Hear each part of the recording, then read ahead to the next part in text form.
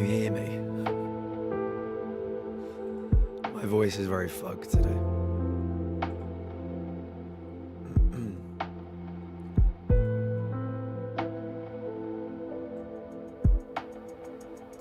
Hello. Is that a bit better? Hi. I'm gonna crank it right up. How are you all doing today? It's good to see you all.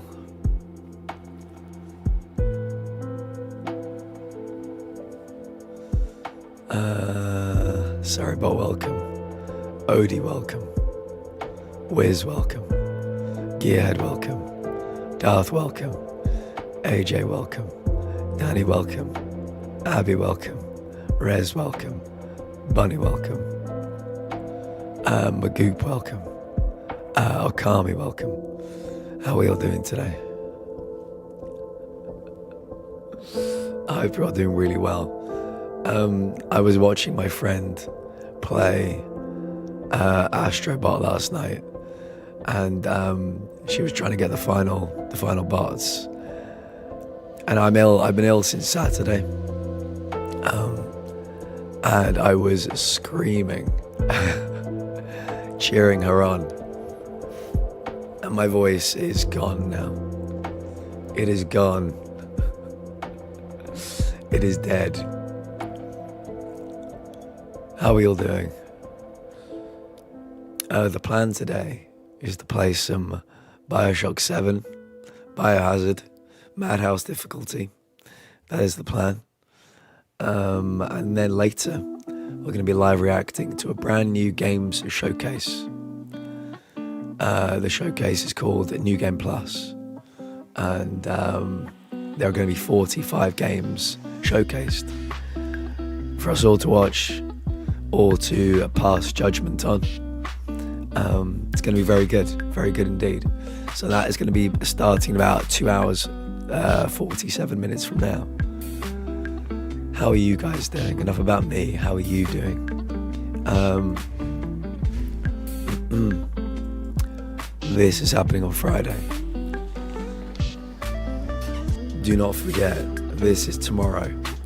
We're going to try and become the first community to achieve a streak of 1,000 on GameDall. So if you like GameDall, if you know how to play, if you don't know how to play, join us tomorrow, and we will indoctrinate you on the ways of GameDall. It's going to be very good indeed. It's also another big night because you might not be able to see it, but there, a little bit later on, it is Arsenal-Liverpool. Huge game in the context of the season. I'll be keeping an eye on that also, but I'll pop that down there for now. For those of you who know about football, for those of you who don't know about football, our two main rivals drew last night. So if we win, we go even further ahead, which is very exciting. We've not won a league title in like 22 years. We would go 8 points clear. So yeah, I'm excited, very excited.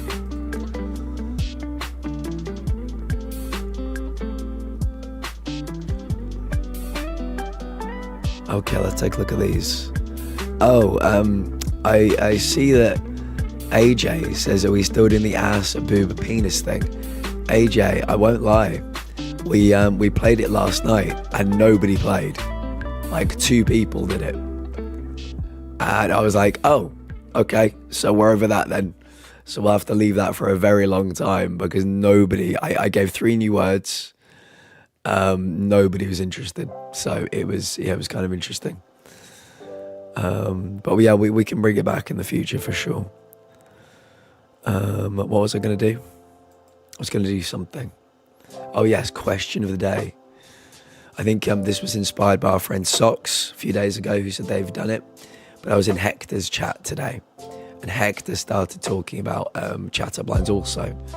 So yeah, if you got any, feel free to chuck one in. Did it hurt when you fell from heaven? Very good. You put the sexy in dyslexic. Bunny, I like that one a lot. You put the heart in psychotic. Magoop, welcome. Hope you're well. Yeah, no, I feel fine. My voice is fucked though. Hello Dana, welcome in. How you doing today? It's lovely to see you. I should complain to Spotify for not making you this week's hottest single. Damn. AJ, my dad is a beekeeper, so I was having honey drinks all yesterday. It was great. Nice, Dar, thank you. Lemon, ginger, manuka honey tea as well. Nice. Darth, it's okay. It's okay. Socks, welcome in. How are you today, Socks? I hope you're having a fine day.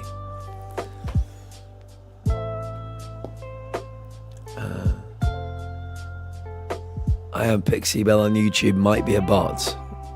They may well be a bot. I like that they talk about only using as much water as needed. Oh, what's that in relation to?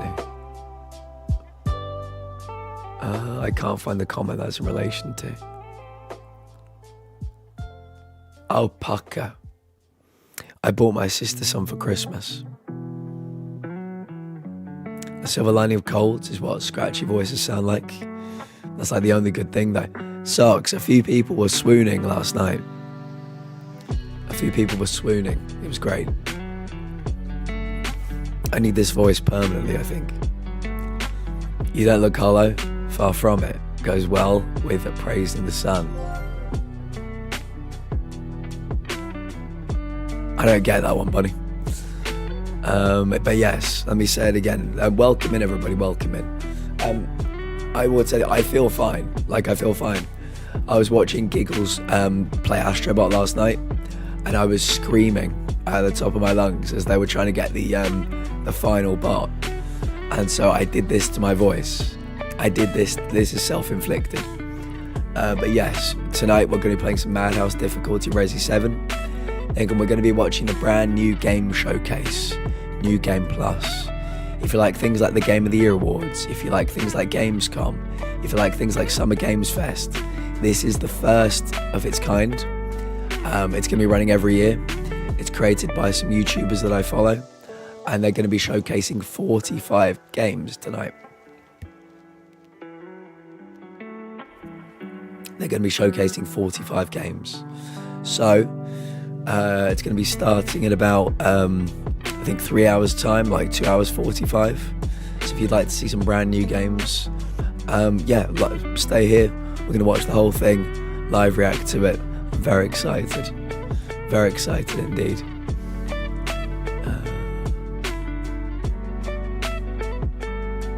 Tommy acting up, Socks. I'm really sorry to hear that.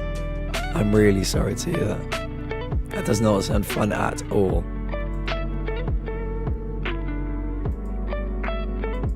We're going to dispense with the music for a while so I don't have to compete with it. But yeah, I think my voice seems to be coming. I've cranked my voice to the very top. Seems to be coming in loud and clear. We're not going to play the game yet. I'm just loading it up. But yeah, we're going to play it maybe in about 10 minutes time. That's how I feel on a regular basis, apparently. I'm sorry, Odie, I don't know what that's in relation to. Would be a wonderful ASMR voice. Somebody, if you want to film me, give me some ASMR lines, I'll read it to you. When people now ask me if I like football, I say yes, I do like football, but not Burnley. Burnley can fuck off. It's one of the first things Solitaire says to you in Dark Souls 1. Oh, I've not played Dark Souls 1. That's a good one though.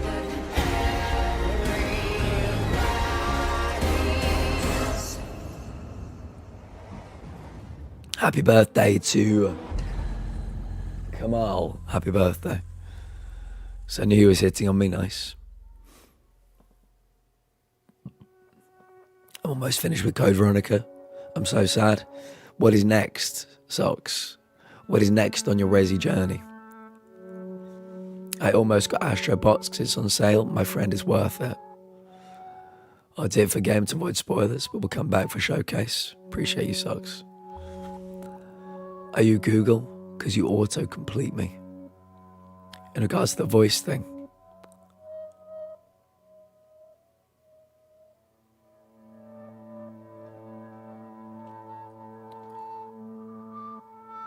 What, you need to crank your volume up?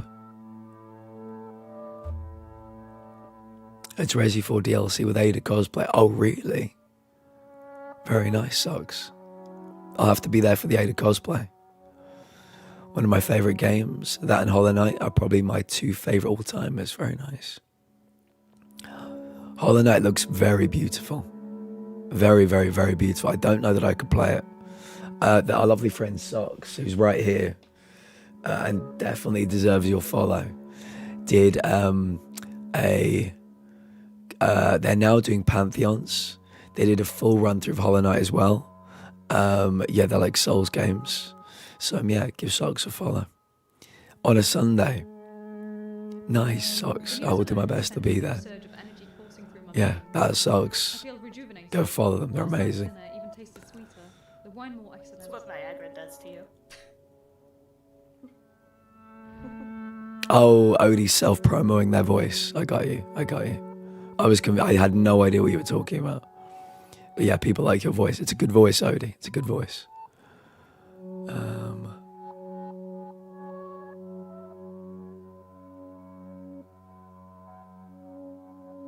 I played Demon Souls, not Dark Souls.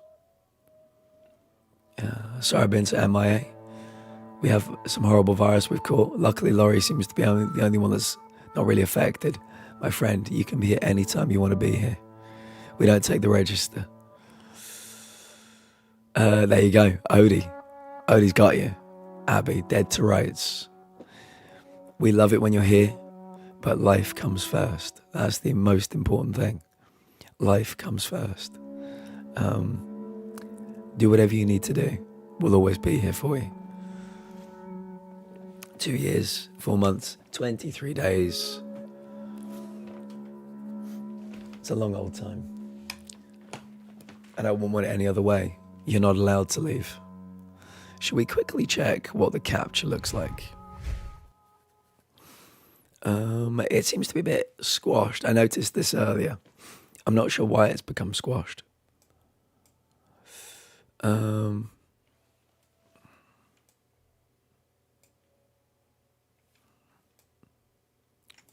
Why has it become so squashed? There we go. That's what I wanted.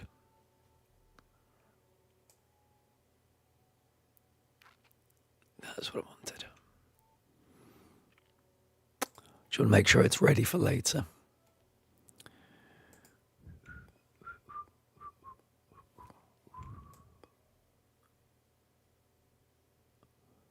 Okay, and then we want about like that. And then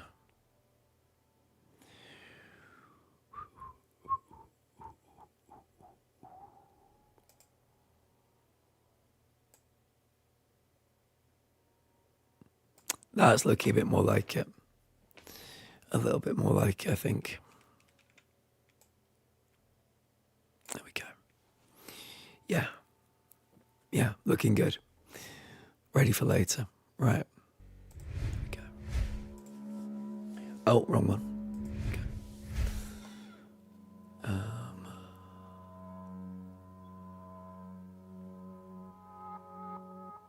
A Twitch viewer is never late nor are they early. They arrive precisely when they mean to. Agreed.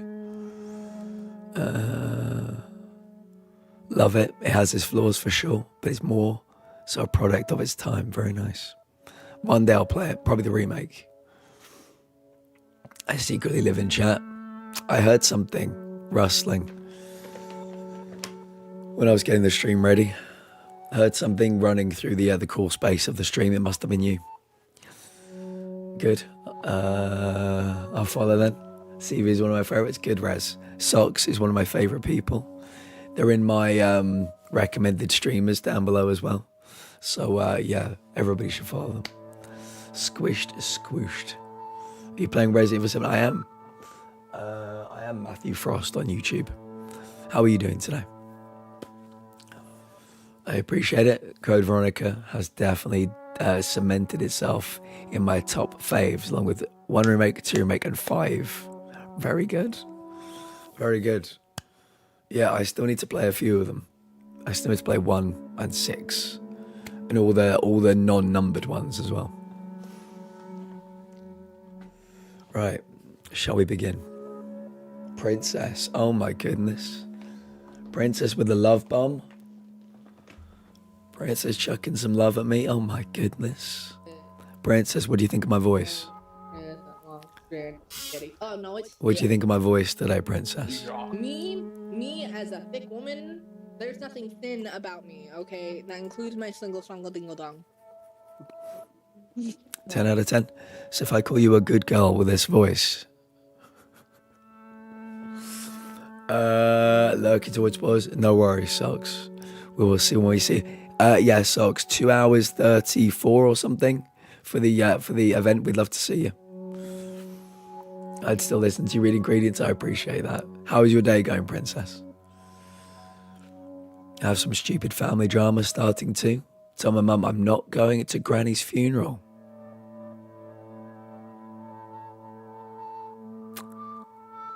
You know what, Abby? I don't know if it'll make you feel any better, but you did the right thing. You did the right thing. It's very sad, but you can go and visit. Is there going to be a grave? Is it like cremation or something? You can visit, maybe the grave or something. But you're making the right decision. More people like you should make similar decisions. Good idea, Odie. Yeah, good idea. Yeah. I'm wearing my Declan Rice shirt tonight. So I'm expecting a big night from Declan Rice. Day is going all right, doing normal Thursday things. Very good, very good. I'm looking forward to playing more Phasmo with you soon, Princess. Does anybody else have any answers to the question of the day? I love Resi 7. So different, but in all the best ways. It's called Biohazard as homage to the original Japanese version of the franchise being called Biohazard. For some reason in the US and EU, they call the franchise Resident Evil. That's intriguing.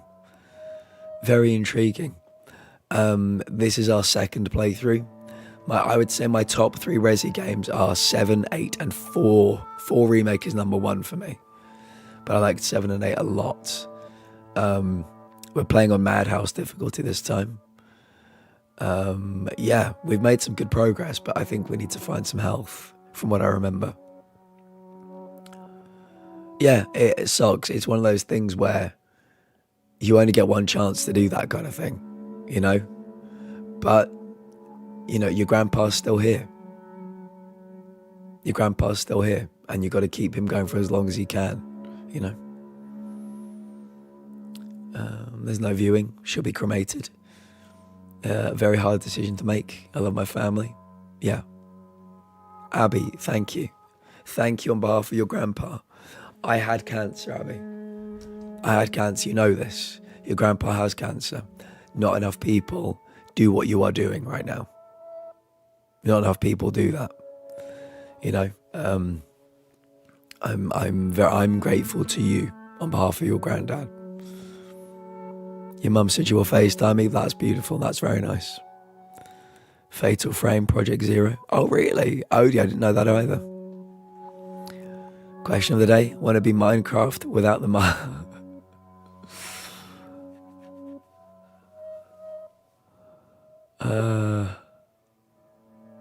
I don't have one. I'm just awkward and mean, and people find it funny. You're not mean to me, at least. You're not mean to me. All right, let's dive in.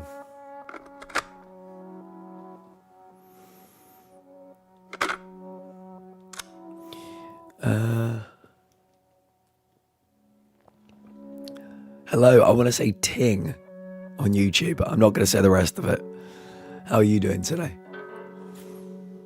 It's been called Biohazard in Japan for a long time. Curious at what they call this one in Japan then. Maybe they call it Biohazard. I'm playing Resident Evil 7 today, Ting.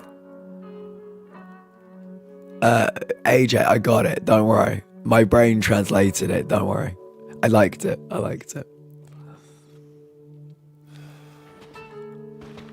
Right, as you can see, in the top left, there is a blood stain, hence we are injured. So what I'd like to do is find some healing items, but I don't know that there are any. I feel like we've exhausted all locations for heals. So we'll have a little mooch around and see what we can find.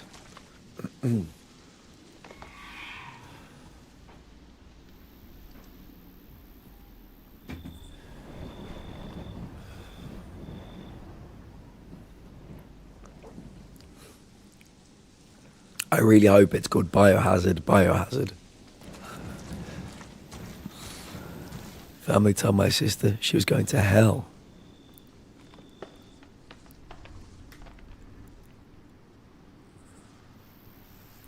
Wow.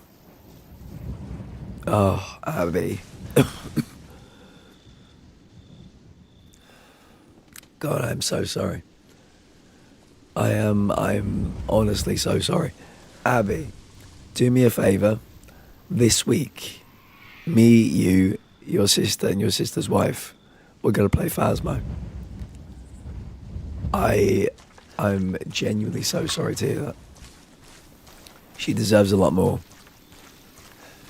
But I'm glad she's found someone in her life that completes her, you know, that makes her feel great. That's all any of us can aspire to. Finding people in our lives that make our lives feel less empty and that help us to feel less alone. Yeah, I'm really sorry about that.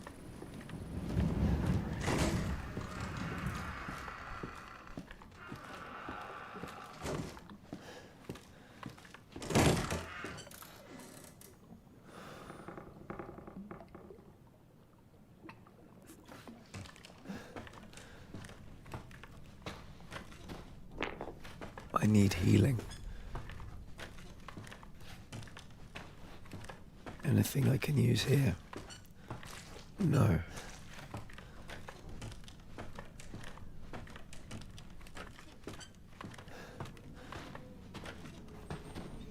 And I've told her the same thing. She's been with her wife for 13 years. They're putting all the straight relationships to shame, Abby.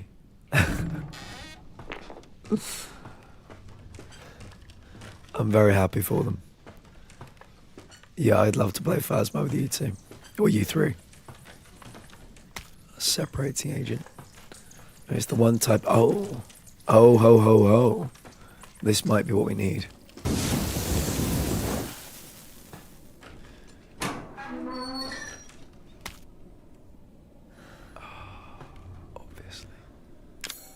Obviously.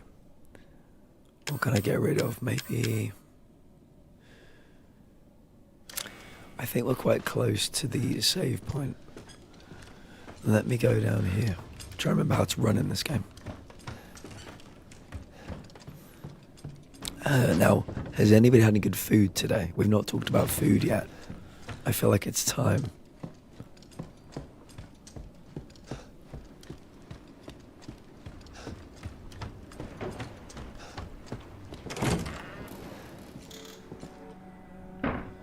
Chili and cornbread for dinner. Abby, that sounds divine. I feel like a chili would really sort me out right now. Really help me out with my ills.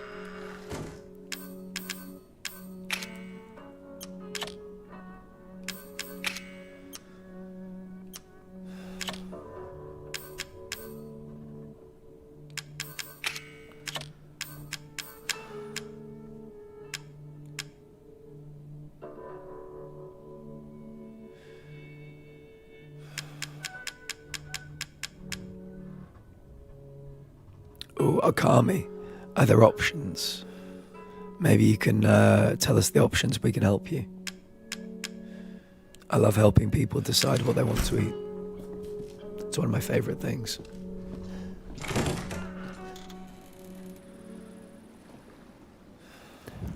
I went out to a shop today, and before I got a latte and scrambled eggs, toast, and 3 bacon, I had 4 Pop-Tarts.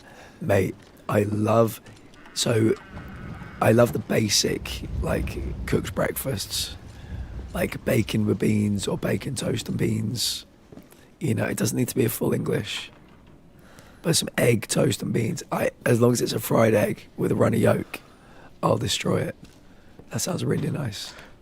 I could go for some of that right about now.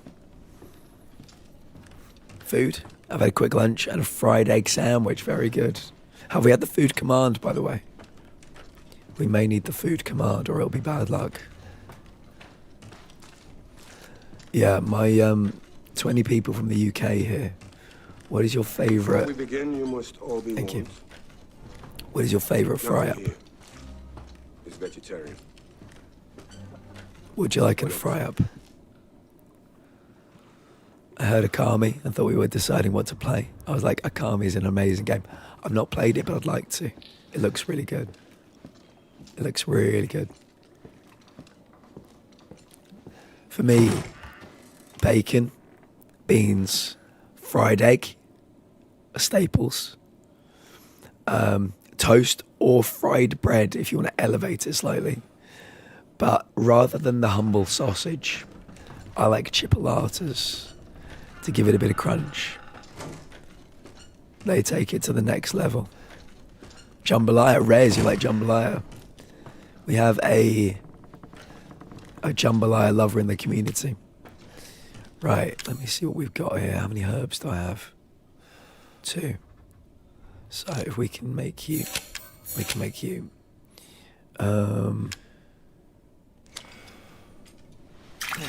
Okay.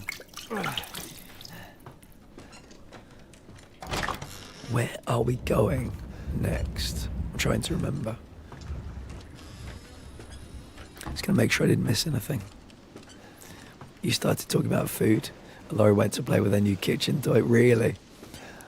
I feel like I need to send you some videos of my 1-year-old niece, who's a lot more mobile. They're running around the place. Yeah, I'd love to send you some pictures and some videos, because you've blessed me with so many lovely Laurie videos. Can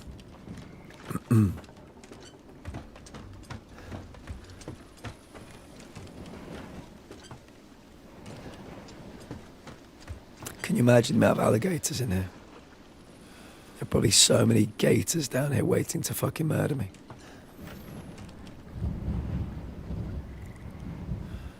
I like English breakfast, but I need something sweet, like a crepe or French toast. Oh, very good, yeah. Some would argue that the baked bean sauce can occasionally be on the sweet side. So that can offset it slightly, but yeah, I know what you're putting down. For me, it would be a croissant with apricot jam.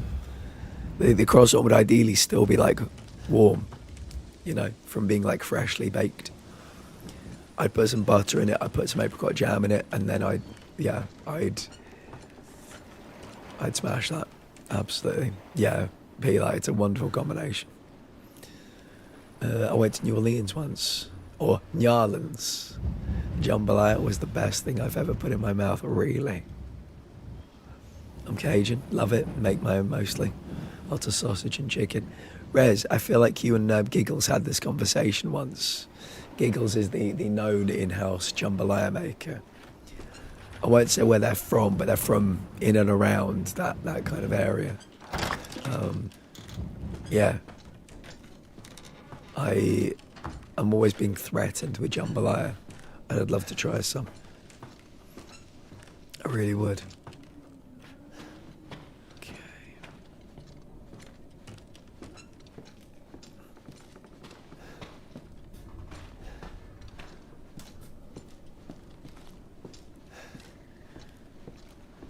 So we were lucky enough to find some healing.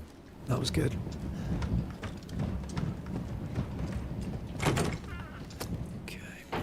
Anything I need to put in here now? No, I think we can keep all of this. Alright. Just make sure everything is loaded. Lock and load. King cake. Tell us more about king cake, please. I need to know. My options are very limited because I'm waiting for payday. Chicken gyoza, beef burgers.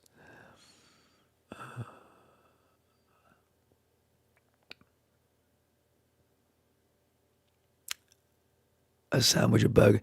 Yeah, a burger, beef burger with an egg on top would be very nice.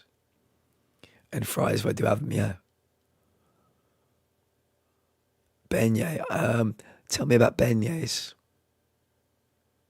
Ghost in New Orleans, yeah. Yeah, tell me about king cake. Tell me about beignets. Beignets rings a bell. King cake does not. So I reckon I would have seen beignets on something. Does anybody ever watch the TV shows Diners, Drive-Ins and Dives or Man vs. Food? I can imagine that's where I heard beignets from. I love those shows so much. With a passion. With a burning passion.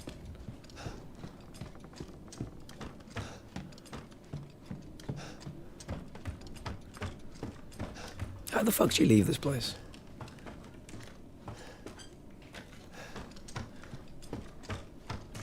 Little donut, but I don't know how Cajun shapes it. Okay.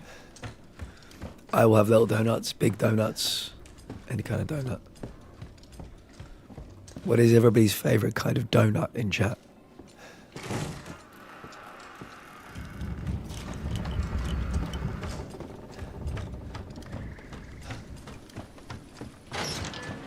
I like raspberry jam filled. I also like the Homer Simpson looking donuts. They are delicious. With like the pink frosting and sprinkles. Yeah.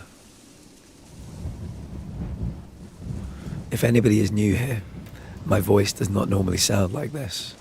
I'm just not very well today. So, there you go.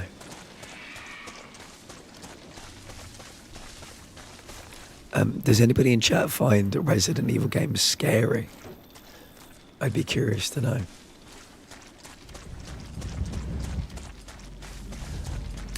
Where am I going? Can't go in here yet, can we? No. So, is it back in the house?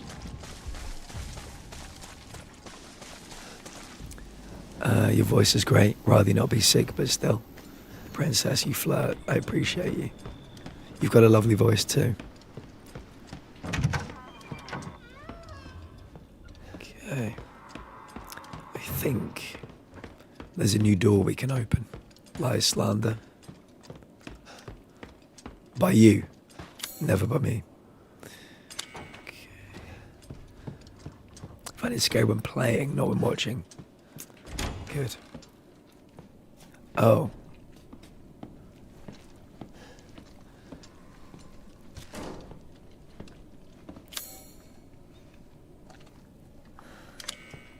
This place looking a bit less nice than when we left it.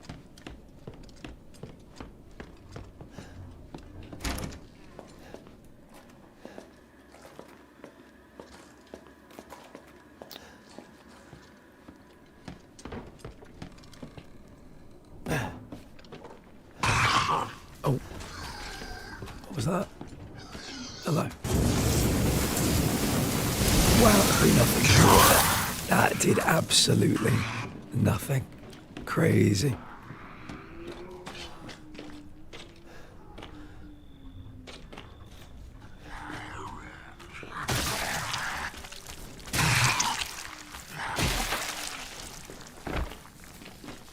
Wow. The flamethrower did nothing.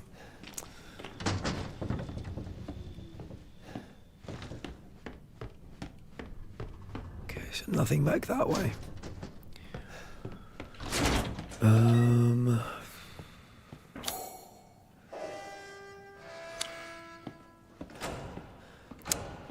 Nothing that way. Does it tell me anywhere?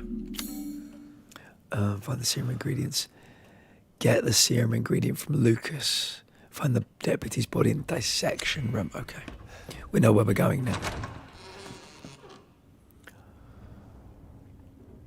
French for donut. Usually triangle shaped or rectangle. Depends on how you slice the dough. But deep fried, so good, especially with powdered sugar. I don't know if it's anything similar, but the way you describe the preparation makes me think a bit like churros. King cake is one of my faves, especially if got from the correct bakery. King cake usually only lasts a couple of days in the household and intended getting at least 4 around the season. Okay. What makes a cake a king cake?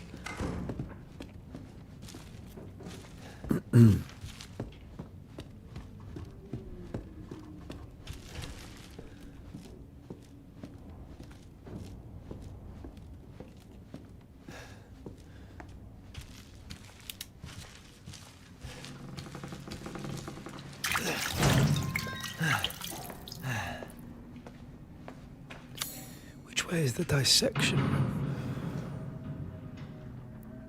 The other way.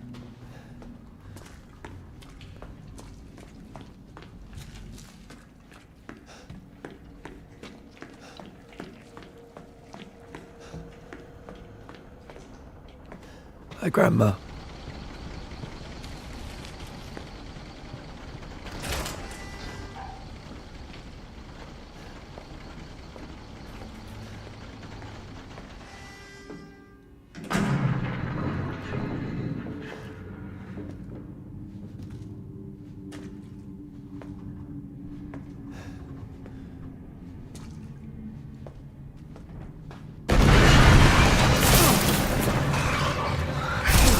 Jesus.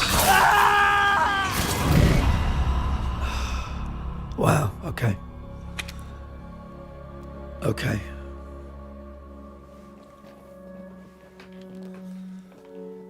That thing had no chill whatsoever. Okay. Put my coin away.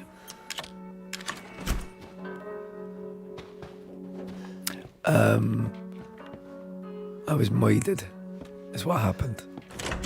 I was moided. Hello, Frankie, good to see you. Very good to see you. I'm looking forward to Saturday, Frankie, very much. How are you, my dear?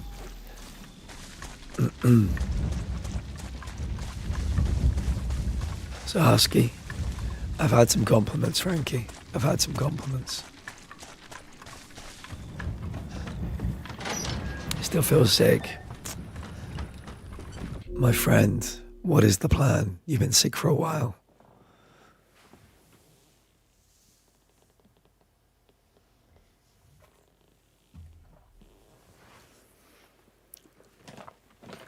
I'll tell you what, I'm going to change the question of the day. Let's should have some fun with the question of the day.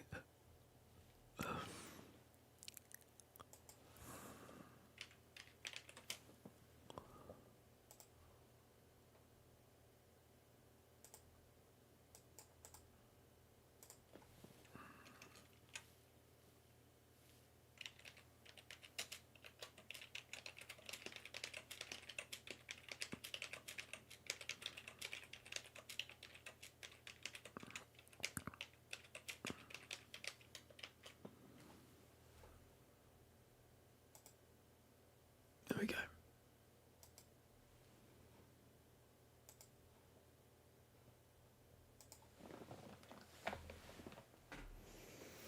The doc said symptoms, it can last 5 days. Oh, yes, you said yesterday was the 3rd day, didn't you?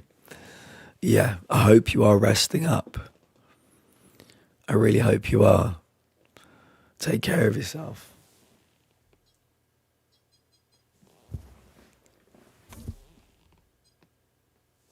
Yeah, you take care of yourself. I'm using a lot of Vicks Vapor Rub. Don't know if you can see it. Can't you hear me yell? You're putting me through hell, Stella, Stella! Welcome in, Kate. There is a new question of the day. What would you like me to say with my ASMR voice?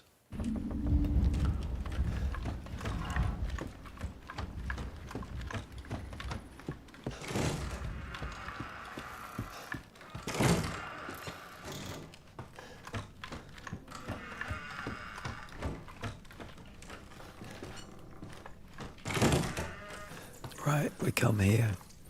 Now we can make 2 healing items. Magic. Oh, are you fucking kidding me? How would they not all die to that? How? What wouldn't I want you to say with your ASMR? Hi, Kate. Hi.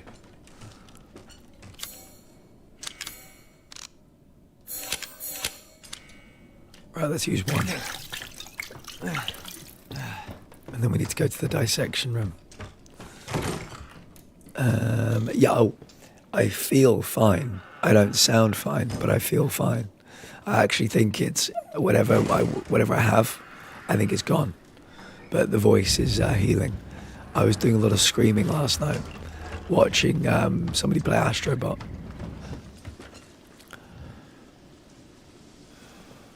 All the, what is Akatar? Explain, Frankie.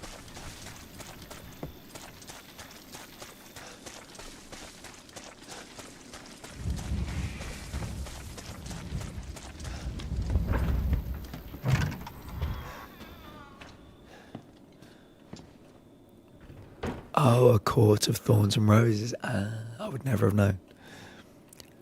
There you are. I've been looking for you.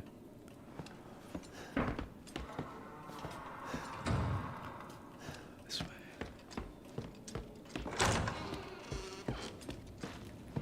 You're welcome. This might need to be a permanent redeem. Oh, I need to use a shotgun. Because as we learned, actually no, I'll use this. As we learned, the flamethrower does nothing.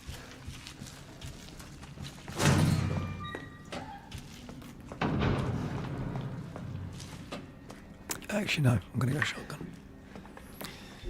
Well, I myself am feeling horrible at the moment. I've had a damn tummy ache since yesterday that isn't getting any better. Puking and the fucking cold isn't helping. It's been up minus 35 degrees Celsius. Minus 35. Kate, you need to go and move to Hawaii. That sounds awful. That is crazy work. Wiz, I don't know if I showed you earlier. I'm wearing the Declan Rice.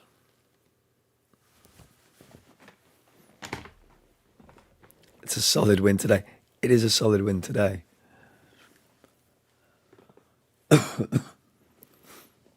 Yeah. Well, I think that makes 3 people have got like tummy aches today. I am just about to pack my shit and move to a place where winter doesn't fucking exist. You'd probably find the UK tropical. Genuinely. You'd find this place tropical.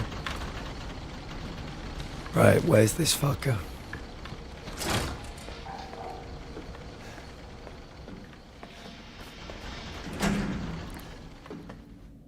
Gotta remember I found some coins on this journey last time.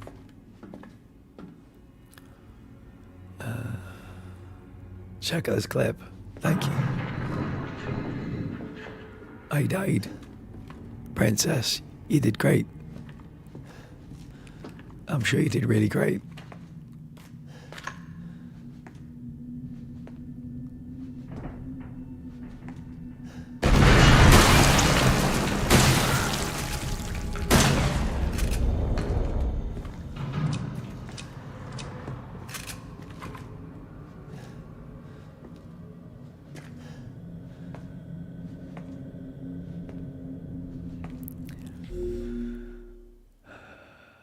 You can almost think that, but sadly not. I live far up fucking north in Sweden, Apparently the world's autumn, summer and winter doesn't fucking exist. All that exists is cold and horribleness. You and Missy, Kate, need to become flatmates in the south of Sweden. I was ass. I don't believe you. I don't believe you. You're a dirty liar, princess. I bet you did great. I bet you were doing great, but next time you'll get him. Next time you'll get him. Carl, good to see you. Carl, we're playing this, and then we're live reacting to a lovely new game showcase. We're going to be live reacting to 45 games. Hope you can join us for that. Friend who lived in northern Norway. Yeah, I think Missy lives a bit further south.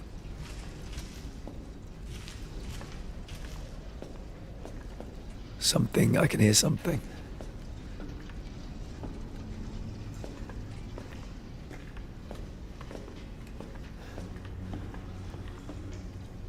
It is, Coral, it is.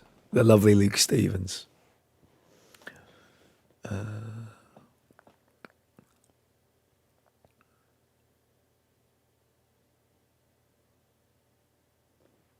Did I, Frankie? Oh, that we've changed the question of the day. So if people would like to give me something to say, go for it. I can't unhear it anymore. That is a no, Captain. El Capitan.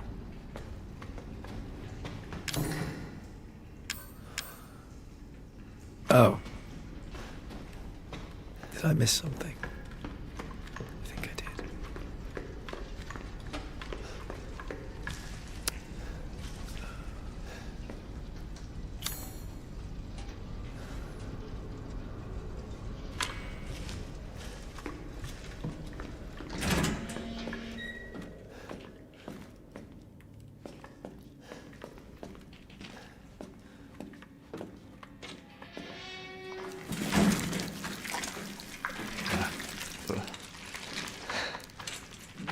Sorry, buddy.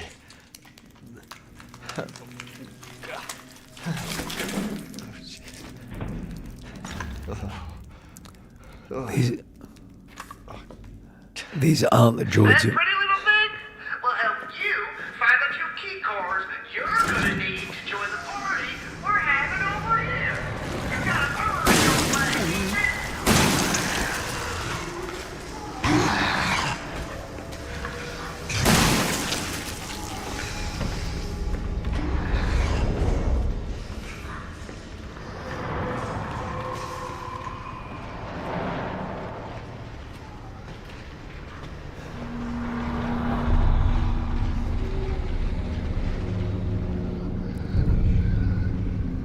These aren't the droids you're looking for.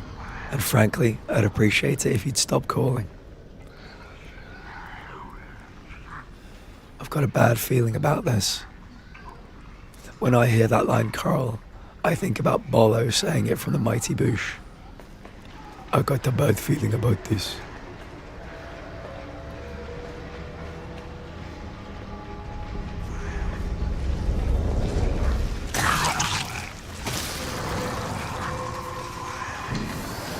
We are royally fucked. Why did it turn me around?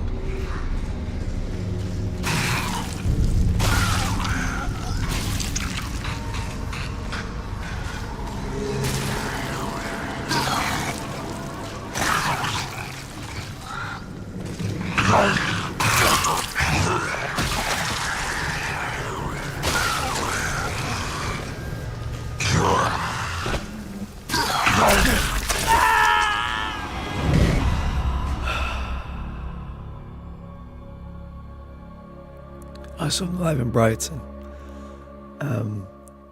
I went to the Mighty Boosh Festival in 2007 in the height of my loving the Boosh. And I saw Matt Berry there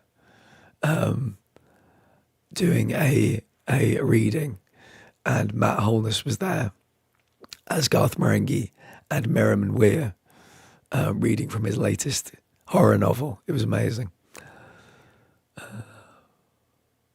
I got tickets to see Garth Marenghi. I love Garthmarenghi so much. I love Dark Place so much. I wish there'd been another season, but sometimes it's better when there isn't. Right, that was a very frustrating death. There was nothing we could do. Let's lay Laurie down. My living room was starting to look like a war zone. Oh, sweet little Laurie. What's Laurie up to these days? Any new hobbies? Any new hyperfixations?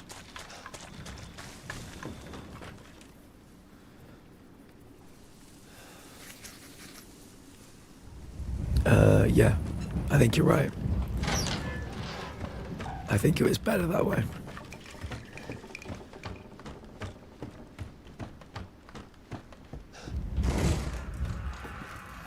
Right, let me get on my flamethrower. Building blocks and pretend food toys, good. I got the 1-year-old. Like, it's hard to describe what it is. I guess the closest thing I can think of describing it is like an Etch-a-Sketch. But the bit you draw is like a tabletop. So it's got like legs. And she's been like drawing on that, and then you pull a thing and it like erases it all. So obviously she can't quite she's only 1. But yeah, she's having a good time with that. Sykes, my friend, it's very good to see you. As I've been telling you, I'm not quite back to full fitness yet, but watching your Dark Souls 2 hitless prep has been a lovely way to start my day recently. If we do have any Souls fans here, Sykes is they're prepping, they're rooting, they're planning their way to a hitless Dark Souls 2 run every day. Well, not every day, a lot of days. So yeah, check them out. How are you, my friend? And how did the run go today? When you stand on something that gives you your whole body the ick, thinking it's something scary, Fuck yourself, and there's just an oven guy. I'm glad it wasn't something truly scary. Yes, I wanted to get one for Laurie. They're good. They're good. Metal, welcome in, friend. Welcome in. Metal. The Luke Stevens event, I've been looking at things all day. Some interesting games are going to be in it. I'm hoping it's a big success so that next year it can be even bigger and better. But yeah, how you doing, friend? I've turned my heating on. I'm still fucking freezing. Coral, I may see you there. I'm there most days. Sykes is in Australia, so it's kind of an early morning watch for us. But a great time. Nice, me too. I'm psyched for it. Where are we going? Oh, that's right. I need to get these two.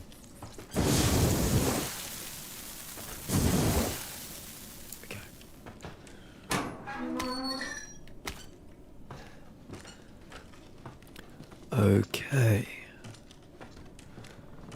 So I think now, can we make... Okay. We'll use one.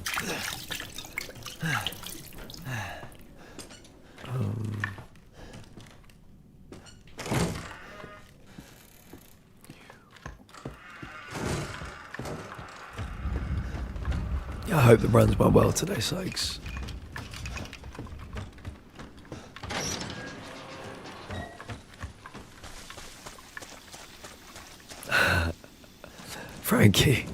Frankie, do you need an adult right now?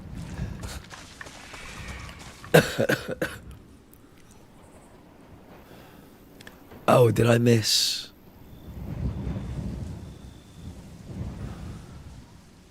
Can you say, I find your lack of faith disturbing? Let's remember that. It was good to watch.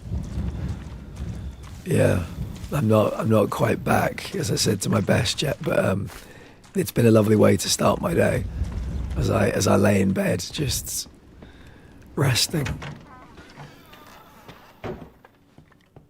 Okay.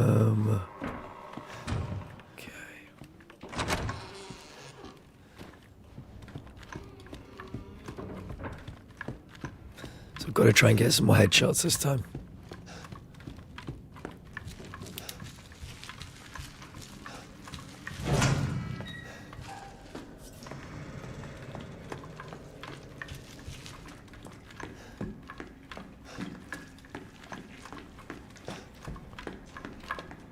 Hi, Grandma.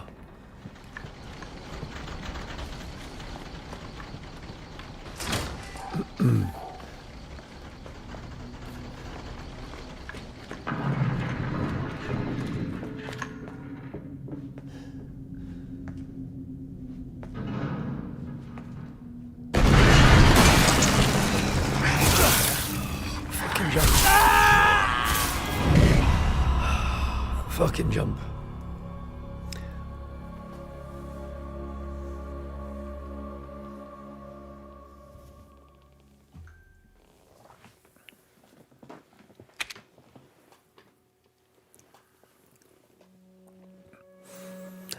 I ordered myself a couple of shirts, thinking if they don't fit, they will eventually. I put one on this morning. I could have definitely bought 2 sizes smaller and be fine. At least they're comfy.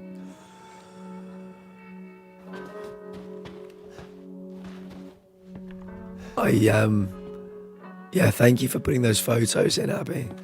I guess of showing, you know, the changes that you're making. You're making some really good progress.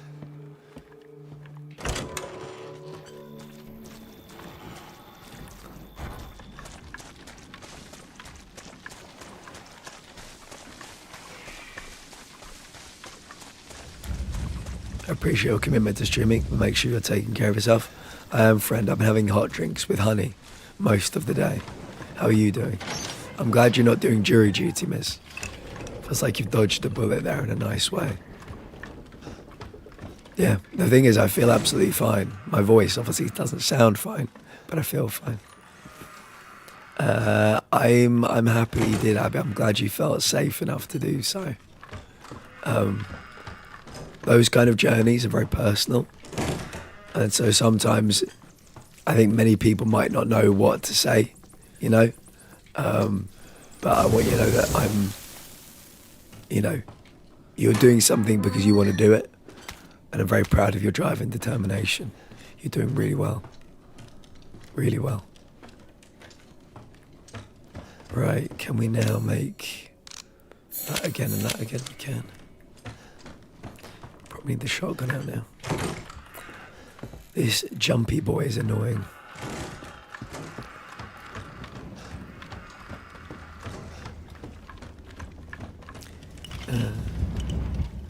So just lounging with Gizmo and to rehearsal later. In 51 minutes time, it is Arsenal versus Liverpool. I'm wearing my Declan Rice shirt. I hope everybody in chat's wearing something red. It's going to be a very interesting game. Very interesting. If we win, we go 8 points clear. 8 points clear. A dream scenario.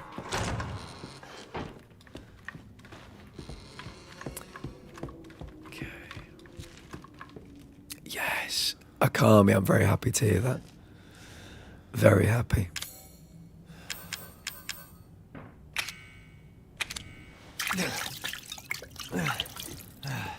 I'm wearing my mods. Keep an eye on Carl.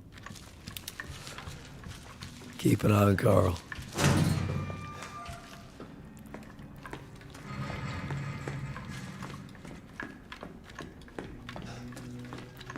Just a lovely, relaxing 4-0 victory tonight would be amazing.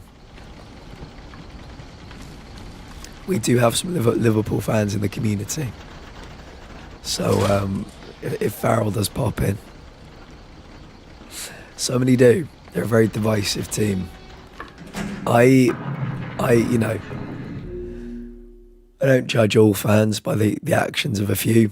I wouldn't want people to judge me by the actions of a few Arsenal fans, but in my entire life, I've never met worse fans than Liverpool fans. I've never met stranger fans than Liverpool fans. Yeah, they're an odd bunch. So I don't tend to like them for that reason. I like some of their players, you know, but just odd people. Oh, the fucking jump! Fucking jump!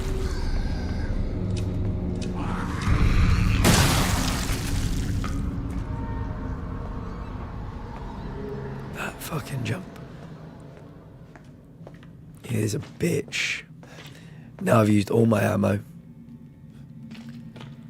And we're still not done. Damn.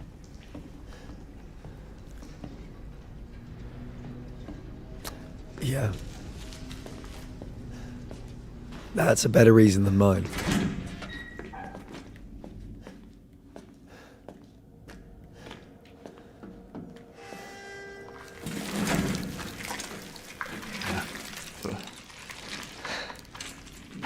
Sorry, buddy.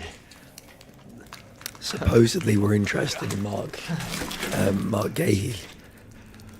So it feels like we're doing that with Justice for Saints. It feels like we're doing that with Crystal Palace at the moment. Will help you find the 2 key cards you're gonna need to join the party. Oh. Over here. You gotta earn your way. Shit.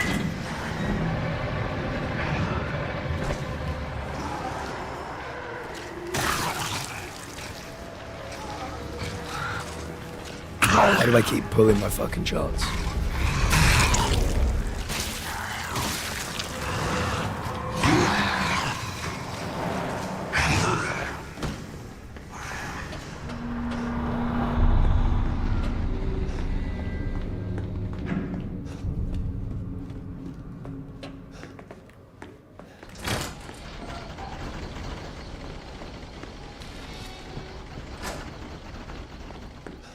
I noticed Grandma's gone.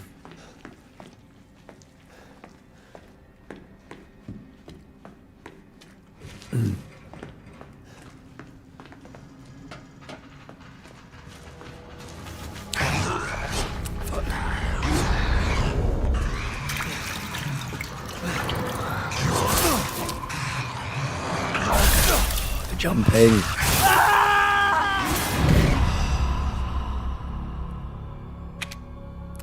The jumping.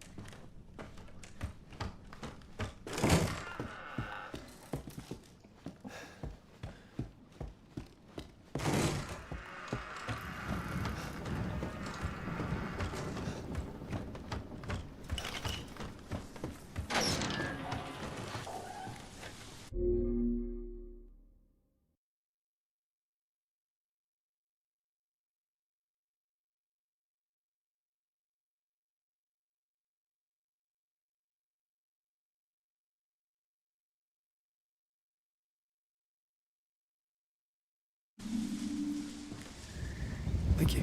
I don't even remember doing that. What I would say is that it looks great, sounds great. For my tastes, it's a little bit slow. I know there's like, you know, there are zombies and killing and stuff, but it's a bit on the slow side. That's probably only having played games like Resident Evil and Silent Hill. It just seems very slow and ponderous by comparison. But yeah, we're going to finish it. I'm enjoying it.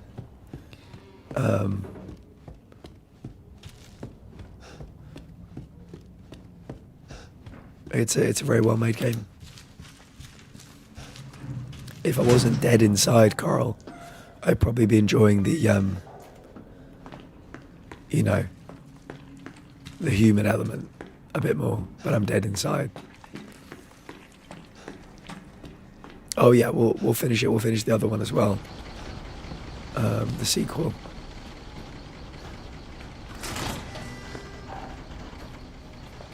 But yeah, it's good. Right, let's see if we can kill this guy without him killing us.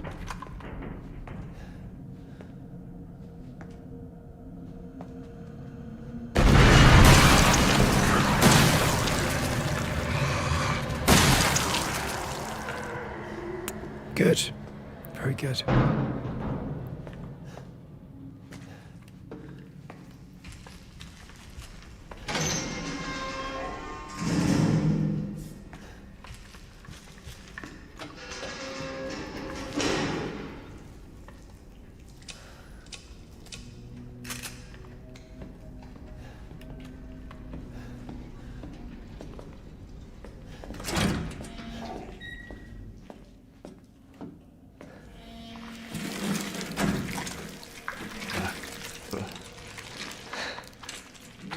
Sorry, buddy. That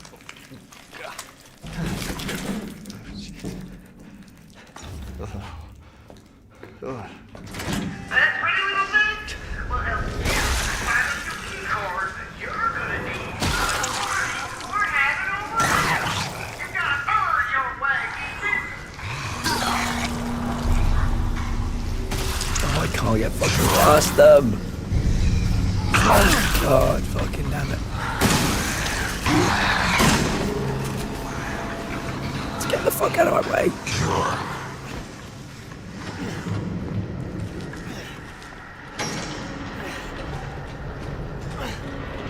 We're dead. Yeah. The fact they just sit on the ground and just don't move. Like the way they kind of crawl along towards you. Infuriating. And my enhanced bullets did nothing. Absolutely nothing. I assumed these guys would be like a one-hit kill.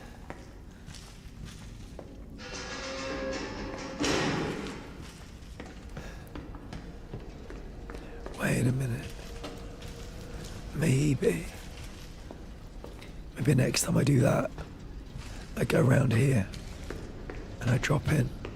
Oh, I can't drop in. Like Dark Cloud while I waited for the download to finish. Now I'm invested in Dark Cloud. I know people love Dark Cloud.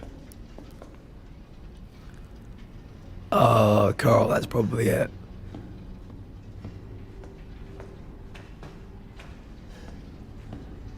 I think you've got it there, yeah. You've hit the nail on the head.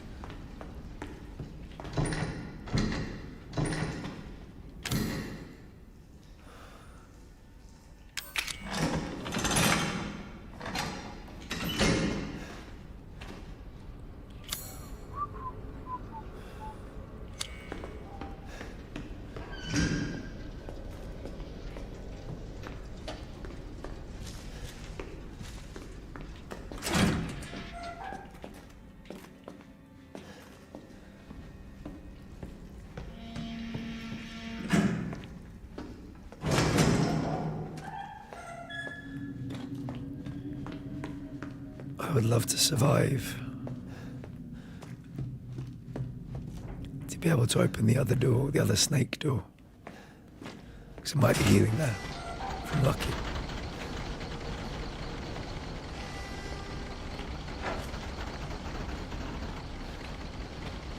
One thing I have learned is there's no point making the enhanced bullets. They did nothing compared to just the normal bullets. They were exactly the same. So I'll make the 2 health packs next time.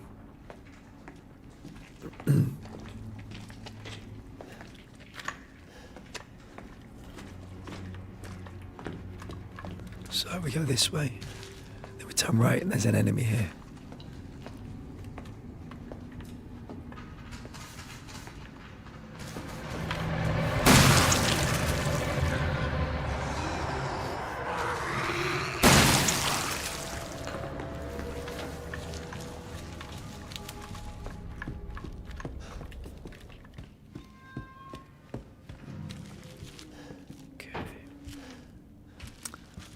I mean, I don't really see any points in saving with no health. As much as I'd like to. So that we don't have to do that section again. Oh, no.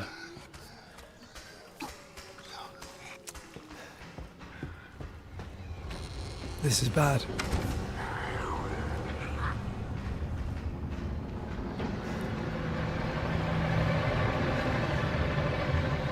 Why do I keep fucking pressing the wrong button? There we go. There we go.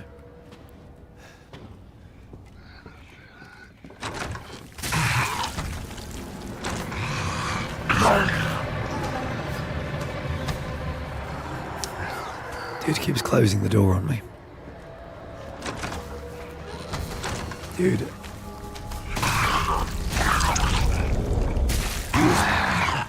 This is so weird.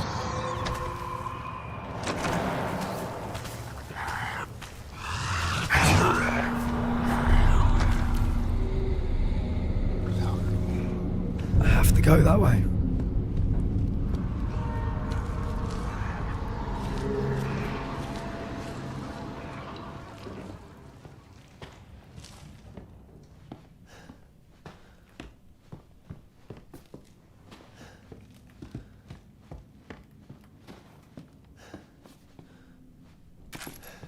Enhanced handgun ammo. Just lying about.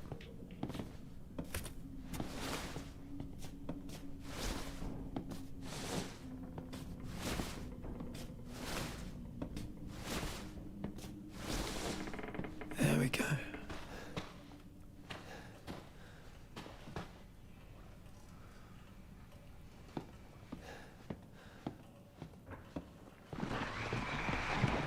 Uh-oh. Oh my God, he's...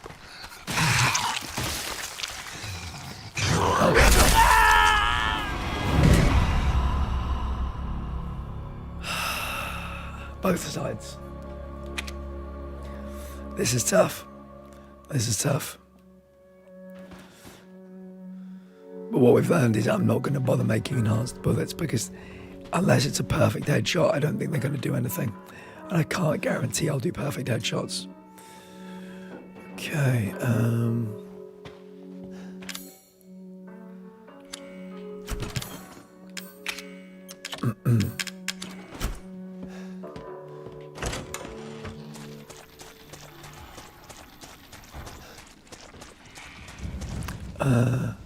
Only Ghoul Gamer, welcome in. How are you doing today?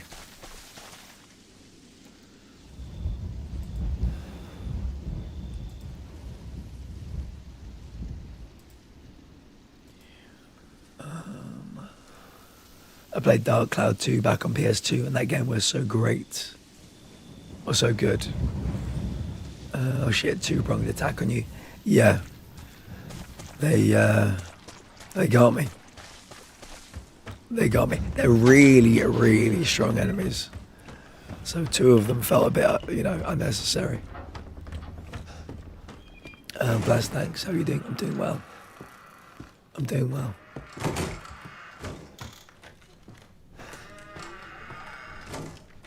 Oh my goodness. Hello, Princess. Welcome in, Raiders. Welcome, Raiders. Let me pause that quickly. Hello, Raiders. If any Raiders need to raid and run, please stream, take meds, hydrate, please do. Self-care is very important.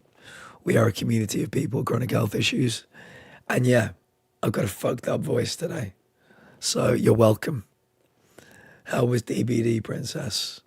Did you do any better? The gin and tonic's for my sister, Ruth. After your death? This one is for Stacey. How did it go? And if you could hand this one to my boyfriend. Fuck you. Whiskey? I'm just inhaling Vicks, don't mind me.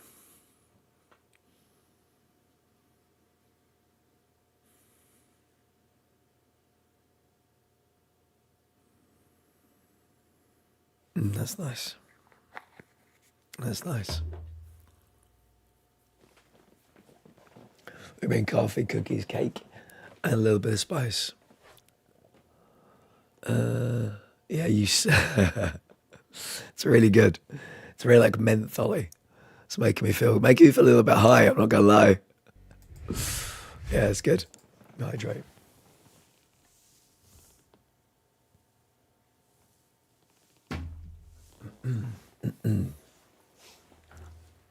How did you get on, Princess? Right, I can take these now. Yoink and yoink. And then I will make you and you 2 healing items. Then I'll probably use you. You're a bit banged up. Okay. We'll get the shotgun ready. Okay.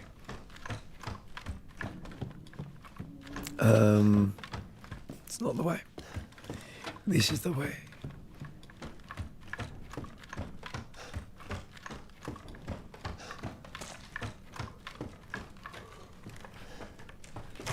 Oh, excuse me.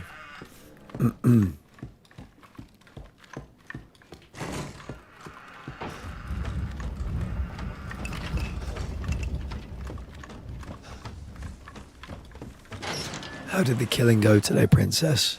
And if you need to raid and run, you may need to be making dinner or something, then I completely understand. Princess has decided they're definitely going to be getting 100 raids this year. And they must be at least at like 15 already. It's crazy. I was being killed. But did you get any wins? Did you have some good runs? I bet you did.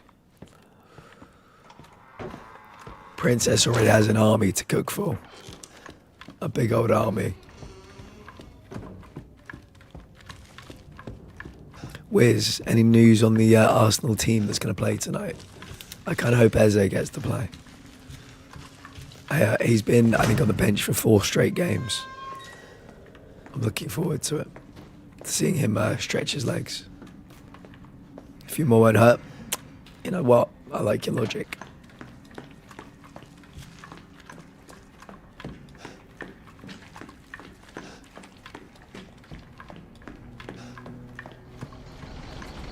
the bench. So I presume Madueke is starting then. Interesting. Saka may be an interesting an impact substitute. Oh, Saka is starting. Okay, cool. No worries. I thought I misread it for a second. Right, come on then, bitch.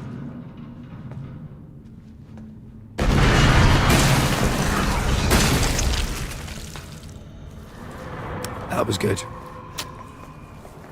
If he is dead, he is dead. That was the best one of those I've done in a minute. Okay. The question always is, how do we get out without taking damage?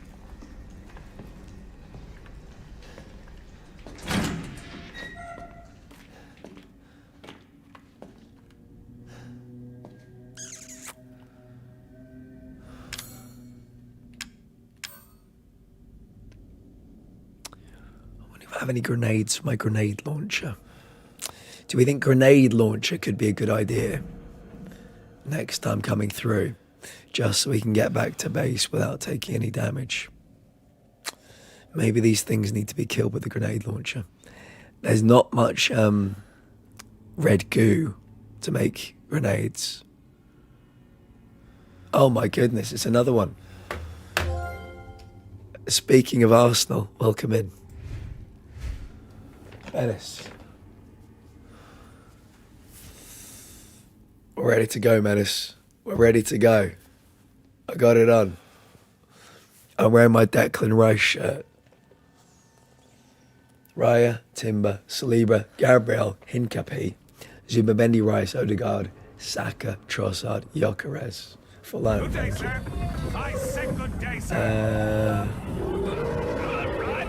Abby, we'll see you shortly, friend. I appreciate you. Yeah, Menace, it's ready to go. How are you doing, friend? How are you feeling? If any raiders need to raid and run, these stream, take meds, hydrate. Please do. Self-care is very important. We are a community of people with chronic health issues. And yeah, hope you're having a lovely day. Hey, Plat ended early. Bad stream. Feel really disheartened by it all at the moment. Gonna go offline and watch the footy. Menace, if you're still there, let's talk about it. Really bad stream. Feel really disheartened by it. I'm sorry to hear that, mate. I'm really sorry to hear that. Menace is an Arsenal fan. Don't hold it against him. I'm an Arsenal fan too. But yeah, lovely human being. Final Fantasy Tactics, The Evilist Chronicles. I think they stream it in their own Discord too. But yeah, maybe they need some company tonight. Maybe they've gone. I'm sorry to hear that. I'll try and catch up with Menace a bit later. Yeah, I hope things are okay, Menace. Really do.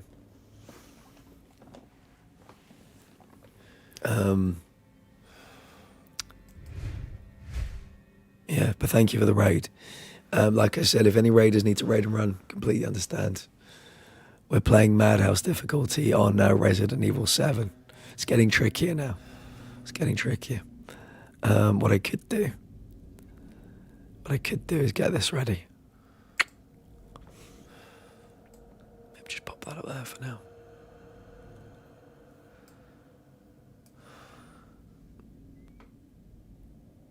Just get it ready for later.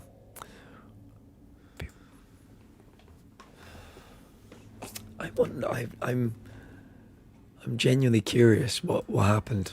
I hope he's okay. Menace is a very positive kind of guy, so I'm saddened by this.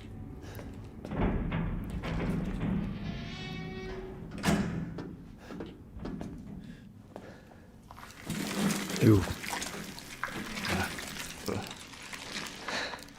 Miz, we'll see you in a bit, friend. We'll see you in a bit.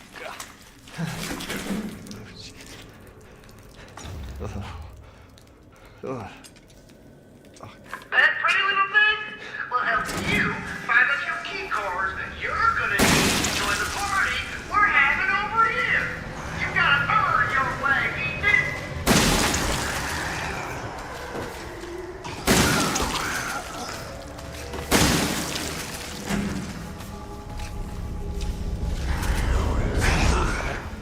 Wow.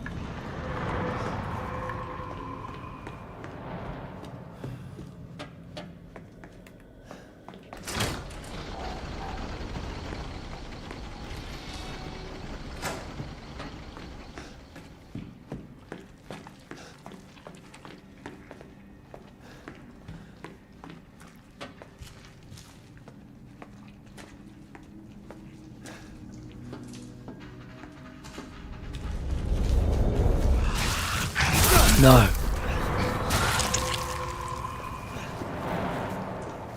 Oh, it was going so well. It was going so well until that jump.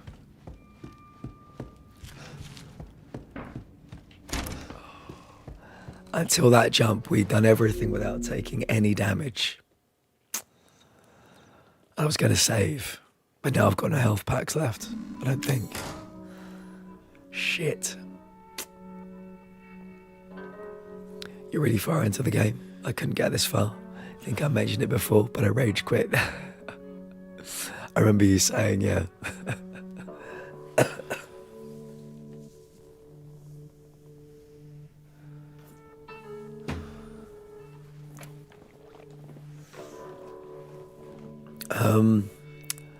I think I'm going to save. I think this is a really bad idea. Not that I'm a streamer, so I can't really judge, but it does seem as though streaming is something that can really negatively affect people. Fair fucking play for doing it in the first place. Would be extremely nervous to do it myself. Just putting yourself out there is so commendable and positive. Yeah, I mean, maybe there was somebody in chat that was causing bother, which would make me very sad. I'd just love to know what happened. But I hope he's okay. I really do. Put that key away. What I might do, chat, I might try and be clever. And what I'll do is I'll make a save. But like a new saved game, new saved data. Because we're moving onwards with no healing items. So if this does not work out for us, we can go back into the previous save, I think. But I feel like we have to save here. I don't want to keep going back and forth, getting that fucking key 1,000 times. So we'll see. We will see. Yeah, but Menace is a good lad. I'm sorry if they're going through something right now.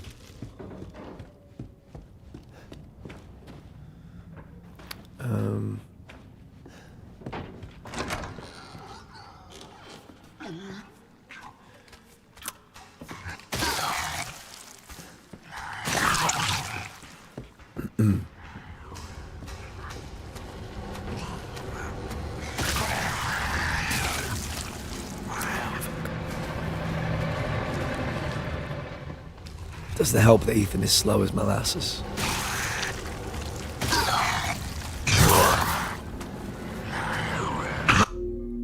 I get really tired when I stream, even with the low numbers I get of viewers. Most of my recent streams have just been non-commentary ones to YouTube. People do watch those. I know some people prefer those.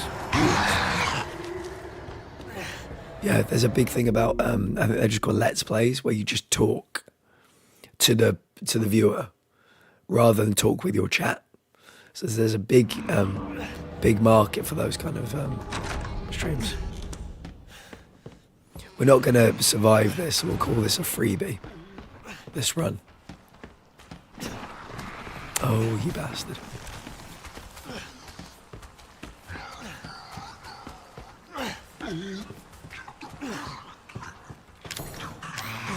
No, not that one. So, the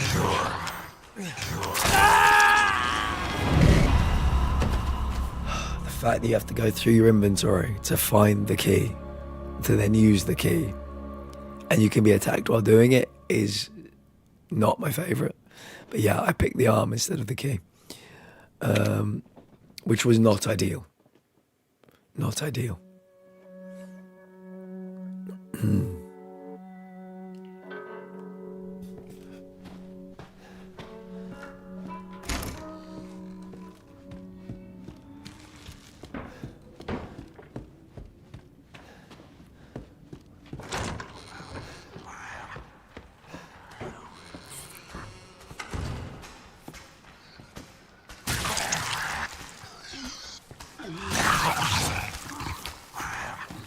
Oh boy.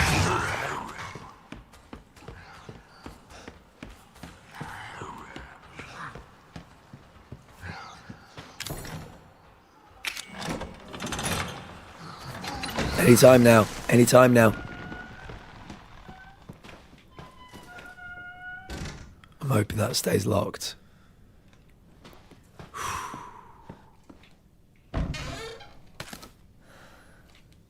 What was that? Oh. Do you know what I thought? You see that X? You see what that is, or that symbol? I thought it meant we could pick this up and get more inventory space. I thought this was some kind of like extra thing we were going to pick up, some kind of clothing. Alas.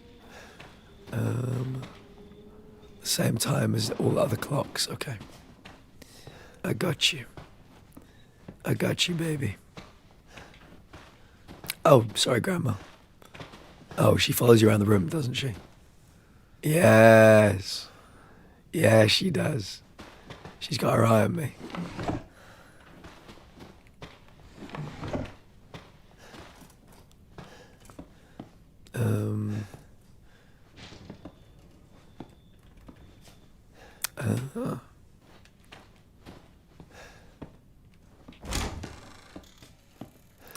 Right. What have you got for me? Lockpick. Nice. Treasure photo. Okay.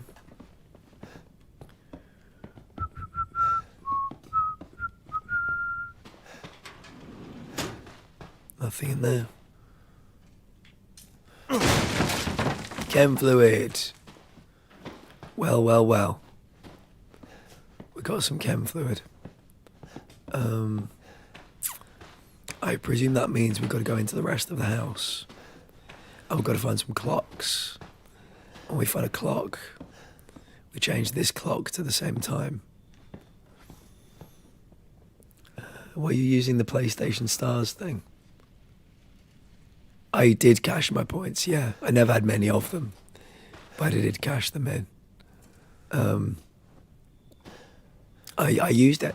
I'm not really sure why it ended.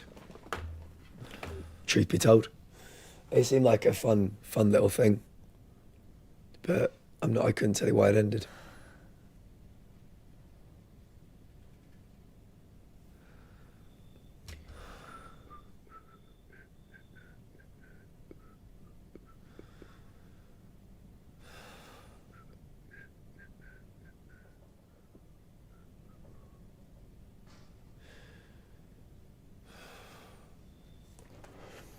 What about yourself, Okami? Did you cash in your points? I hope you did. Oh, it's 16 minutes away till the football. 16 minutes. Right, I need to find a clock. Hopefully not one of those idiots who wants to murder me. 30 quid, very good.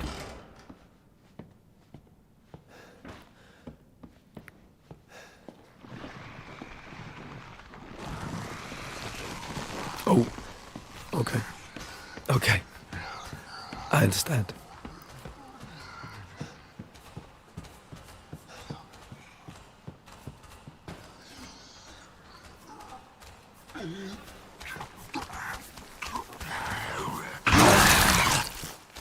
Ow. Ow.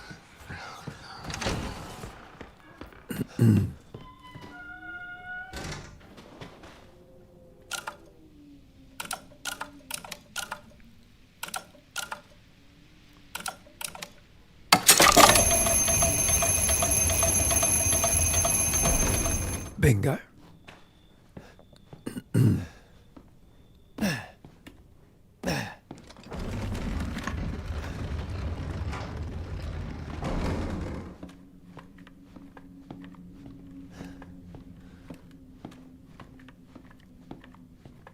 I can tell you right now, chat, I'm going to be a bit sneaky and I'm not going to heal. And if I die, we can do all this again without taking that damage that you can see. So if we die down here, it's actually a good thing. Then I can speed run it because we know what the time is now. Oh my. Oh my God. Jesus. gunpowder. They were up to some odd things down here, weren't they? Oh, I found the red key card though.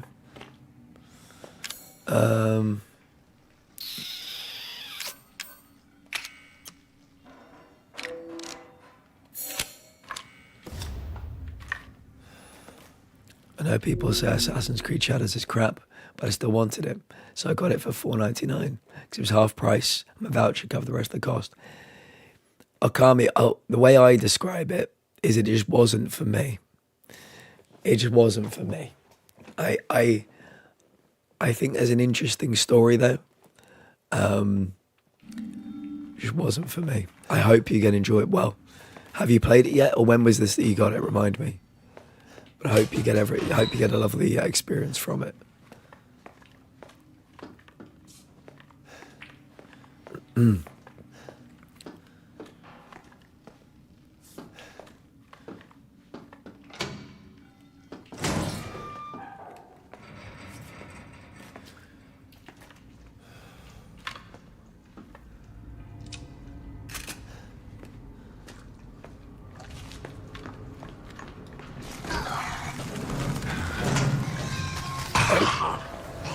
Wow, that was a really good dodge if I say so myself.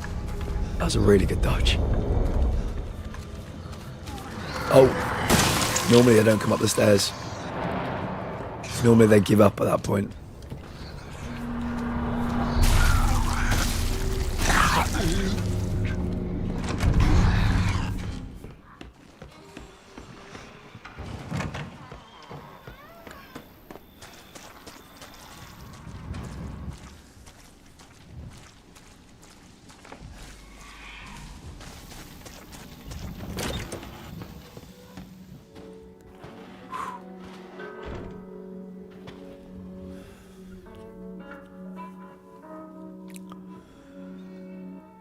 I haven't played it yet. I have so many games, it's hard to find the time. $4.99 though, you got yourself a bargain. I was very lucky, Okami at Christmas. I'm difficult to shop for. So some of my family members got together and they bought me a £100 PlayStation card. So I'm very lucky. The first thing I bought was Sekiro, which was on half price. But yeah, I've still got plenty left. So I don't know if it's appropriate to ask. Let's go over here. So I don't know if it's appropriate to ask, but might as well, just with regards to what Menace said. Did you ever have rough times as a streamer, Platt, where you questioned things or wondered whether it was worth it? Or bad days where you just thought, fuck it, just curious and totally get if you prefer not to say? So there are so many different ways I can answer this question.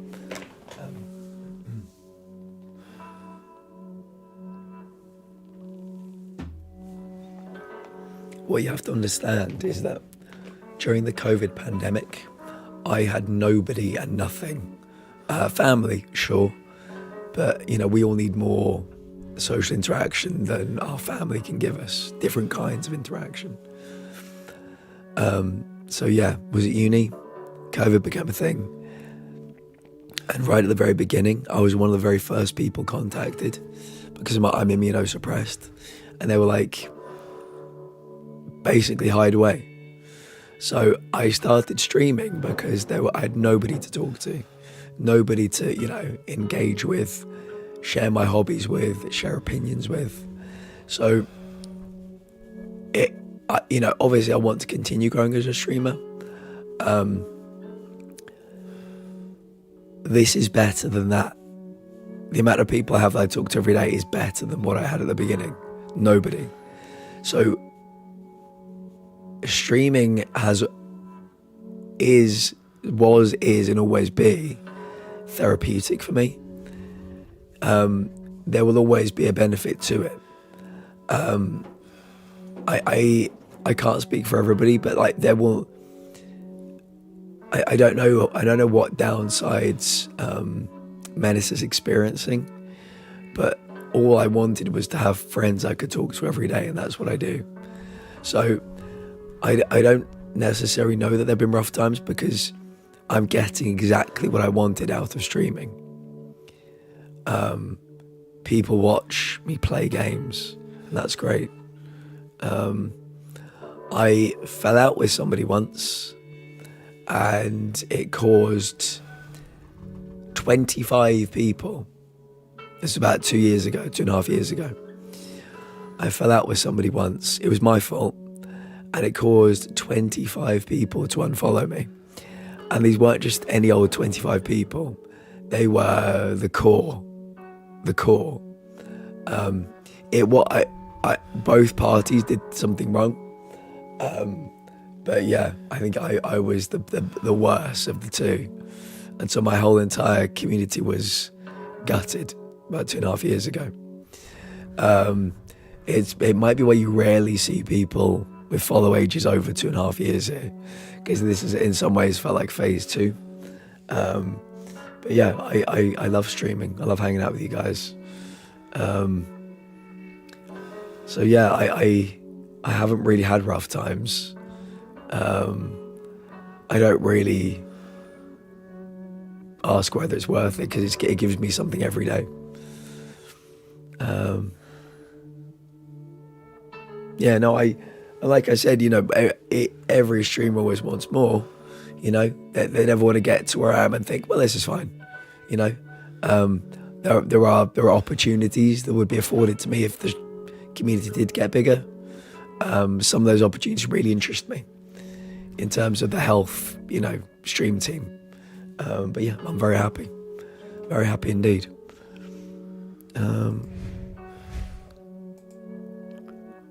I'd be happier if my voice wasn't fucked up, but there we go.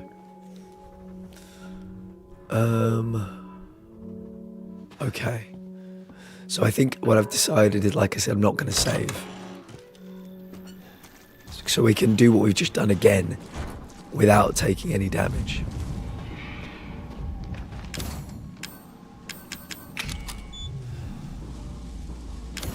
So where would the other door be?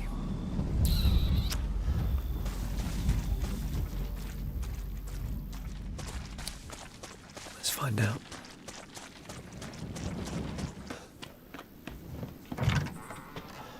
Yeah, we can do this as like a test run. And once we know what we're doing, we can do it then quicker and safer in the future. Without using any healing items, ideally. So if we go down here. Yeah.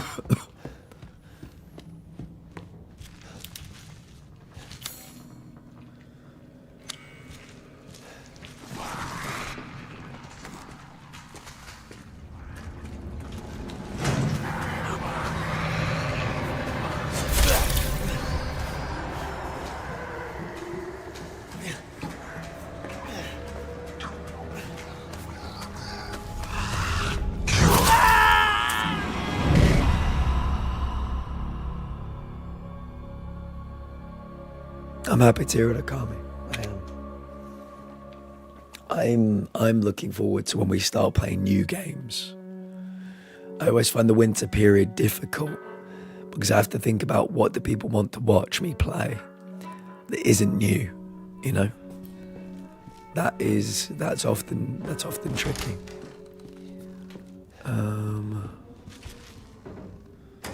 So.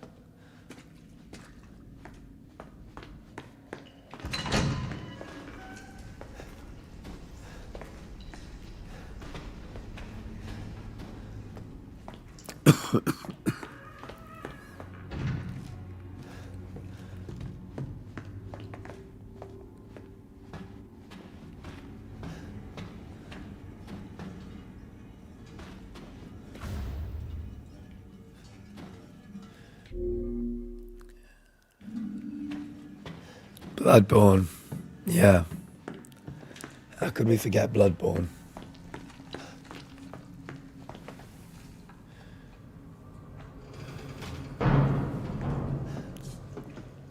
As much as I try to.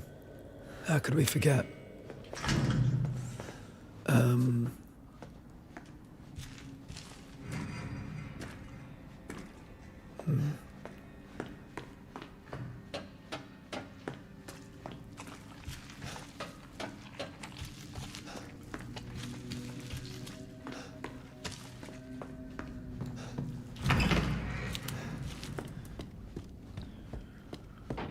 Okay.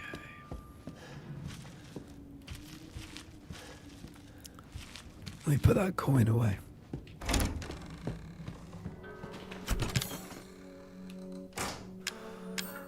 Right, it's that treasure photo. I know where that refers to.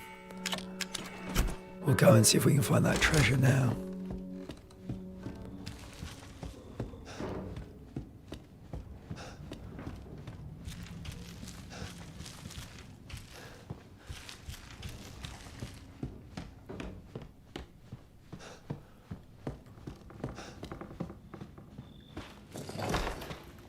Steroids.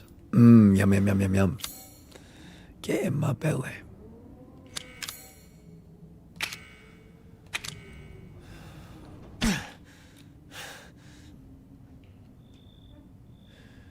Oh, well, our lovely friend, Princess Fluffy Bum, loves where winds meet. Princess, are you there still? Back to the regularly scheduled programming. The fact that he has not found you guys yet. I know you are. Yeah, we have another a fan of where winds meet.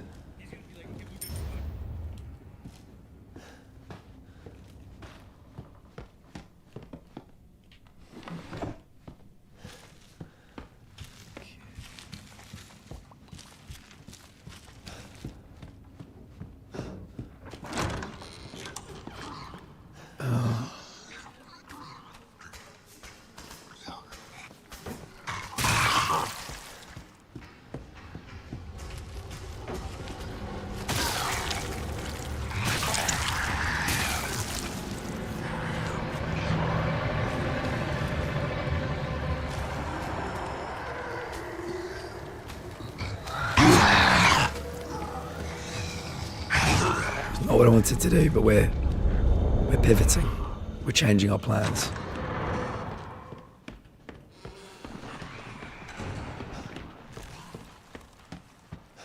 Oh no. That was really bad timing.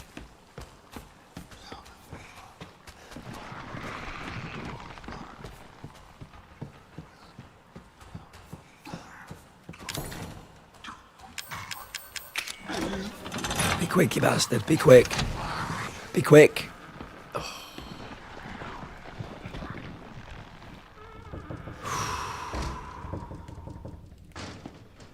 Close. Very close.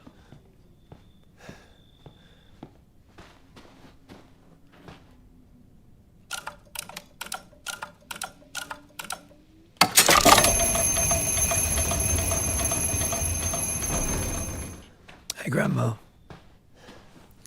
Grandma, should we do your neck exercises? Yeah, good. Now we're back over here. Good, Grandma. This is really good. Over here. Yep. Yep. Good, good, good. One more. Excellent, Grandma. You're doing really well. If we keep doing this physio every day, you're going to feel a lot better. The stiffness in your neck is going to really decrease. Okay. This is good. This is good. Last one. Excellent, Grandma. Really proud of you. You're doing great.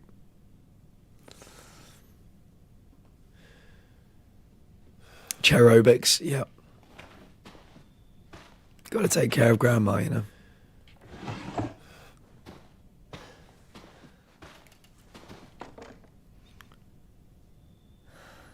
Jack. That's Jack. That's Jack.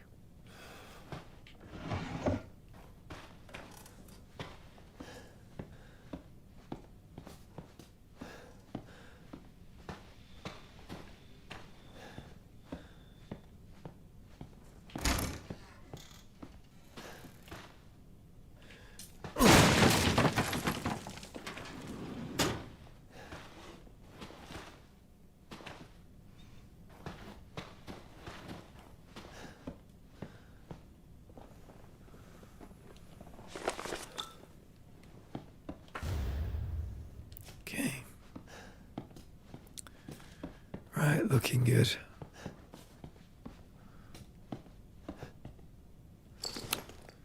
I missed that the first time. We can now carry more items. Yes. Look at all that space. And it's live. Duh, thank you. Thank you, my brother.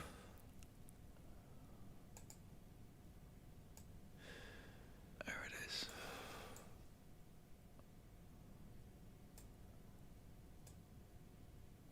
I'll put that down there. Lovely.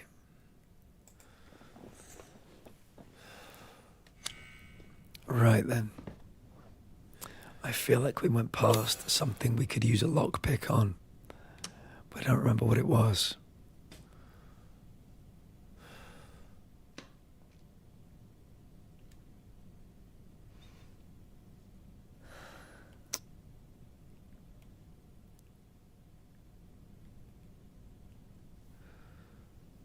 There. We can use lockpick there.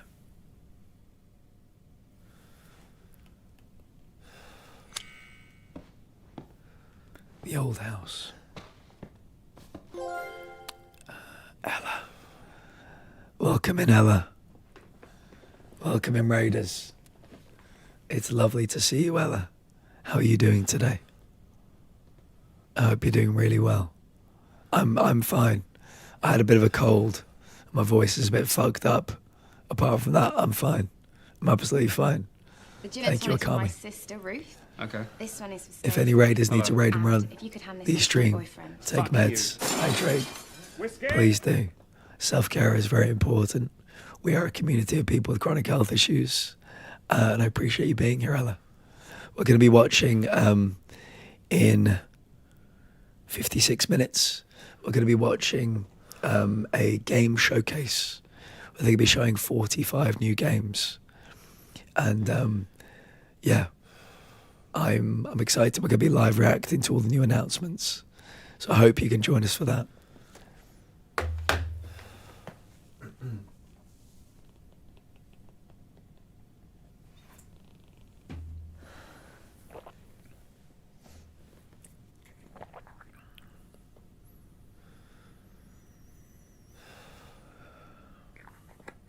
Alan Wake 2. Alan Wake 2 is a banger. Absolute banger. Hope you're enjoying it. Right then. Down we go.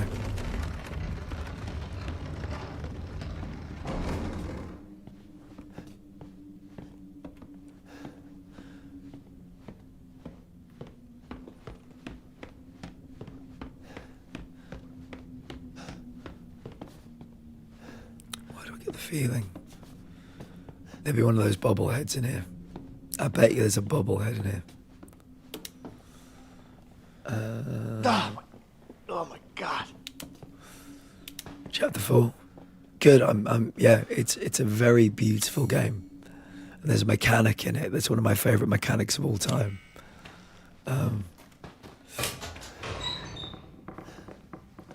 Excuse me. Did you play Alan Wake 1? If so, what did you think of it? Shotgun shells.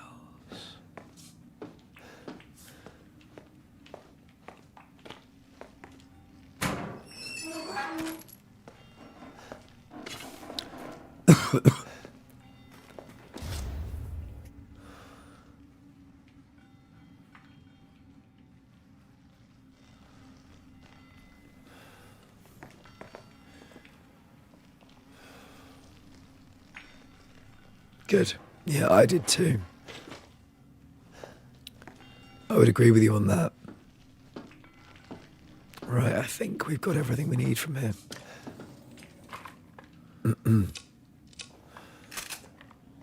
My friend, I had some carrot soup earlier, and I'm having some chicken soup later, Lex. I got you, buddy. I got you. How are you? Welcome in, and I hope... hello, Jenna, also. I hope Jenna's having a lovely day. I feel fine. I actually feel really good compared to the last couple of days. I just sound like shit.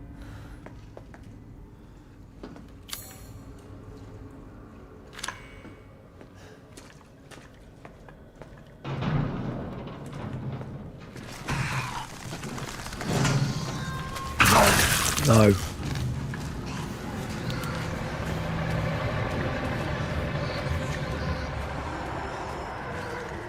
I didn't want to take that damage.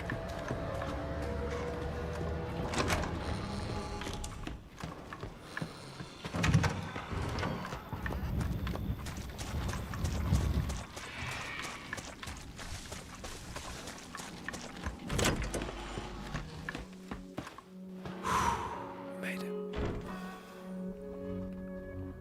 Yes, I love my soup. I put the heater on for my cat Ace, and she was lying there giving me slow blinks, which is cat affection. I'm happy to hear it. That sounds like a tender moment.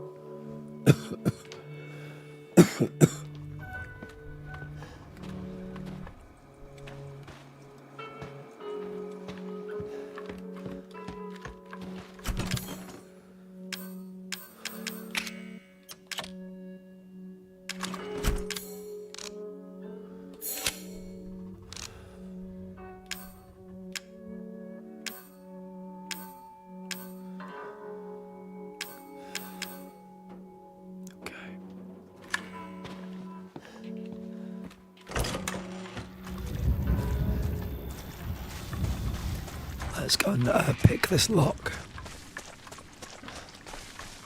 We don't find too many locks that can be picked in the game. So let's see what's in here.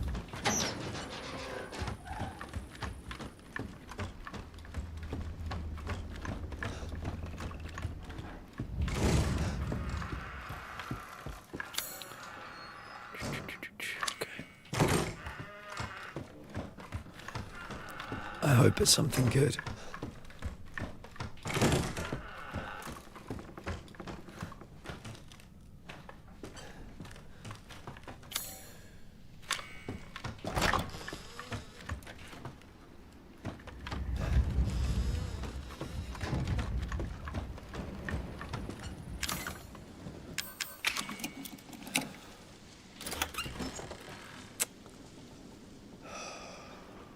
That is a terrible price.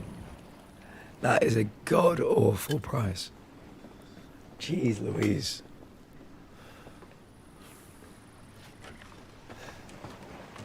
What a waste. That's all done.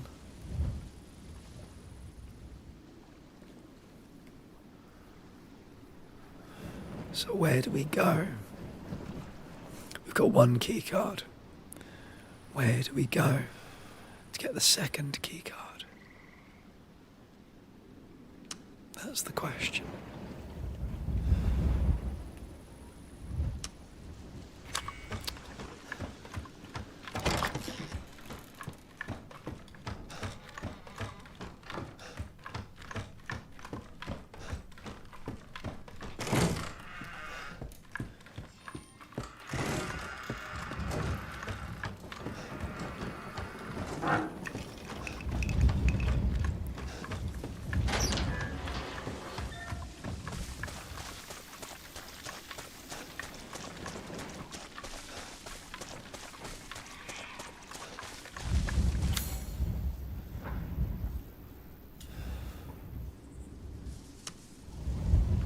Basement.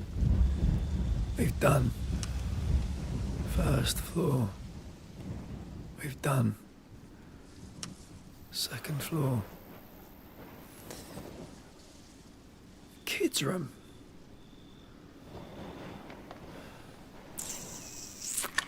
We can try. We can try.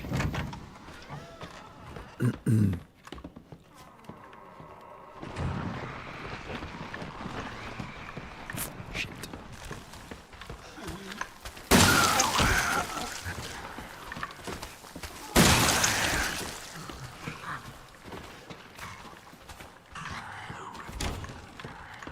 This door. This is the door.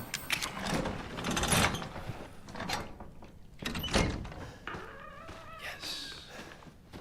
Here we go.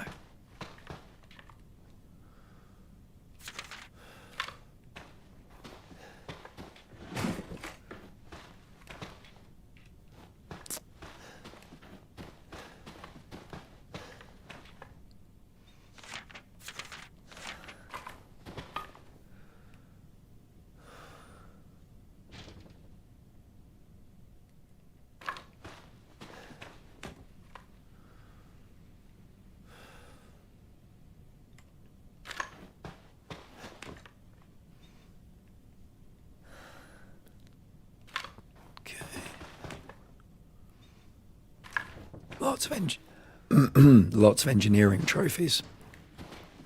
A cassette tape. They're very rare. I'm very happy to find that.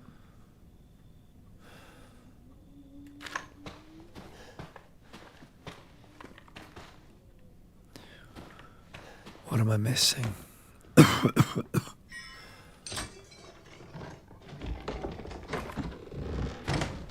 Bingo. Hello, Hugo. It's very nice to see you. How are you today? Don't worry. I'm actually feeling great. My voice not so much though.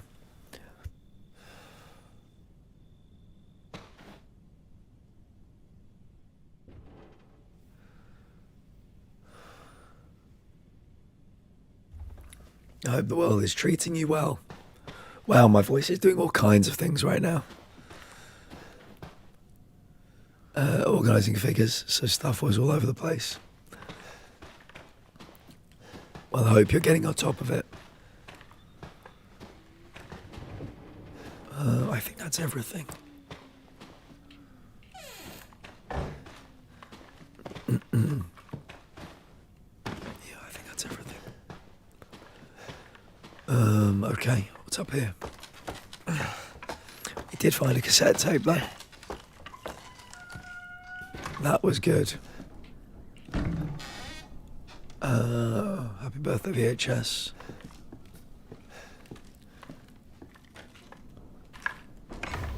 Toy axe, okay. A T-coin. That's turning into I'm getting over sick vibes to pay for my voice type of gravelly. I was watching Giggles play Astrobot last night, and they were trying to do the very final bot in one section, and when they got it, we both were just like screaming. So that's why my voice is a bit fucked today. But it was worth it. It was worth it.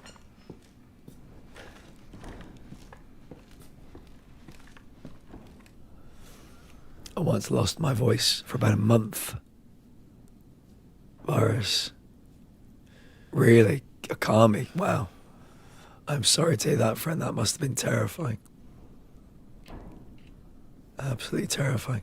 Oh, with an axe. So...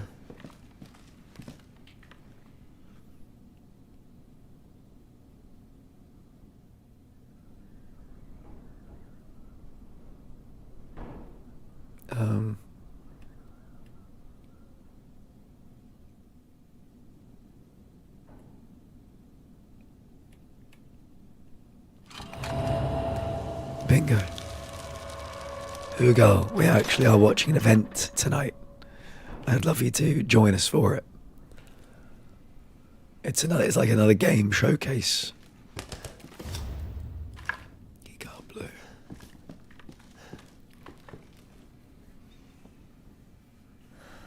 Like Marge Simpson. Yeah, I'm very lucky. People have been complimenting whatever this is right now. Whatever the voice is doing, people seem to be enjoying it. So I can't be too upset. I've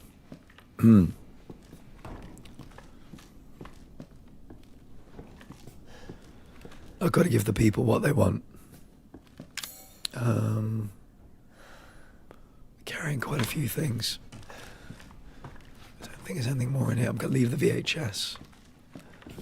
I believe there's a trophy attached to the VHSs. But I'm not going to bother doing it this time around in Madhouse difficulty.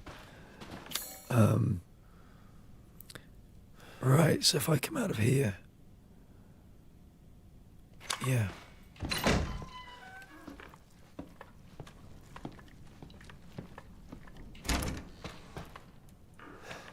I don't want to die right now. Ideally.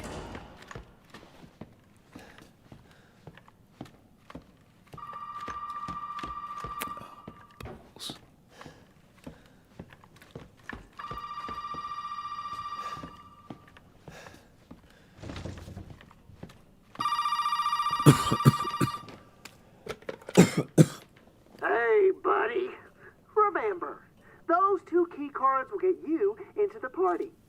Don't be late now. Let me talk to Mia. No, no, no! You gotta show up first! You haven't forgotten where the party is, have you?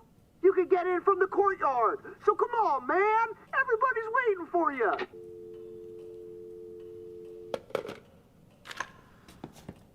Excuse me.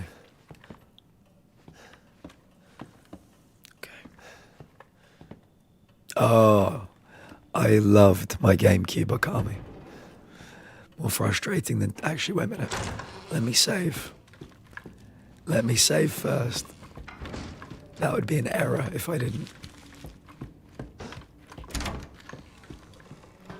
Right. We can get rid of... you. And you. And you. Those are shotgun shells, handgun ammo, enhanced handgun ammo.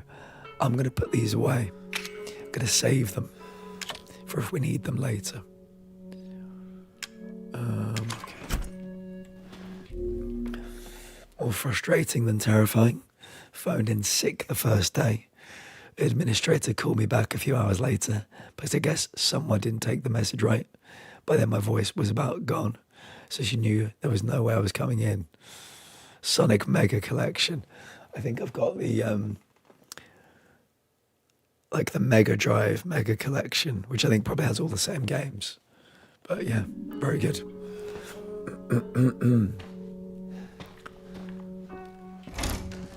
I want to make sure of something.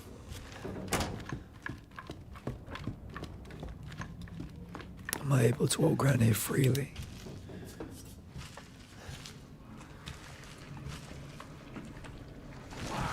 No, I'm not. Okay. I needed to make sure. They're still down there ready to strike. Oh, really? Do you want to know something crazy, Okami? Have you... So remind me, have you played the Yakuza games? I know I had an in-depth conversation with somebody recently about the Yakuza games. I can't remember whether it was you or not. But some of the Yakuza games have built-in early Sega consoles. So if you buy a Yakuza game, you often get like 5 Sonic games with them for free, which is really cool. I know that I got the Pirate Yakuza game recently, and it had games including Alex Kidd in Miracle World. And Alex Kidd in Miracle World was the first game I ever owned, technically, because it was built into the Master System too, which I thought was really cool. So yeah, you can often get them in Yakuza games.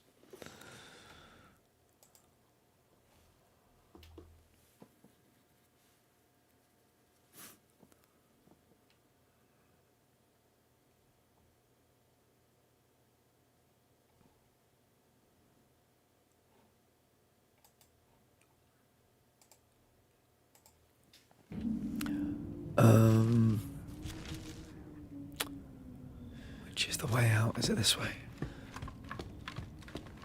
Yeah.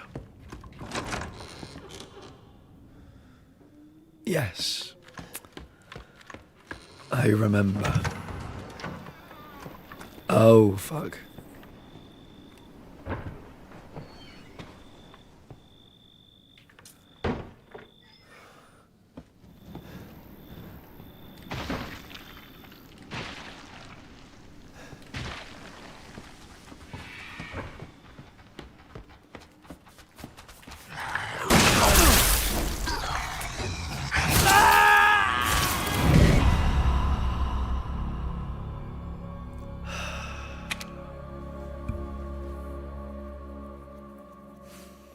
The jumping of those things is so unfortunate. Right. I don't remember anything that I'd done. I don't remember anything I've just done. think we go up to the bedrooms. I should have saved. Should definitely have saved. Right, let's see if we can figure it out.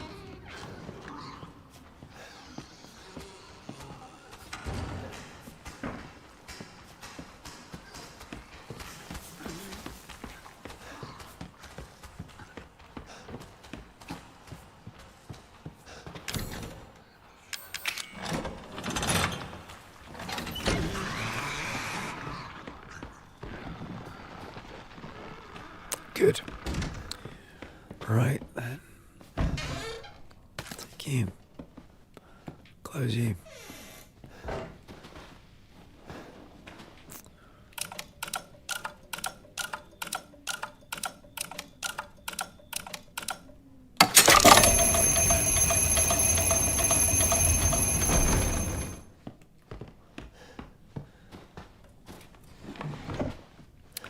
Hello, Grandma. Good to see you again. Well done on doing your exercises earlier, Grandma. Very impressed. Lockpick.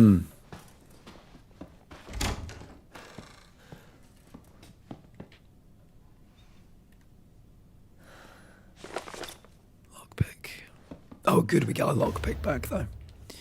Because we used it on that box and there was nothing good in there at all. So we've got now a spare lockpick. Nothing in there. Shotgun shells.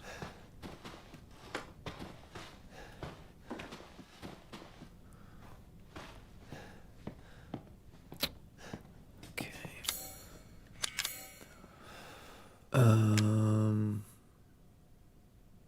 Okay. Is that really all that's in here? I always get very paranoid. But yeah, 4 new slots, so that's good. A bit more space.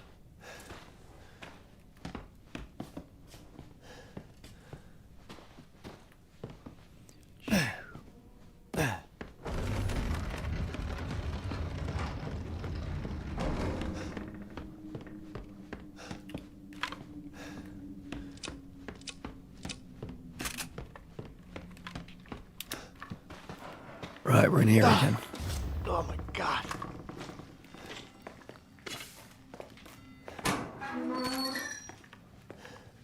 There's nothing in there, was there? Nope.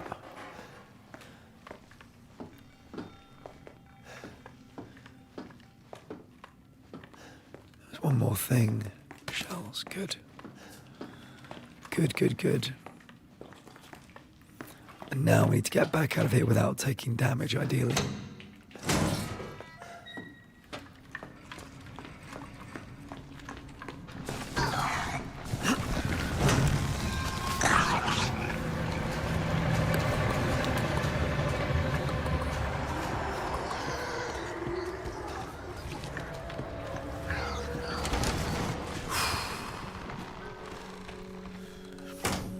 Don't know why I had that stupid virus so long. Then during COVID, I caught it at work after the schools opened up again. We'd managed to keep it out of the home until then. And it took me ages to get over that too. The doctor was worried I was going into long COVID. Are you, yeah, I mean, immune suppression. Are you immunosuppressed? Remind me, Akami. But yeah, it can be, it can make very simple illnesses not very simple. It can be really frustrating. But yeah, I'm glad you're okay. Like Coral says, I'm glad you're okay now. Okay, right. So that means we now need to go to the house.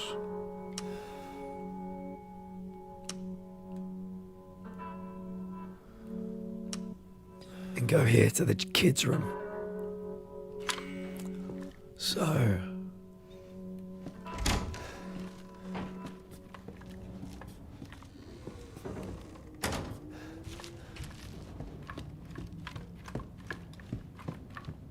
again, I'm really hoping we don't take damage.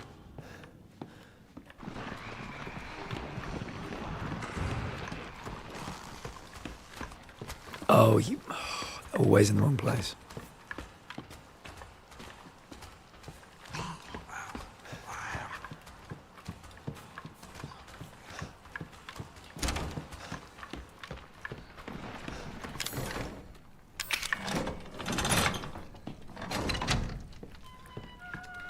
Okay, good.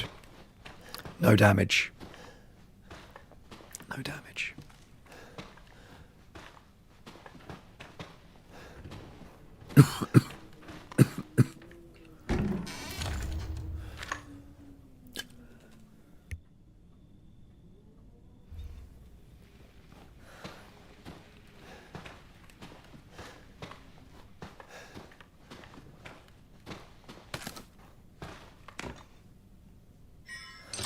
Bingo.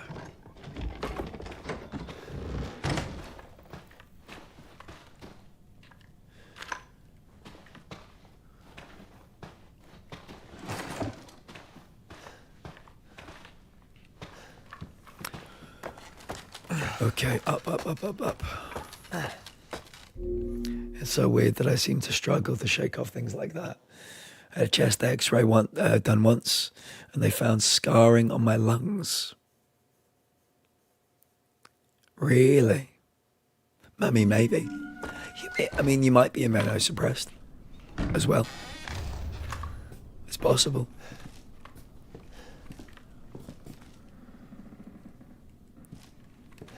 What is that? Oh. Renovation contract. Anti-coin shit.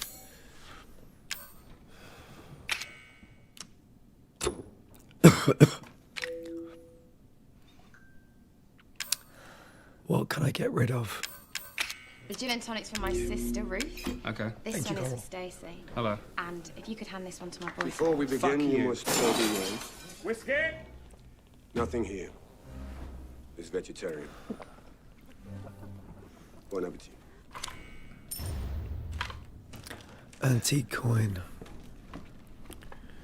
Right, and this is where we should find our blue card. Yeah. Before we pick it up, I'll just make absolutely sure. Coral, thank you. If anybody in chat needs to take their meds, whatever kind of meds they may be,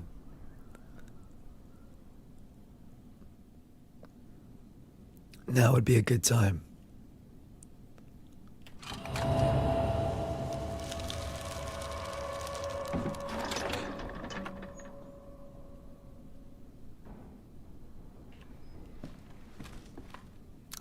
Space.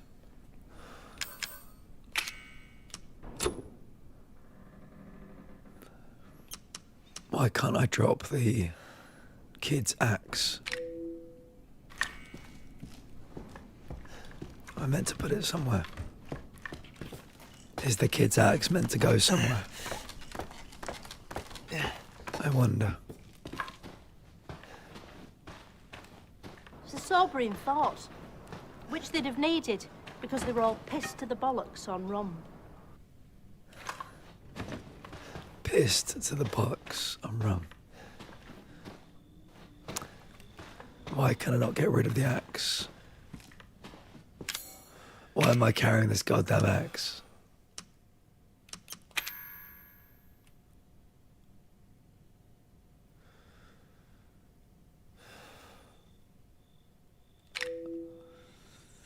I need to drop something.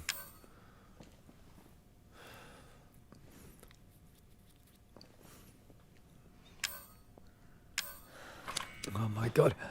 Are you telling me I've got to risk my life?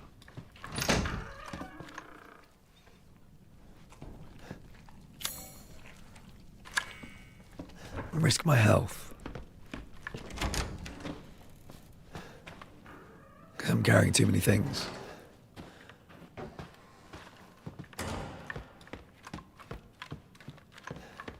Apparently so.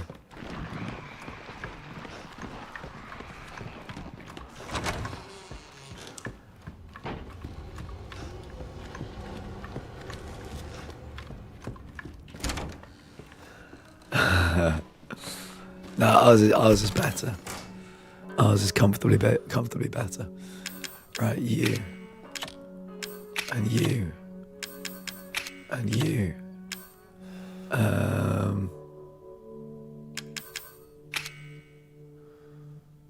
You. And you. Alright, that's better. Oh, and you. Right, we've got space now. We'll stick to Dan Morgan. Stick to her like glue.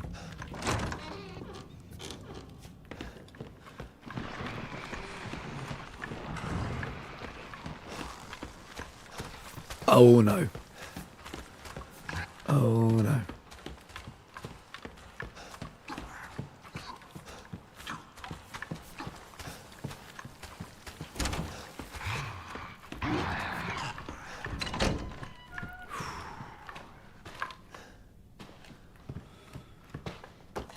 That was close.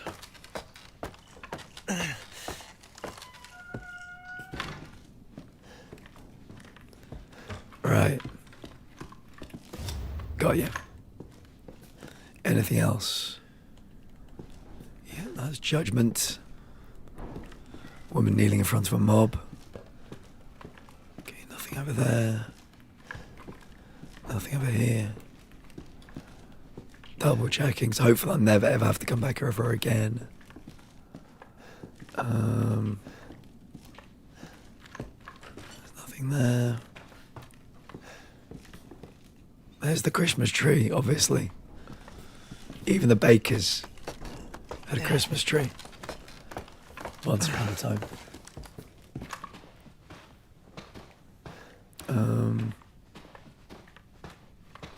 All right.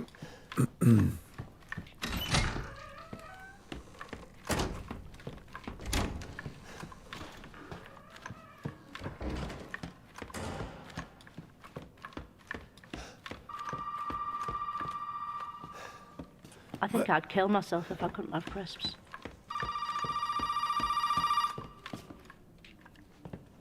You and me both. Hey, buddy. Remember, those 2 key cards will get you into the party. Don't be late now. Let me talk to Mia. No, no, no! You gotta show up first! You haven't forgotten where the party is, have you? Penis. You can get A big in from the floppy penis. courtyard. So come on, He was man. just stood there, Everybody's waiting gently for you. gyrating, and his flaccid penis was all... I was hypnotised. They warned me. They begged me, they pleaded with me to turn on the nudity filter. But I didn't want to miss out on a tasteful nipple. Who would? Who would? Who would? Never in my wildest nightmares did I imagine there'd be a big floppy donkey dick. 2 of them there were. There is no place for this in the modern gaming landscape. No place at all.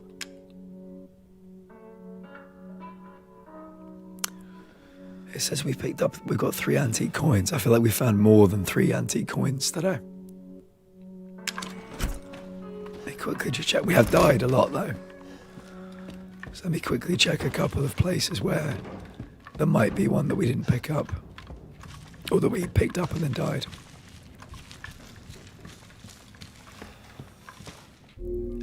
Stella, welcome in. It's good to see you. How are you today? There's one. I knew there was a couple we'd missed.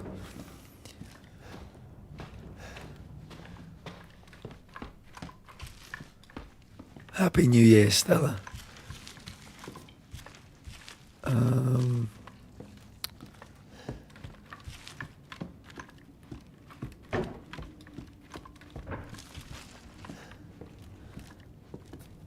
I don't want to go down there. I'll get killed if I go down there.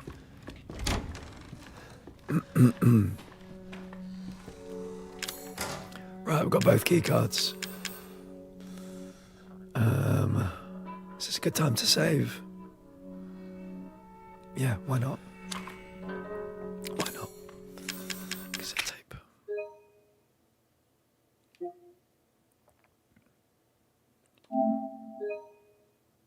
Let's do it.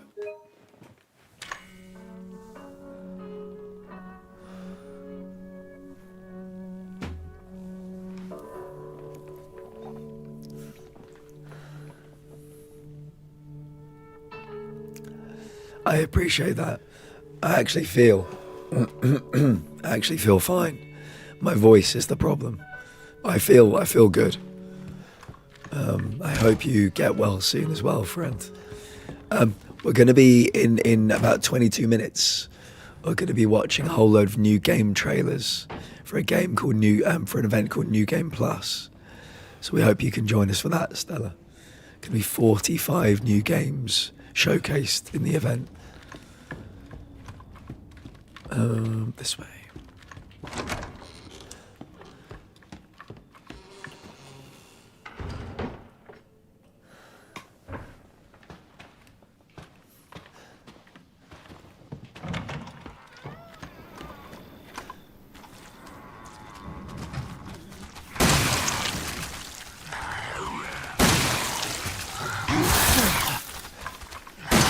I was not expecting to.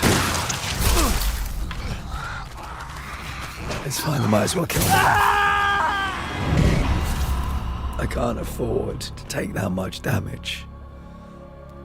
So whenever that happens, I just let it happen.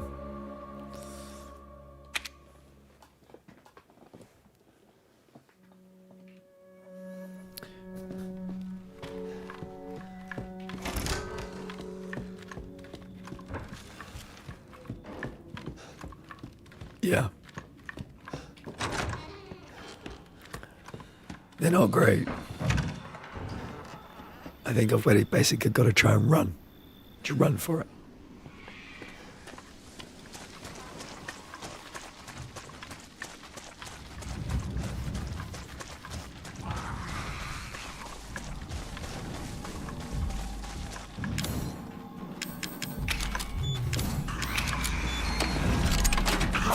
Ow.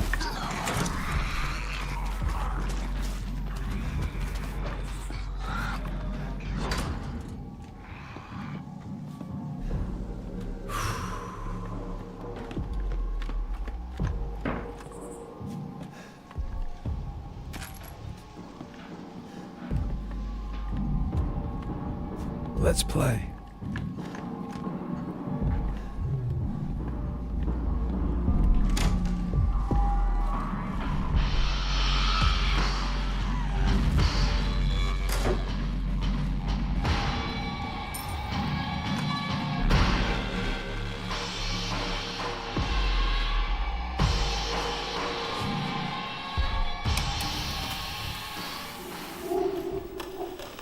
I was walking along, minding my own business.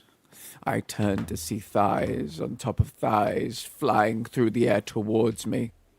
I was erect almost immediately. But I looked between the thighs, and there was no vagina. There was no vagina. Silent Hill is a godless place. Silent Hill is a godless place. There is absolutely no place for this in the modern gaming landscape. No place at all. Vagina!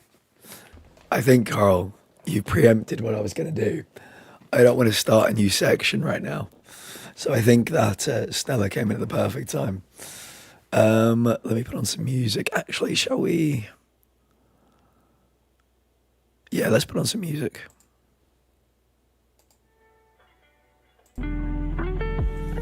There we go.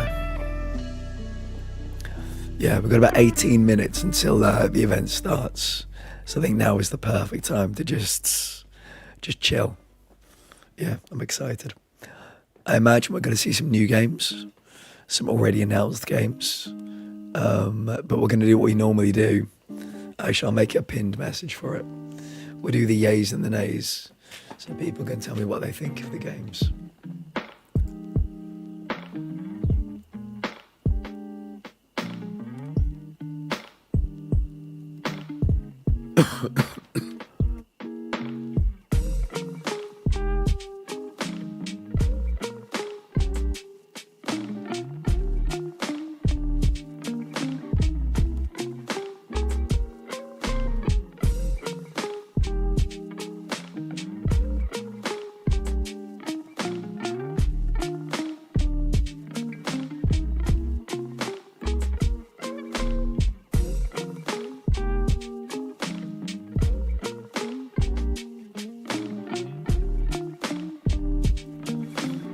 Both Lex, both.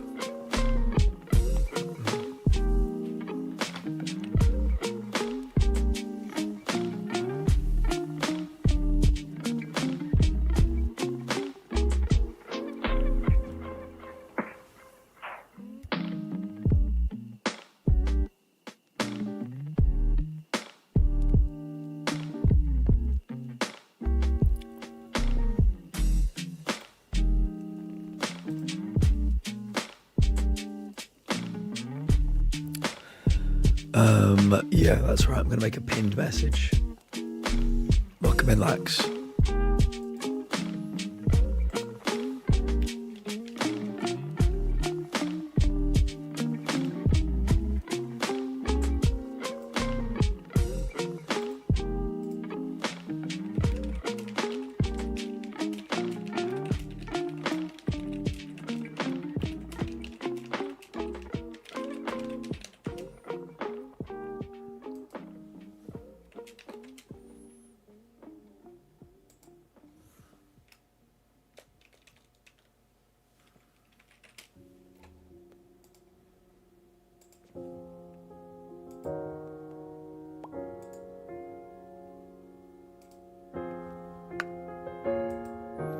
There we go.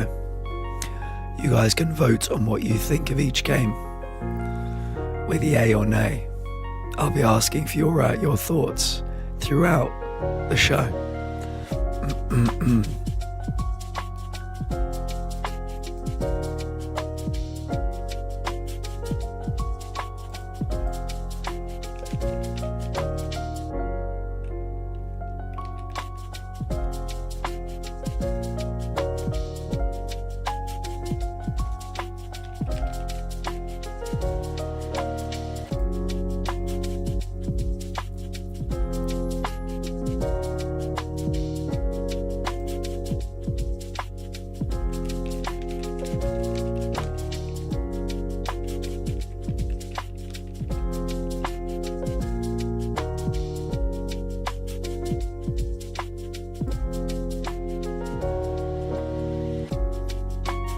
Okay, I think I've updated the title.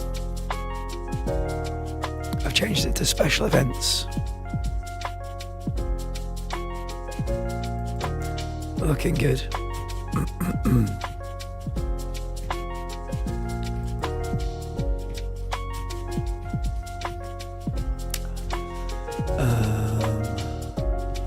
I like Luke Stevens, so it should be a good one. He's not going to be there. But he's one of the co-founders of it. So, yeah, should be good. Welcome in, Lex. Welcome in, Alexa. My voice has chosen this moment.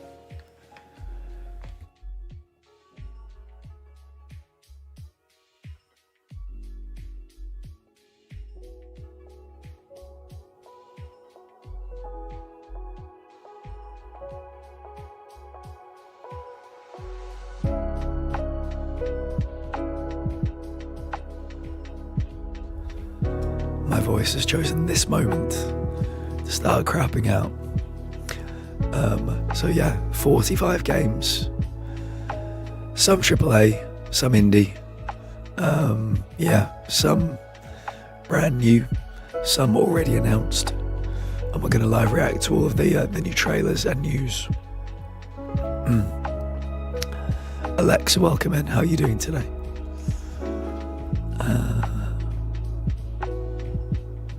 Apparently Marvel's Wolverine release window is September or October. Okay.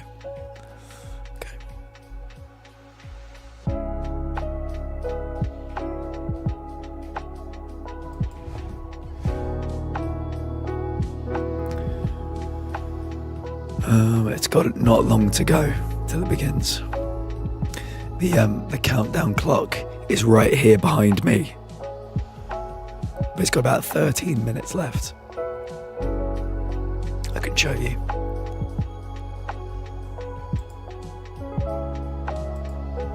As you can see, very tired. I'm doing okay. Good. I actually feel great. My voice is fucked up though. I was watching Giggles play Astrobot last night, and I was screaming and shouting, and yeah, now my voice is fucked. So.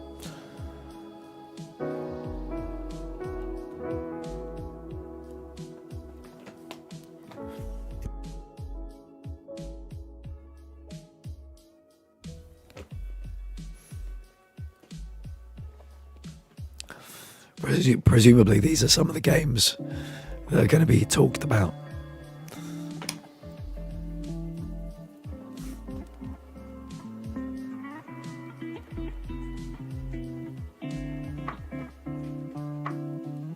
Assassin's Creed Odyssey is a fantastic fantasy RPG. Old school RuneScape is the greatest game of all time. Lies of P is a better video game than Bloodborne.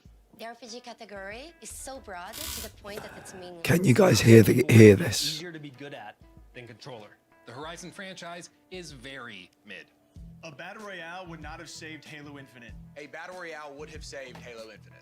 Multiplayer games are held to lower standards because everything you do with your friends is fun by default. If most of our favorite games launched today, people would call them bad. Hideo Kojima writes dialogue like an alien trying to convince everyone else he's a person, and it's bad. Early access is good. Can you guys hear this okay? Arkham Origins has the best written story in the Arkham series. Nintendo is held to different standards than other companies. Marathon is a more fun game than Arc Raiders. PC or console? PC. PC. PC. Console. PlayStation or Xbox? PlayStation. PlayStation. PlayStation. Your mom. Mouse and keyboard or controller? Mouse and keyboard. Mouse and keyboard. Depends for what. Controller. Single player or multiplayer? Single player. Multiplayer. Single player. Single player. Competitive or casual? Competitive. Casual.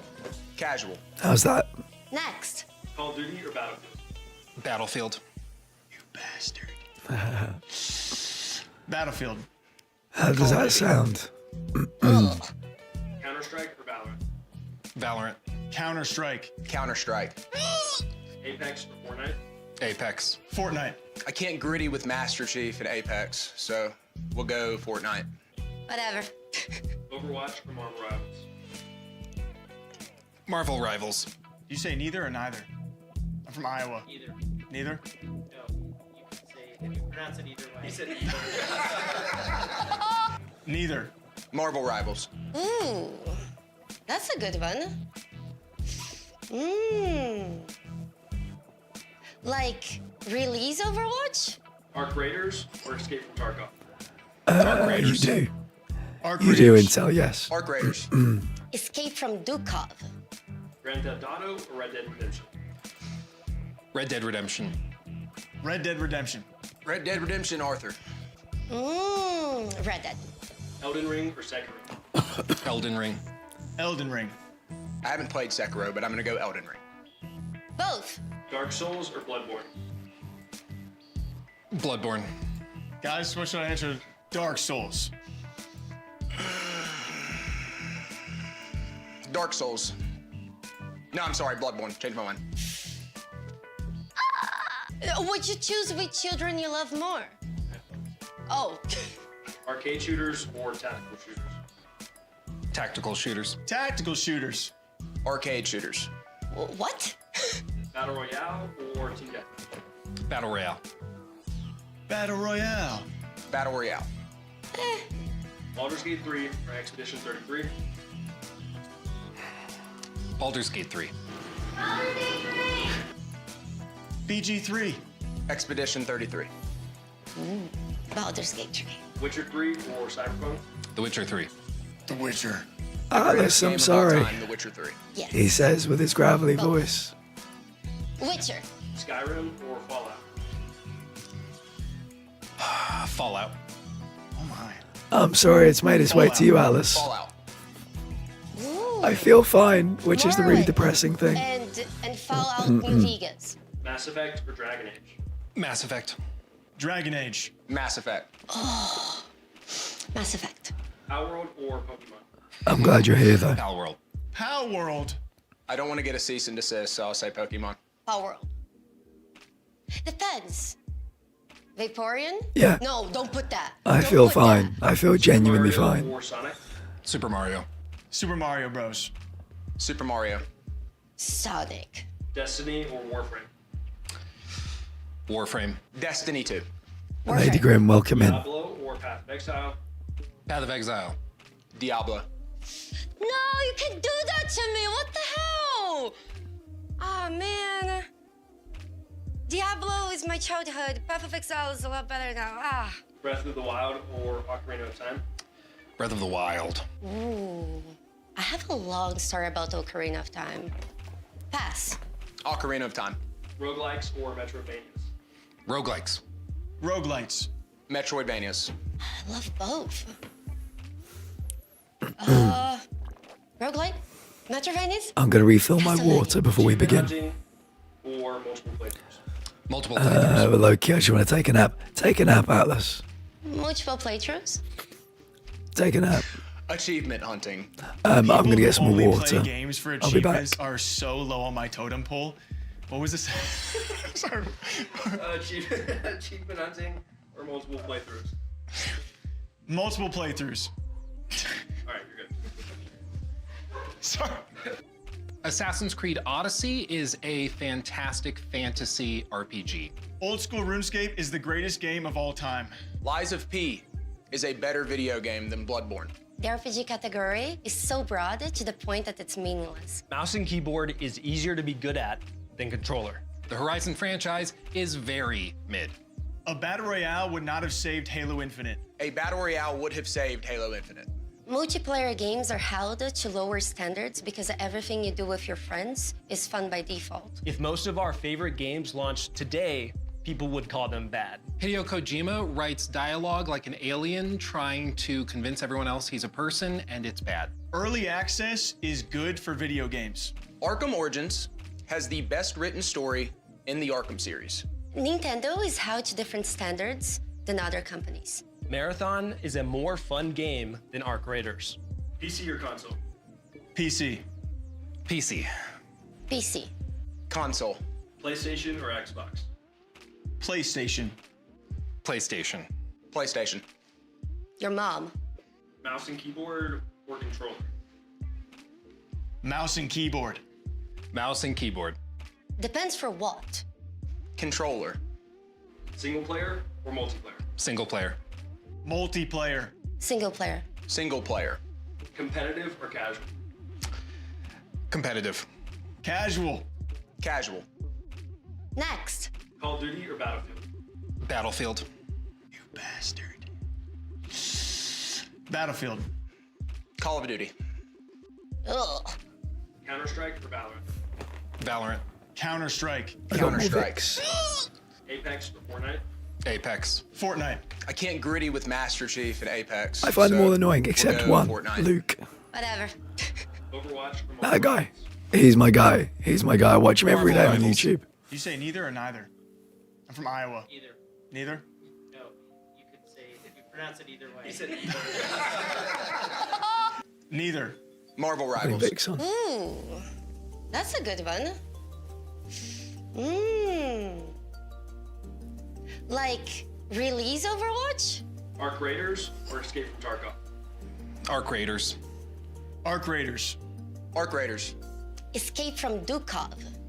Grand Theft Auto or Red Dead Redemption? Red Dead Redemption. Red Dead Redemption. Red Dead Redemption, Arthur. Red Dead. Elden Ring or Sekiro? Yeah. Elden Ring. Elden Ring. We've got 3 I minutes. haven't played Sekiro, but I'm gonna go Elden Ring. Both. Dark Souls or Bloodborne? Bloodborne. Guys, what should I answer? Dark Souls.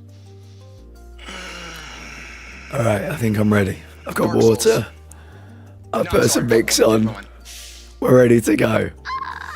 Would you choose which children you love more? I'm surprised Chad didn't play along Arcade with this shooters game. or tactical shooters? Tactical shooters. Tactical Shut up, shooters. Vix. Mate, Arcade I would shooters. love that sponsorship. What? Battle Royale or Atlas, do you remember when we were trying to get Battle Royale. Battle Royale. the mints? Do you remember Baldur's Flint's Gate 3 mints? or Expedition 33? Baldur's Gate 3. Oh, bird. not available on this scene. I'm so sorry. Expedition 33. How are you, Bird? It's good to see you. Witcher 3 or Cyberpunk? The Witcher 3. I know, Bird. The greatest game of all time, The Witcher 3. That would have been great sponsorship. Both. Witcher. Skyrim or Fallout? Kind of not much. You never know. You never know until it could be amazing. Fallout. It sounds like they're doing some good things there because they don't charge people for the spaces. They give the spaces away for free. So I think that's a very worthwhile event because you pay millions for space in Jeff's events. So How World? I don't want to get a cease and desist, so I'll say Pokemon. Power World. Depends. Vaporeon? No, don't Chili put throw, that. homie. Don't put that. yeah, thankfully yesterday, but I felt like shit, but I sounded perfect. Today I feel perfect and I sound like shit. So Destiny or Warframe? yeah, I think Destiny 2. you can imagine. You know, do you remember High Guard Intel? The final game that was announced at the Game Awards. Do you remember? And everybody like went crazy because how shit it looked. It's my childhood. Is a lot better now.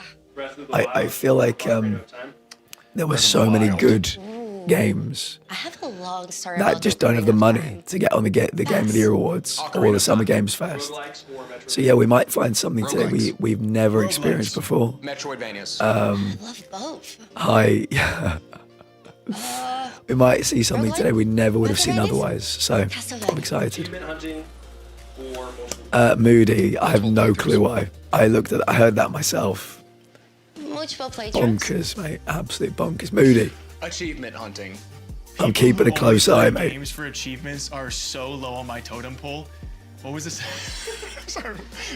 Achievement hunting or multiple playthroughs? Nice. Multiple playthroughs. You might hear the scores quicker than I do. Sorry. Here we go. We're in. Let me know about the game volume or the event volume, I should say.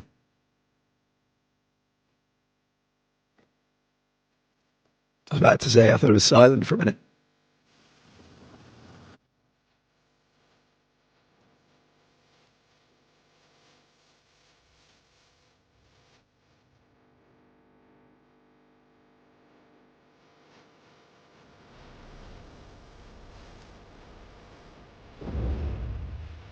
Ooh.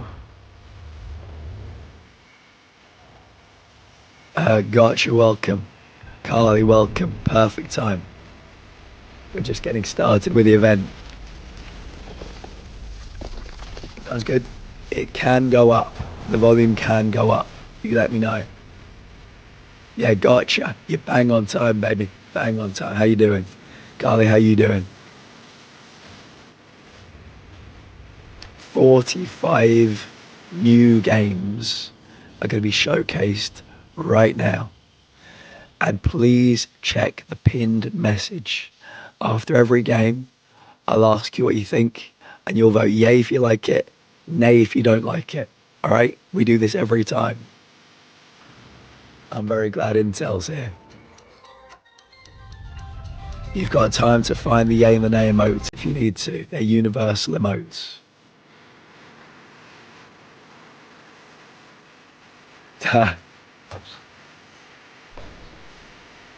And so yeah, Pacific Drive's an interesting one. I wanted to love it.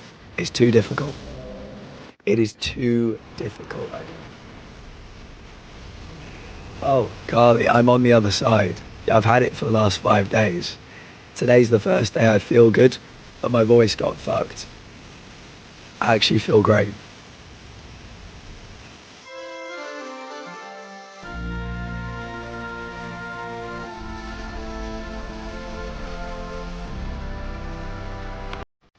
New Game Plus. This is going to be a new yearly event. This is the first ever one. Game Plus Game Showcase, a new initiative built by creators who love games for what they are and not just the games that pay to have them promoted.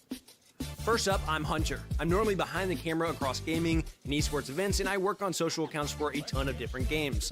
My favorite games of all time would probably be RuneScape, Dark Souls 3, Leaf Green, Black Ops 2, and Star Wars Battlefront 2. Then we have Jake Lucky, kind of the point where gaming, esports, and streamers collide. If you look at him for too long, you'll start to wonder why his neck is so long, and if you look at his Twitter for too long, you'll wonder how much Nadeshot paid him to tweet clips of him every single day. His favorite games of all time are RuneScape, Age of Empires 2, Halo Infinite, Jumpstart Adventures with Bodley, and CSGO. Next up, Luality. A streamer with a hatred of spoons and a love for dragon sex, Lua probably has more personality than the rest of us in her pinky. Her favorite games include Baldur's Gate 3, Cyberpunk 2077, XCOM 2, Witcher 3, and Mass Effect. Then Luke Stevens. This is my guy. Critic with the heart of a I watch him every year, every day. Games to their DNA and really looks at everything a game has to offer. Where our brains might be smooth, his is nice and wrinkled. His favorite games of all time are Elden Ring, Kingdom Come Deliverance 2, Last of Us, Witcher 3, and Batman Arkham City. The fifth and final in-person member this year is I Am Rob. Rob came from the hell of making Call of Duty videos to the other hell of platinuming games. His favorite games of all time are Witcher 3, Halo 3, Batman Arkham City, X-Men Legends, and Call of Duty Modern Warfare 2. Not to be confused with Call of Duty Modern Warfare 2 or Call of Duty Modern Warfare 2 remastered. Then I also love Dragon Sex. You ain't special. The man who is always spotlighting the next hidden gem before anyone else sees it coming. He just had a beautiful second child that luckily takes after his wife, so he's not here in person, but was a major yes, part of the please. showcase. His favorite games of all time are Resident Evil 2, Silent Hill 2, Elden Ring, The Last of Us, and Metal Gear Solid 2. Together, we're pressing into how we think game showcases should feel: conversational, authentic, and transparent. We are here to celebrate what actually excites us. Incredible worlds, creative devs, and stories behind those games that we love so much. There's no paid placements, no marketing scripts, just pure passion and excitement for what's coming up in gaming. You can expect a wide range of content, including new trailers, fresh gameplay, developer interviews, behind-the-scenes content, and even some updates to your favorite games. So sit back, grab your drink of choice, and let's dive into some of the games that we think are worth your attention. This is the New Game Plus Game Showcase. Yeah, also, who picked the name? New Game. It's a work in progress. Wait, what's the name of it? New Game Plus shows the showcase. Funny story. Game plus the showcase. Have we trademarked that yet? There's already a New Game Plus showcase. Sick name. So I hope they change it for next year because it already exists. Cheers. Perfect. Yeah, I think it's one that happens in London every year. So they might get sued, but who cares? All right, guys, so first up, we have three awesome games. We have Blind Descent coming from Owlcat. We have Deep Dish Dungeon coming from Behold and Raw Fury, as well as an exclusive interview with the Don Walker creative director. All right, guys, get ready. Get ready.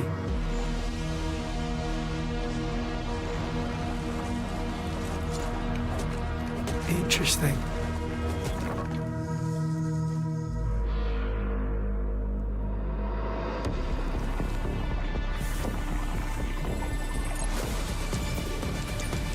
Survival sim kind of vibes. Some wall running.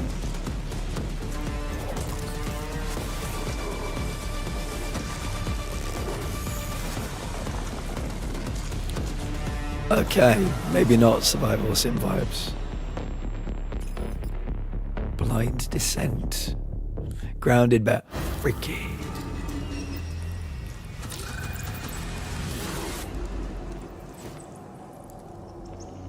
Behold, Raw Fury. Well, looks alright. Any thoughts on this? Yays or nays? Chuck in the emotes. Yeah, I'm getting pure. No, it's not for me.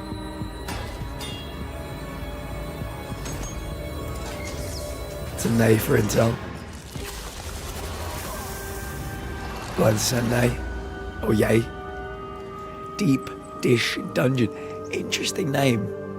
You expect it to be Deep Dish Pizza. Not enough inventory slots. Bird. I was having that problem today with Resident Evil. Oh, what do we think about this?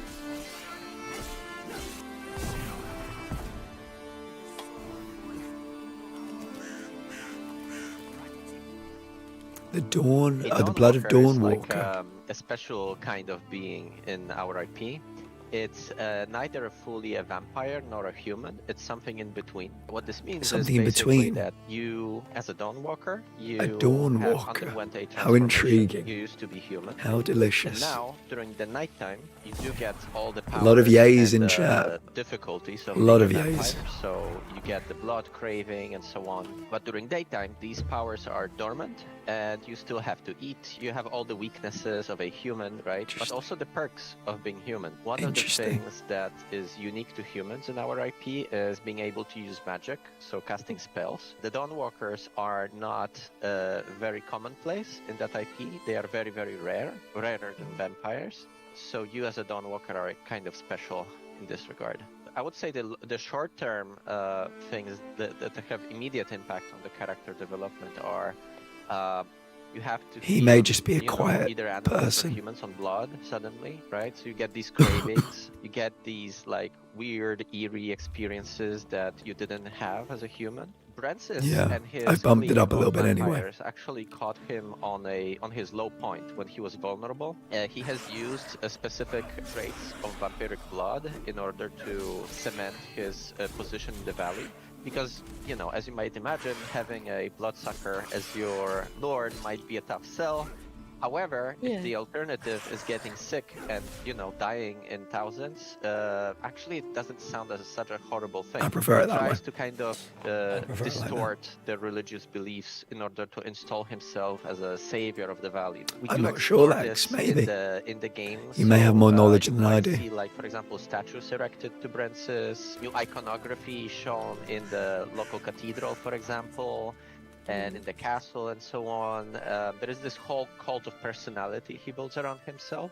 So he basically shows himself as something better than the old order, right? We do Sucks. have a mechanic It looks tied very to intriguing. shrines that are erected across the valley, and Francis puts a lot of attention to kind of twist them to his own image, and these do have a functionality. When you play the game, we have assigned specific functions to them. Generally speaking, one of the things we wanted It's to not like achieve, fuck, is it, Intel? Wow. in this game is to have Francis. I'll have to being look this outside my active window a bit antagonist. later. You know, in a lot of games, the antagonists are out I'm having there a to Thai defeat green them, curry but tonight, generally guys. speaking, you have free reign. You do your That'll own thing, soothe my and voice. It doesn't really, you know, change much in how they approach you. In this game, what we wanted to do is to have Francis react to your actions as you know, complete different activities throughout the valley, as you maybe undermine his operations and so on. It's kind of like his seal of approval. Exactly. So it's like, so basically the way you can think about it is like the more you do in the valley, especially if you undermine Francis, you will gain notoriety. The more It notorious feels you like it's are, got the more Kingdom edicts Come Francis Deliverance will pass vibes then. in order to thwart Also, you.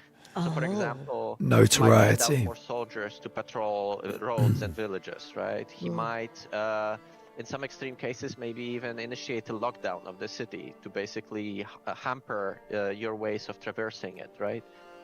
There is a number of these edicts we have prepared, and each of them is designed to kind of twist and change the general open Oh, I didn't know you got gameplay. notoriety It in The also has Witcher. I've not played it.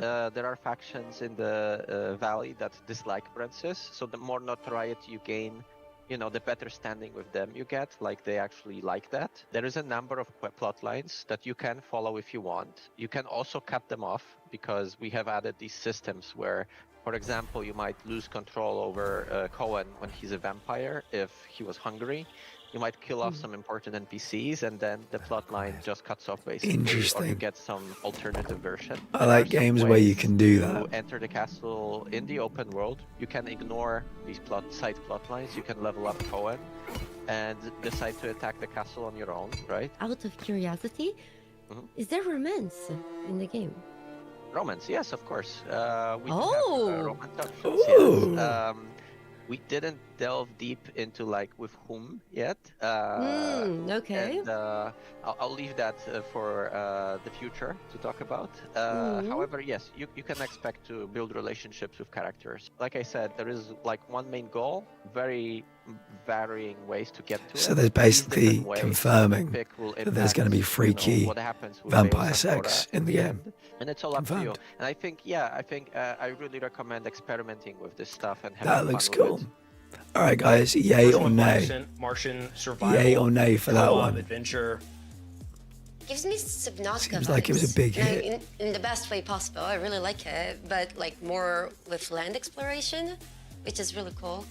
I honestly can't wait to try it. Did she We're say also gonna see a lot of Subnautica survival games vibes? today. So I think it all comes down to what the ultimate depth of the game is. Look at that. But I also, my first thought when I saw Martian land was No Man's Sky. That's obviously like maybe a reach for expectation-wise, and nice definitely a tall task. But when I heard Martian, I thought No Man's Sky-esque. Like you said, a lot of survival games, but I think it's popular right now. That must be for the and next game. I'm hopeful that a lot of them do it right, but this is like going underneath Mars and it Grounded has by aliens. alien. It looks interesting. I like it.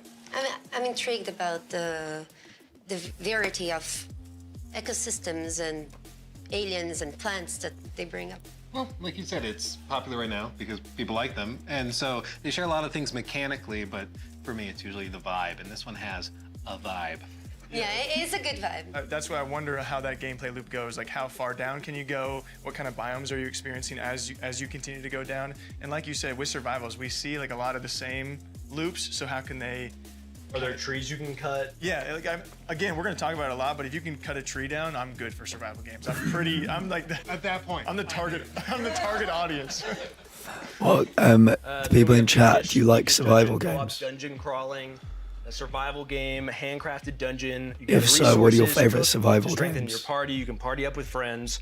I'm excited for it. Speaking of vibes, this thing is a vibe. Like, I don't know what you'd call that art style, but whatever it is, like injected into my kind of retro, veins. right? Intel like hated the pixel art but then they style. also have like some voxel type tech for digging and breaking things. I don't know, whatever it is, I like it. Yeah, I didn't like the art So style. when Luke said voxel, that's big word count number 1 of the day. When I see that, That I'm can't be very nice. basic. I'm I've like, not that's played gotta The be Long some form Dark of yet, pixel art, but I need which is to. definitely coming back. I feel like we're seeing more games kind of pull back that old view, that old like Minecraft pixel art, whatever you want to call it, voxel view.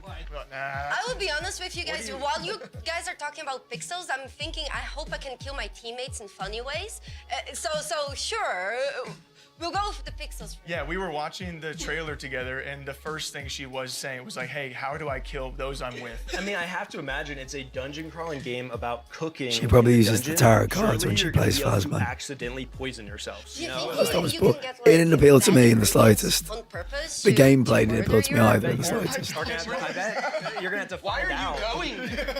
So I wonder though, with it being like in dungeons, like I if may you're gonna need to have like a mute them in-game proximity during chat this kind so of I thing. can talk. It's one of my favorite things in games like this when I'll have you're to like see how they walking go. through I think and they should be your friend talking up throughout the this, whole I thing. wonder if they're using, like, Yeah, Stranded Deep's very good. Yeah, They're making a sequel to Stranded Deep Okami, which I'm really looking forward to playing. Yeah, like at least Me and Jake gonna be in their edition in that. I enjoy survival. like at least a co-op. He's across the world. I'm like, I enjoy survival, but I found myself getting bored after a while. Oh, should I put on? what are you making? Have they got? Yeah, no, but it looks Not very got promising. subtitles So we have available. Dawn Walker. Lua had a crazy conversation with Hmm. their creative director. Single player, vampire, RPG. It looks incredible. I think the 30-day system is awesome and, like you said, gives weight to things. And then the whole, like, there's so many decisions you can make. What I find really interesting about the game is that Cohen, the protagonist, is half vampire, half man. And even though, like, all of that sounds great by itself, there's even another layer where at night, of course, he can use vampiric abilities that he doesn't get to use. In the day, during use the magic daytime. abilities. His combat's different. He's not using a sword, he's using claws. And then in the daytime, of course, there's NPCs walking around and there's, you know, maybe patrols going around that aren't there at night, but then there's different ones at night. So And you can use magic as human. You can use magic as a vampire. Yes, and basically what they're trying to do is to not just have the time be an element of certain actions to take it forward, but also whether you're playing in day or night, quest lines play out completely differently because people are in different spots, their behaviors are different. This person may be asleep, so you can't talk to them, Have but different somebody else is abilities. there. Exactly. Well, The Witcher 3 is my personal favorite game of all time. So, and this is former Witcher 3 developers working on this, and so much of that charm was prevalent there. The music. The music, just that soundtrack in the short little snippet we saw there, I felt it. I love that simple separation between day and night and different things coming with your character. That's got to be like the coolest Ah, part. that's it's great gotta news. Probably tailored to your gameplay of like, I gotta wait to make this choice during the nighttime versus during the daytime where I can use certain abilities or different combat styles. I love that part of it. And so I could foresee a run through, like a play style 3 months. where you're playing only at night for missions. You're just doing stealthy vampire I'm glad it's stuff, sorted and now, treating though. people I hope or it is. Drinking blood rather not eating people. I don't know. Intel, we in second half of the football. Yeah, the dark run through versus like the light run through in the daytime. The vegan run through. Yeah, but it kind of gives me like infamous vibes. Because there's vegan. The good run through or the bad run through. Yeah, vegan achievement. Sponsored by Beyond Meat. The fact that they revealed a little bit about more Brinsis, the Overlord, is also a system. He really talked a lot about systems that they have not spoke on yet at all, and didn't with us either. Like the edicts. As you go around the world trying to find your information, you can side with different people, and depending on what you do, you can make the Brinsis quite upset. So he can start making laws and rules to stop you from progressing in a certain way. I also like that Brinsis as an antagonist is not just like pure evil, doing all sorts of horrible stuff. Like he is helping the people in some ways in order to, get control of them, but he's like curing them of the plague. Like he offers them something they aren't getting elsewhere. So he's doing bad stuff, but there's nuance. And that typically makes for really, really good stories. Harder choices to be made, perspective, and never a clear-cut good or bad. Yeah, because I bet you there's gonna be a moment where it's like one you of could the stop it, charms. like his influence in an area. That means they're gonna die of the plague. So it's like, do you let the bad guy do the thing that you're trying to stop him to do, or?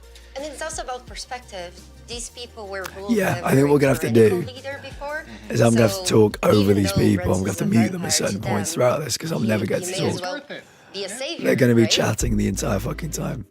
Right, new games prologue. For the next Beautiful section, we Light, have Project three, Shadow again, Glass. I'm gonna have to not say incredible games every single time, but we have Prologue, Go Way Back from Player Unknown, Beautiful Light from Deep Worlds, and Project Shadow Glass from Starhelm Studios. Oh my goodness. Prologue, It's go just way back. An infinite map generator with some game loops on top of it. Oh. So you have a survival loop, which is pretty hard. Oh, this looks Yes, the weather very tower will beautiful. give you a map and a compass and not much else. Some basic survival mechanics, and it's a game against yourself more than anything else, and kind of the decisions you make. Then we also have just objective survive, which is just see how long you can last in the world, and free roam for those that just like a hike. The differential. Yeah, I mean, this is like a very, very beautiful looking landscape. We were just talking about survival sims. I love the I want to be able forest. to give you the ability to give a deep link to someone, so I can just send you like a HTTP link that starts up the game, loads a map and a seed, and I can share stuff I've built with you with just a link, right? So it's kind of Create your own map. Way back is just it's a technological experiment. And just survive. or So maybe there were no, some technology we've developed. It's no longer maybe there were no experimental specific antagonists in It's this. also going back to my love of survival games. Like, there aren't cannibals, emergent, anything like that. I'm not giving anyone missions. But you're to just a do, person of the just woods, Get there, and how learning you get to there is survive. fully up to you. Basically, Yeah, you I get like the same sound of seed, this. You get the same weather. I'm pretty sure you get the same cabin layout, and you maybe get the same loot. So you and 4 friends could technically race to the weather tower and see who gets there first because you have the same conditions. And while we don't have multiplayer yet, you have this kind of asynchronous multiplayer that as long as you can share the seed with people. And I thought, wouldn't that be a cool thing for events where you have 16 streamers and see how long they can survive in objective survive mode, right? Interesting. Or see who can race to the weather tower quickest, or we can set up the weather just to get progressively colder and see who lasts the longest. There's a weather tower on top of one of the higher points on the map. It's generally the other side of the map. We do have prompts now that tell you what to do in the world, but yeah, there's some simple survival mechanics. I think that looks really Keep good. yourself warm, It's keep not going to be out on yourself dry, PlayStation, is light it? Let's be fires, honest. board up windows, keep your Definitely body not at coming to temperature, get PlayStation. across the map, and we don't tell you where you are on the map. Generic for except, survival. Do you think when so? you find a new Do you map think there in the needs to be a world, story and it in updates your some? position, you're The one thing I'm left for thinking is basic it might be navigation. It's lacking kind of set in the story. 80s, so I you don't have prefer digital GPS having like that. something I to want to make do sure that the worlds rather we're than generating have simply enough depth survive. that when we add I think the story, mission, and forests, quest-based content, that the worlds feel like coherent and real enough that it makes sense. yeah, I think the Like, forest has I a want to perfect have nothing. balance I want to have like because infrastructure, you've like got that story, telephone lines, but you don't this have to kind do of the stuff. story. So the cabins aren't just random. You cabins can in the choose to forest, ignore the that story. There seems to be some like logical placement of stuff in the world. And once we have those in, then we can more easily go, well, okay, you need to connect all the substations to bring power to the weather tower so you can get a message or go and do various things. Right now there's a bunch of cabins and there's survival mechanics, but we want to add a lot more depth to the environment. Okay. This is a tech demo.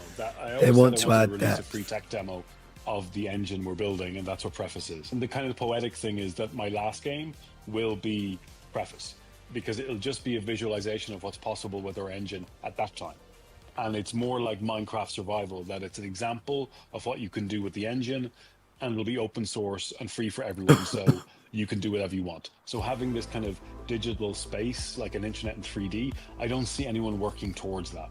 I see small bubbles, but I don't see anyone really trying to do Earth-scale terrain with millions of people.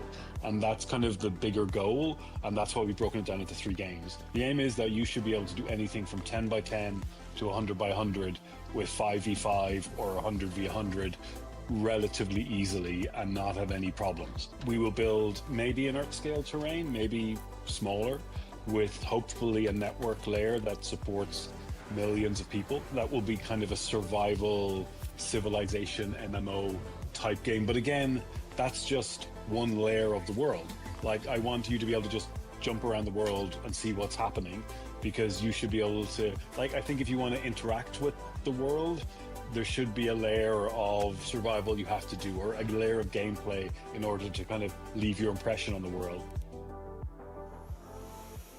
Weather getting colder would definitely be the long darkish. I need more than survival. I think I do too. That looks like an absolutely gorgeous playground, like a really like layered, in-depth environment that I'd love to walk around in. But just telling me to survive, I think I need a bit more than that. Just put Sons of the Forest on PlayStation, mate. I wish they would. This is as a story-based survival game, either with psychological horror elements or grief, would be amazing. Yeah, I mean, it has been done, but like, even if you stuck some kind of tribe of, you know, something in there as my antagonist, I'd play that tomorrow. But I think it's a good start, though. He said he wants to make it open source so people could do anything they want with it. He said it was kind of like the beginning, so maybe they'll fold a story into it afterwards. But yeah, that was the one I've been most impressed with. And free Atlas. I'm very happy to hear that, friend. Go load up on all the things.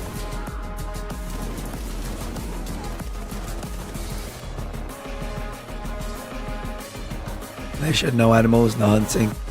Yeah, it does, because this is like pre-alpha. Like, this is a showcase of games that aren't out yet. They're not finished. You got to use your imagination a little bit. Might be years before some of these games come out.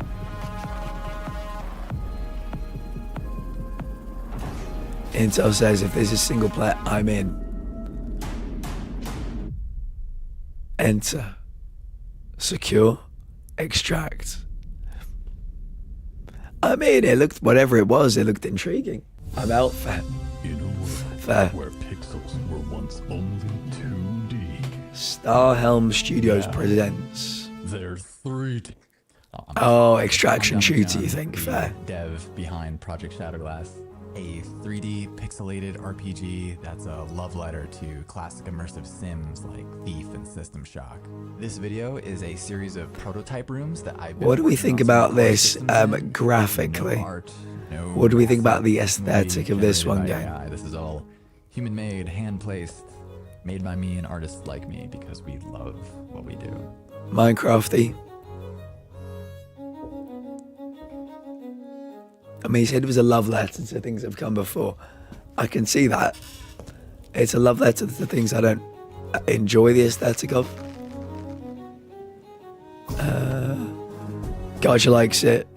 Sog's aesthetically beautiful, nice. Art style, no again. Shit like this hurts my eyes. I've got to be honest, I don't care for art styles like this.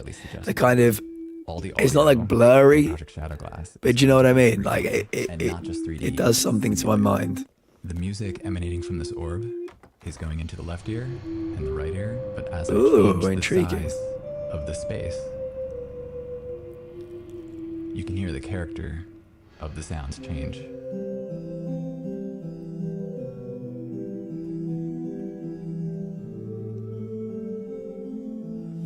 Yeah, I'm fed up with pixelated art style. Kind of trippy.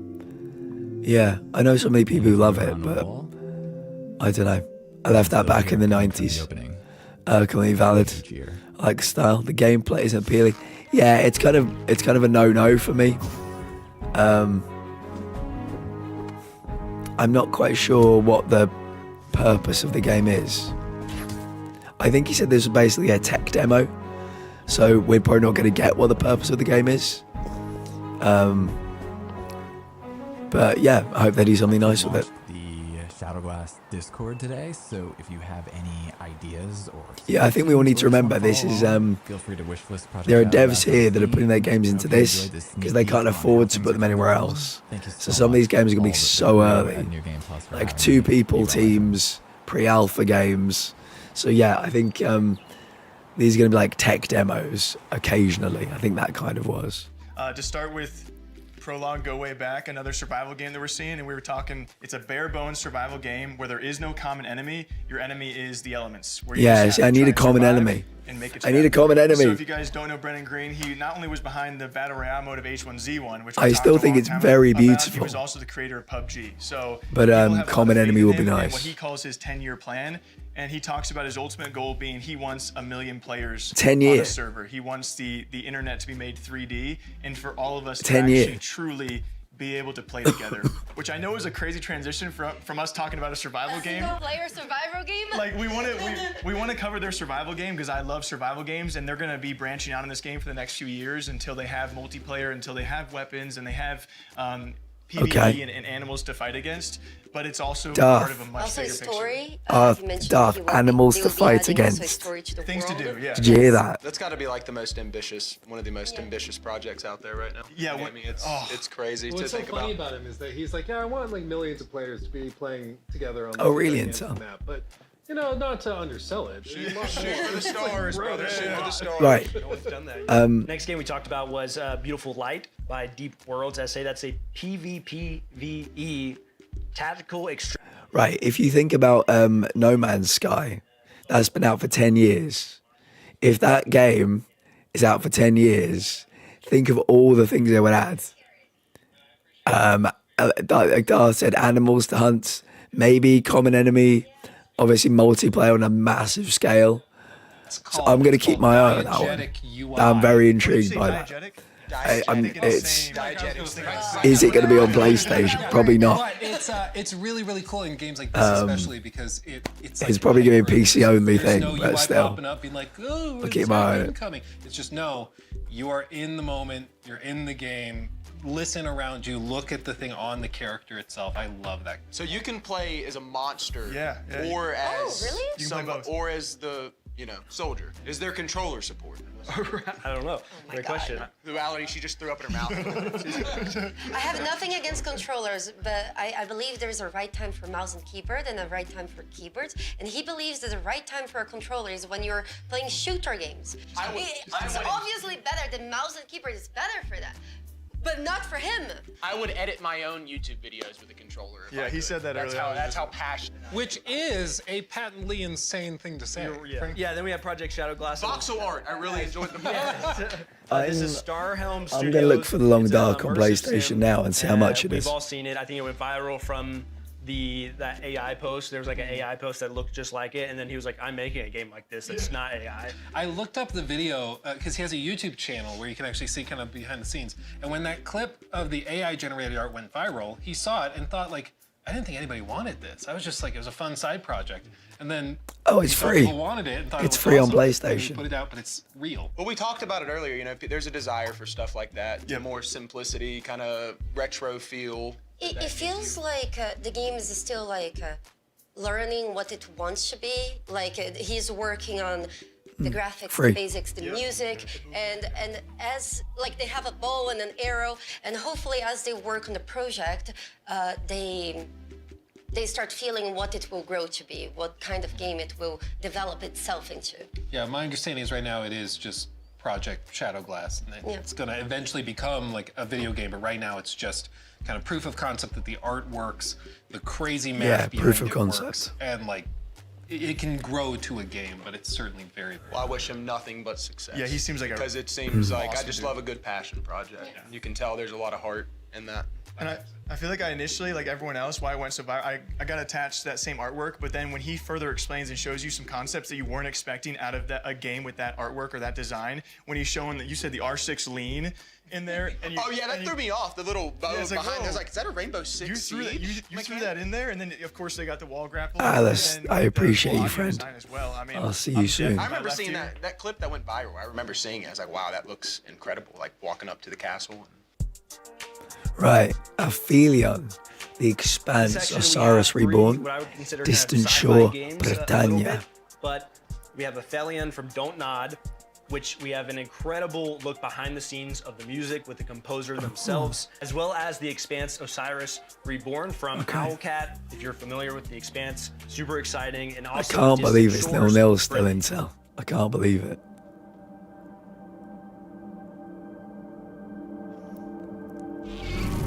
Oh, intriguing.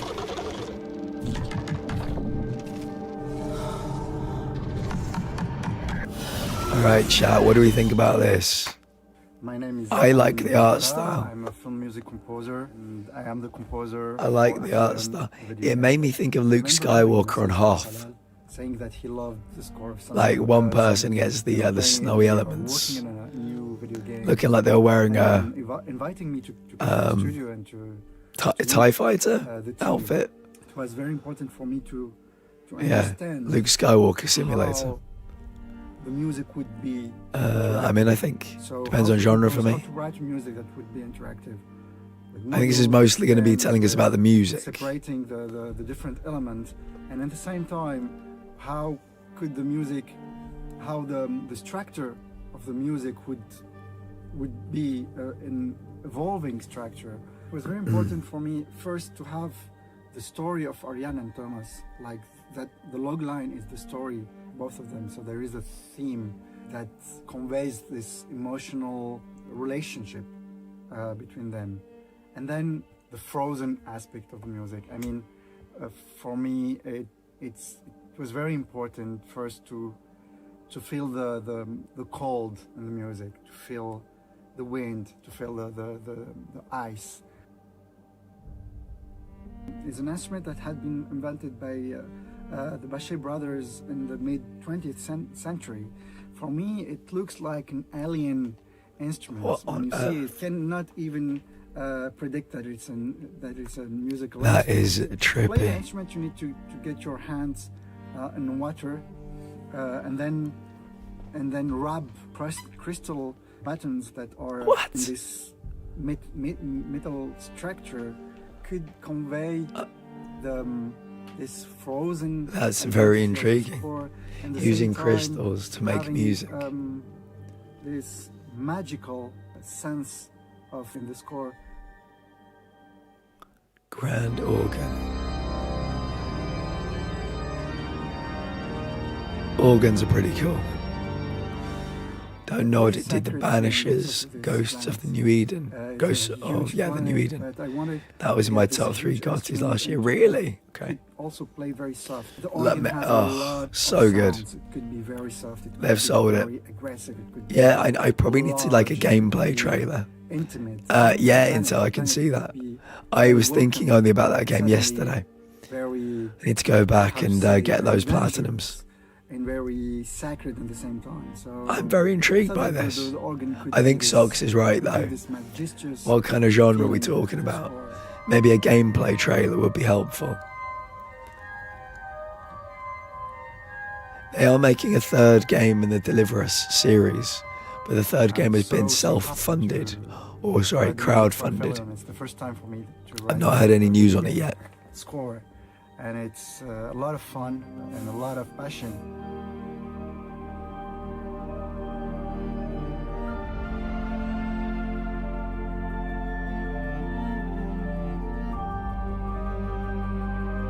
The music sounds, yeah, it does.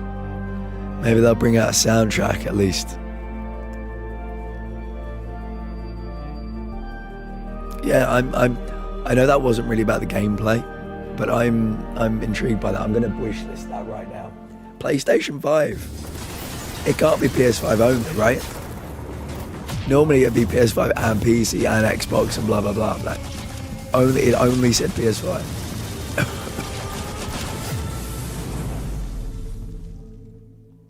We had some discussions at the early stages of the production, to be honest, whether to go fully class system or something else. And again, we started with sitting down and lining up what It's wishlisted. possible ways that the player It's on Steam might too. perceive the game. You thought they would have how advertised he that can express fact. himself in combat. But So weird. I've he just might want to wishlisted be a it. sniper, he might Yeah, I'm want to intrigued. be a hacker, maybe an engineer, something else. I could We believe designed we'd be those playing that game this playstyles. year. We thought how to mix it up a bit. Give me that how organ to music. let the player to experiment with what he encounters during the game. So, for example, when he finds a neat shoulder cannon, as we've shown in the announcement trailer, even if he's a sniper, he might want to experiment with that. Why not? It fits the universe, it fits the playstyle. He might want to see how it works. And so we decided why not to give him the possibility to do that. That was the idea behind the playstyle. So playstyle Really? is basically the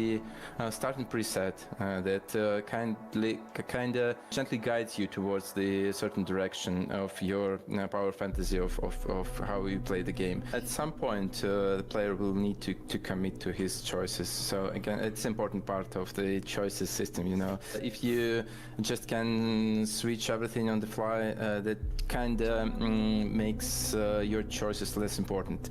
So at some point, you need to stick to particular guns, particular gadgets, and you just build around them. We give you some time to experiment, but you will need to commit. During the character creation, you will have to choose between three major factions. Your origin, so you will be either Belter or Earther or Martian. Facial customization, appearance, you can choose your body type. So you will be playing as a Pinkwater mercenary with different type of origin that you would create. You will have your sibling with the same identical one. They will look a little bit different because And they're tell what their minute own, in the football. person. They have their own personality. These events are set during the first 3 books, I think. You will start on Eris and witness basically the events from a different angle, and this part will be to some degree shown in your character creation. Every companion should belong somewhere in the universe, and they have their own background consisting of 82. their faction and their acquaintance, some background story, their own struggles. All this stuff will influence how they perceive the situations player encounters. So in every major plot event, they will have their opinions. They might hint you towards some decisions. They might provide you some assistance, or maybe even some Yeah, what do you think about this one, crucial chat? contacts to go This for, one is a no help, from me. for advice, for military support, maybe. Of course, they will have their own stories, their own struggles, and you can choose to help them, or maybe to ignore their own stories, totally depending on how you want to be invested in this particular companion. The choices you make for those companions also will matter in long term. Yep, some of them will have romances, and you can see on our background companions. We cannot say which will have romance, but there will definitely be romance in our game. It's Ooh, a romance. small crew on the Oh small my. ship. You know, the Expanse, it's a universe where everyone flies in very tight spaces for a very long time. So there is a dynamics in the crew as well.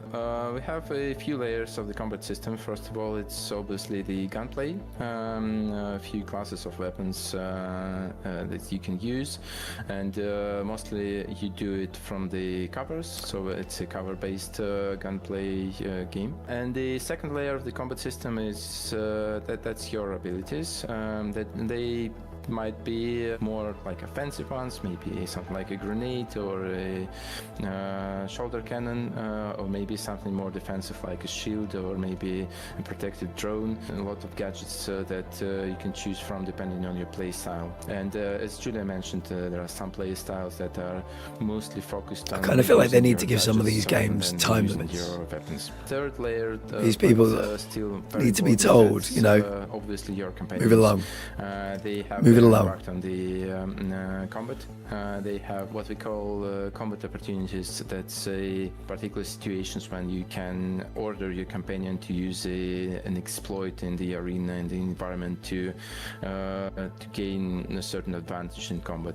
We decided against. I mean, it looks very nice, the but it doesn't really feel any part different of the survival stuff. So you quite a won't few other be games out there. counting your gallons of reaction mass or how much water you need to recycle before it dries out. Nothing like that. But still, the Okay, expansion water is very recycling, maybe not. dangerous. So in terms of narrative, the survival will be a Come part of on, the guy. game. You will have a tremendous. Is enemy. anybody You'll particularly have, invested in this, or can I a meet lot the of guy and very we can just dangerous talk about it? situations, that you What do we have think about to this one? Somehow there will be a lot of. What do we think about this one, guys? Tell me what you like, tell me what you don't like. Intel thinks they're in. Coral's in. Tell me why. Tell me why. We have Luna, Mars, Ceres, Io, and some other cool places to visit. And some of those places will be like major social hubs where you can just walk around, meet other people, drink at the bar, shop for better equipment and stuff like that. So you will have plenty of places to go and to visit and to look at. The Expanse universe is cruel, and some characters might die because of your choices. Stay tuned for more. We Wow. will show more, He must have very said soon. 35,000 Some, words. Cooking. I hope you will like it. He didn't even pause for breath. Holy shit. Jesus, that guy wanted to get he was told he has 5 minutes exactly. Didn't fucking stop. Wow. On the outskirts of Genyak Island. Stay I find it hard to pinpoint exactly why. Jenny got vibes. That's fair enough. That's fair enough. I'm just curious. I wanted to basically do anything other than listen to that guy for a minute. Right, what have we got here? Now, this is very beautiful, guys. What do we think about this? Look, bygones be bygones. Just find me in the West Zone. Find me in the West Zone. Okay. So we've got some kind of powers.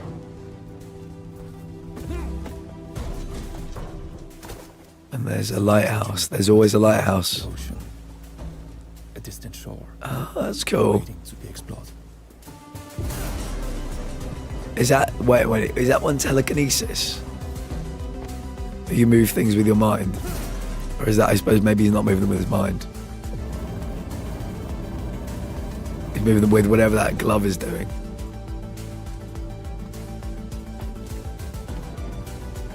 Parkour. Parkour. Parkour.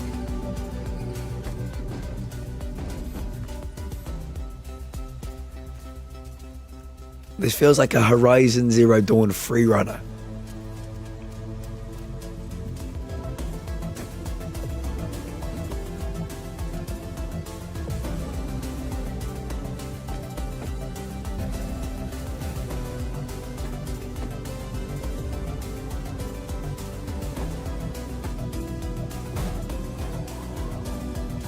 Yeah, I mean, it's not quite my thing.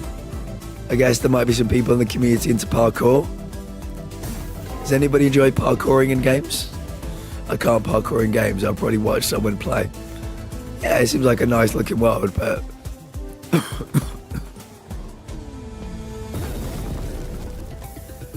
unless it's something like Myst, where there's a big mystery that you're trying to solve at the same time, then yeah, I don't know. Yeah, I mean, it's kind of like that one where there was no common enemy, you know, the kind of survival sim with no common enemy. If we're parkouring for the sake of parkouring, I don't know what the point is. But if we're trying to, you know, if there's a story element here, maybe that would help.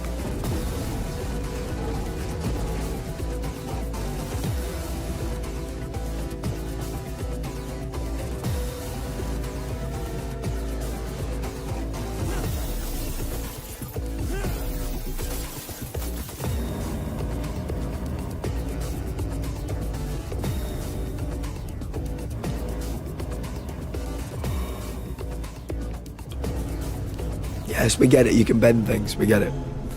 Don't see the point, but maybe this is another early development game. Yeah, maybe it's a proof of concept, Intel, you're right. Oh, here we go. Here we go.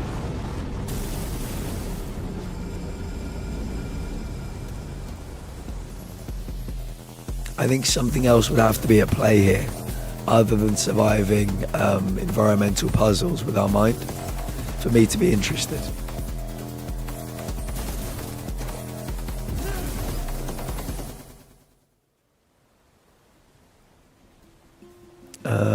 Power thing looks cool, but parkour screws me over so much I can't do it. That is okay.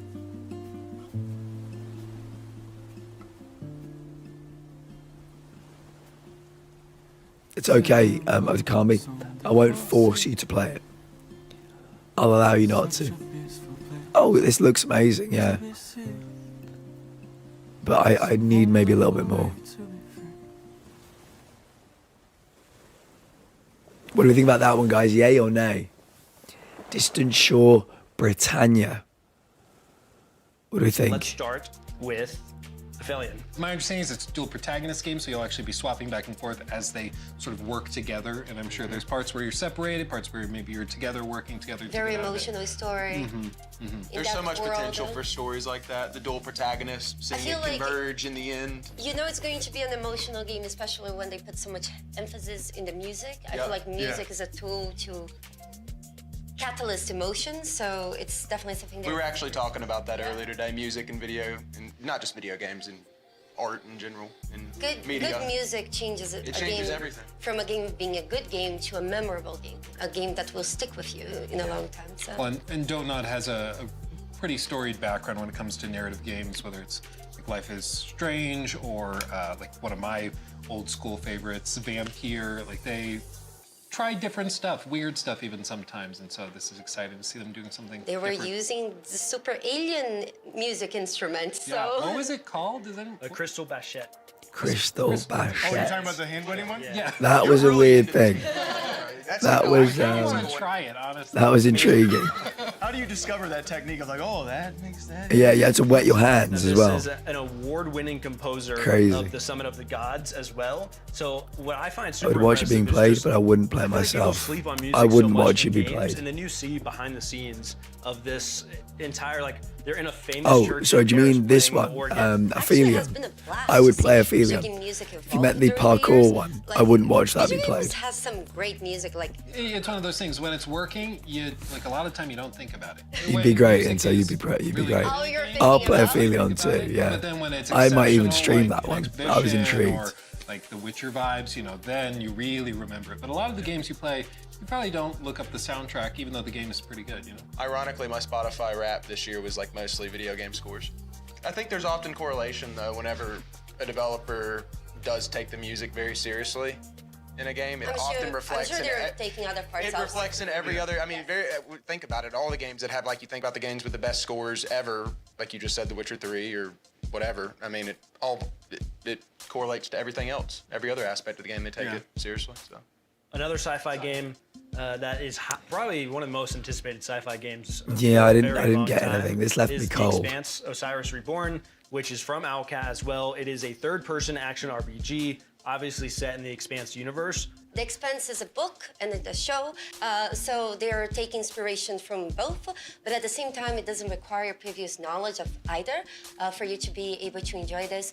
In this game, you're going to be living more or less through what happens in the show. However, from a different perspective, from a different side, with your own group of people, with your own environment, that you get to make your own choices. I think an important thing to frame all of the Expanse game with is that coming from Owlcat, they are a studio that did like Rogue Trader, for example. Their bread and butter is intense, gritty narratives with unbelievable levels of roleplay depth and choice and consequence, complex systems that interweave. And so seeing them go into this, which is of course a third-person cover-based shooter with many, many RPG mechanics. It's a different road. And I asked them about that in our interview and was like, how did this happen? Because typically they do sort of an isometric thing. And they just said when we decided we wanted to tackle the Expanse, it just it required that cinematic flair, and that's what they tackled, and they're doing a phenomenal job. Yeah, there. it certainly looks the part. Beautiful. It looks very interesting to me. It looks kind of like Dead Space meets Gears of War. It's kind more of like gameplay-wise, Mass it did. Or, yeah, Mass Effect as well. The choice and the reputation you have with your companions will change, because your companions, they told us, Until will how many disagree minutes with some of left? the stuff you do. They'll get upset or They will have their own about it. opinions. They'll have their own opinions, and they also, one interesting tidbit they mentioned was that when you are making choices in the game, they're not necessarily going to tell you if that was a big moment. That what you just said to them is going to seriously affect this thing over here.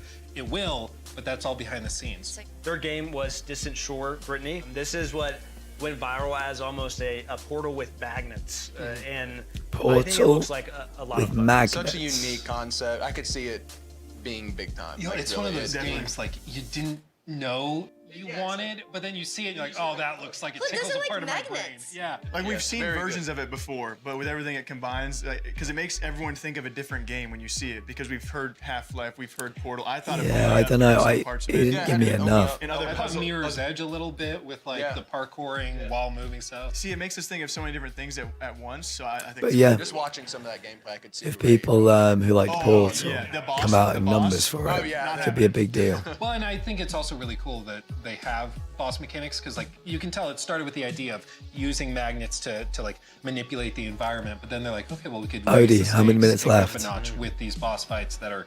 Seems like it's getting been a into bit of a space. dud. It also I'm very mixes up disappointed because to it's hear not that. just a puzzle game, so there is more to Yeah. it and more that you. Yeah, there's a world that he even showed as well. It's more than just a puzzle game. Like there's a narrative behind it. Exactly. Like they could have just stopped with the puzzle game. I think a lot of people would have been perfectly. We've just happy gone into the with that. But then they 79th could minute. Go and build on that. It's, I thought you said it was in the story, boss 94th fights, all minute. sorts of stuff. Yeah, if it's not just reach a destination or do a final thing, but it's actually a narrative, like you said, it's really cool. I think it's one to keep an eye on. Yeah. 97th. Next up, we have two very exciting. Wait, is it the updates from 79th or the Obsidian, 97th? that being some updates for Avowed as well as Grounded 2. We also got exclusive time with them and had some interviews, which were very exciting.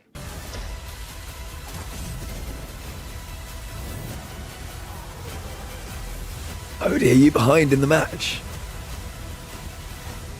Avowed, right. Obsidian first-person action RPG set in the world of Pillars of Eternity, where the player plays as an envoy sent by the Emperor of Edir. He must to be the 10 Living minutes Land to behind. investigate a mysterious plague that's kind of spreading. through Oh, the land, maybe causing Wiz is about 10 minutes chaos. behind. You play as the, Or even longer behind. figure Wow. out what's kind of going on down there. Do things that affect it in positive Full ways, time. negative ways, Fuck. or in between type of ways, with Well, that type of that's a choice shame. and consequence. In terms of, the post-launch things we've been supporting on it, That's a like shame. we've gotten a bunch of abilities added to the Ranger and Fighter trees to kind of more Terrible fill it game out overall. comparatively to Well, it's the not a defeat. aspects about It's it not a that are like defeat. arachnophobia mode, that was like We a now great no longer have to feature, play Liverpool this year. as well as, changes to progression, The weakest improvements Liverpool there, team in about gear 5 or 6 improvements, years. and as well We as couldn't bug even fixes score and past them, crash, home or away. Now, that's the Crazy. Yeah, we've added different species. Crazy. A Malwin, are now. Please, for the love of God, give me a PS5 release for Avowed. Terrible game overall. Damn, you sound as if you have a cold. Yeah, I feel fine. My voice is just a bit fucked, Juna. It's good to see you though, mate. Good to see you. Like quarterstaff was something where just we wanted to feel like more like a wizard, right? That kind of wizardy vibe, as well as playing as Orlin. Oh, it's a bit nil-nil moody, yeah. That we didn't. A defeat. That's a very disappointing game, yeah. Martelli should have been sent off to play. Really, what did he do?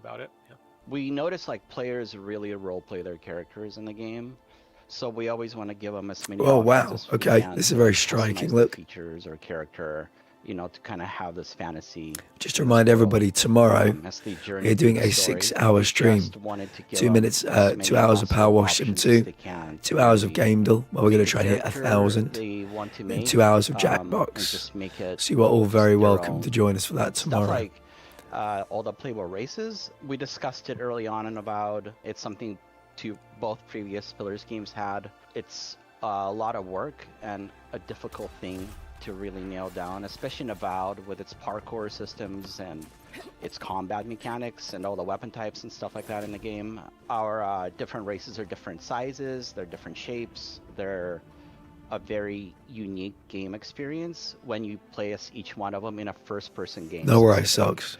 So it was something like new to Wrangle for Avowed. We had no time to finish it as we're making Avowed, and now we can give it to the players, so it's a more rounded experience compared to the original Pillars games. It should be a whole new way to play the game. If you pick an Orlin or an Amawa, it makes you feel completely different in the world, especially if you use third person or first person. It changes it. I'll be in bed probably before you even finish. Present in this game, so it's First 2 pretty hours. awesome. Got work Saturday morning at Plus 5:45. allows the player to Oh god, that sounds terrible. all their equipable gear. I'm sorry It to does hear that. reset it back to level 1, so it's not like you're just outright OP basically, but you know, you'll have the end game gear with all its like enchants to be able to just start the new game, as well as we have like modifiers on enemies. What do people think about this? Give me your opinions on this. Avowed. You know, modifiers that make them more resistance to being stun locked or hit reacted.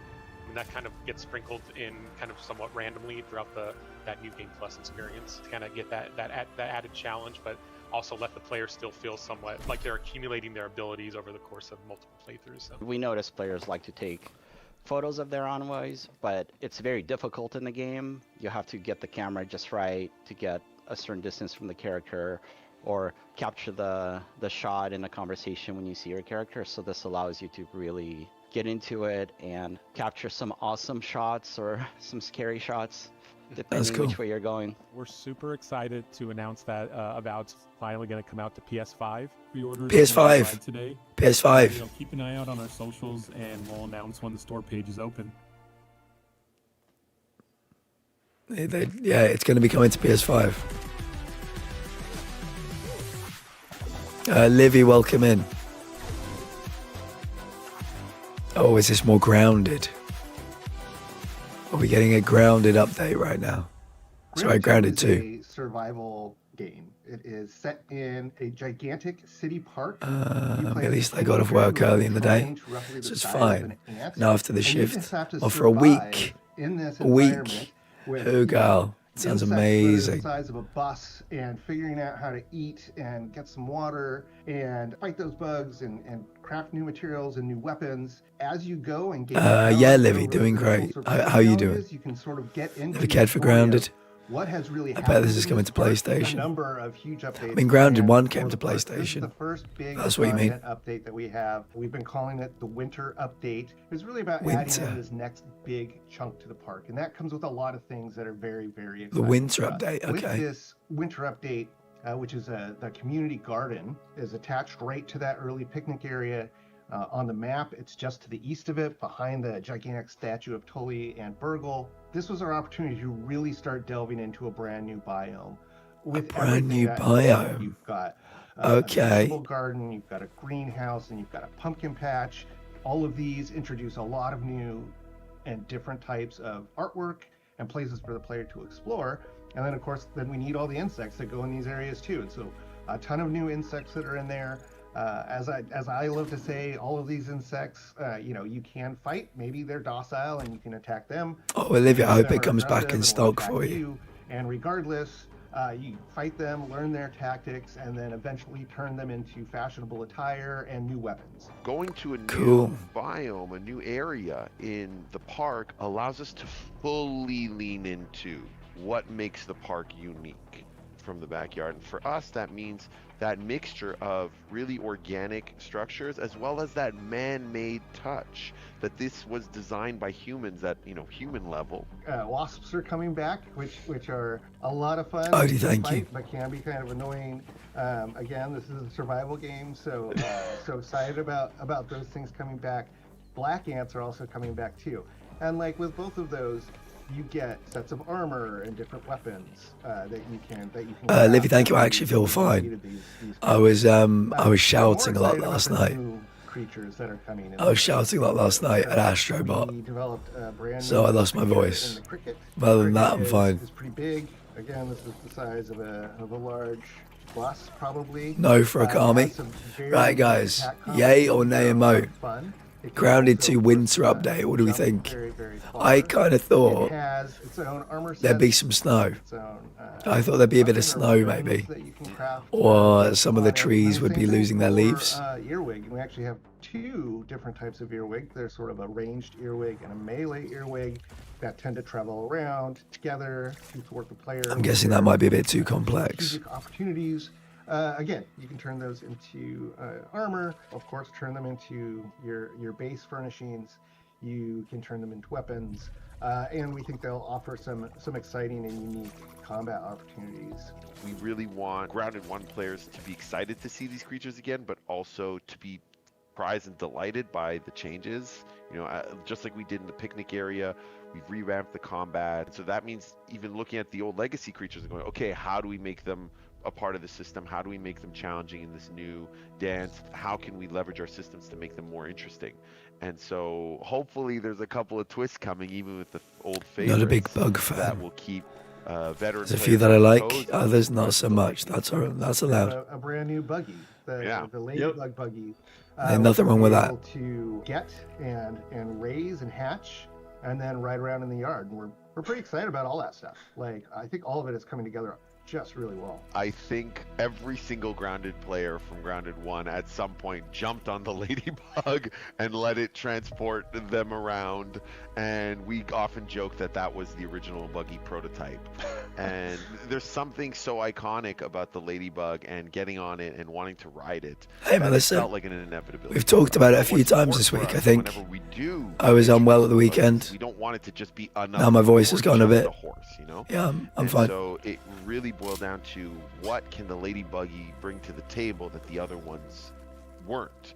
What can How are you doing, Melissa? Apart and bring a utility and an experience Gameplay and style of the game. that the other I really like the How can style she of the carve out game. her own little niche in the game? She's the The tank. reason I've not gone back to it is the You know, gameplay. the one who can get into I love the look of it. I think really graphically it's and everything I want it to be. those But yeah, large swarms of insects, and that's where the idea of the water yeah, cannon on the gameplay back, wise. and you know, players being able to shoot at Thank you, her. Melissa. I appreciate that. And that ended up, you know, providing a ton of gameplay opportunities and a really unique experience. Being able to shoot down the aerial insects that are often a bit more challenging and a bit Well, I mean, more, people know I've been ill players since now Saturday, have this so they know. range weapon I that mean, you can take them down with that feels super satisfying, almost like an anti-air gun. For us, as soon I as feel we like cracked physically that, fine. it felt like, Just the okay, voice there is she gone is, that's her at this niche, point. and It was the now final it's thing to go. bringing that experience to life and finding Sore throat, the migraine. the garden. Now I've got the experience voice to gone. really highlight that and let that shine for the player. So we saw Avowed, great interview that you did over there. We see now that we have New Game Plus coming. There's a photo. Yeah, mode, Avowed weapon wasn't my type, cup of tea. appearance. There's I'm glad it's coming to presets, PlayStation, we got though. Races, which I'm Species, sure, yeah. Lua will have a lot of fun with. Yeah, they're doing a lot, and I mean the game, of course, launched earlier this year. Obsidian's been very busy, yeah, and they're doing these free updates now, and so they also are adding New Game Plus, which adds a whole new reason for you to go back through the game. So the game is coming to PS5. Yay! We got another one. We got it. The Avowed Platinum Trophy was insane. Here we go. Yeah, yeah, but it's coming, and it's available for pre-order as of this Right show now? going live. So Right now. So check it out. Pre-order it right now if you want it. Saying how important the community is to them, how they've listened to a lot Avowed. of their feedback, like adding arachnophobia mode on Grounded. I was gonna say, Luke, if I'm scared of spiders, what do I do? Yeah, there's arachnophobia mode, but they like. That's It's kind of funny their that there's an driving force, is arachnophobia looking at the mode community, for the Grounded. community saying, communicating, like, hey, we'd like more species and more. I wonder what they do customization options in for the character Grounded. builder. Okay, we'll do that, and it's just really nice to see them do that. They could put it in a paid package, but they're not. They're just, it's a labor of love, and that's. I really like how, as you're going to a New Game Plus, you can also change your character's appearance. So you keep some of your skills and stuff, but if you are tired of how your character looks or you want to do something new, try a different race, you can do that by just going to I New liked Game what I Plus. played You so don't need far. to go back to the beginning. But I veered away We from also it because had when I Grounded 2, started playing it, which is other bringing games the caught my Garden of attention Brook more. Hollow Park that is now going to be open. So it's a new biome. They have new creatures, new tools, a new mushroom brick material that you can build more stuff with, and Oh, also nice one, a Melissa. new ladybug. I'm very happy you had that. A ladybuggy. For those of you watching, it's a play on word. Allow me to explain. Ladybug E because you can mount it and ride it like a buggy. Ladybug E, we got The it. community, they also take a lot of feedback. This is a game that launched back early access back in July. And so how'd it's you a figure? major winter update is what they're calling it. And it Is was it because of that heavily Xbox requested to have event on more the types of 20th? transport, which they are still planning more for the future that people can be Or excited about. has somebody said But they something always listen to specific? feedback about, you know, should an insect be an enemy? Should an insect be what they call, you know, is it docile or docile?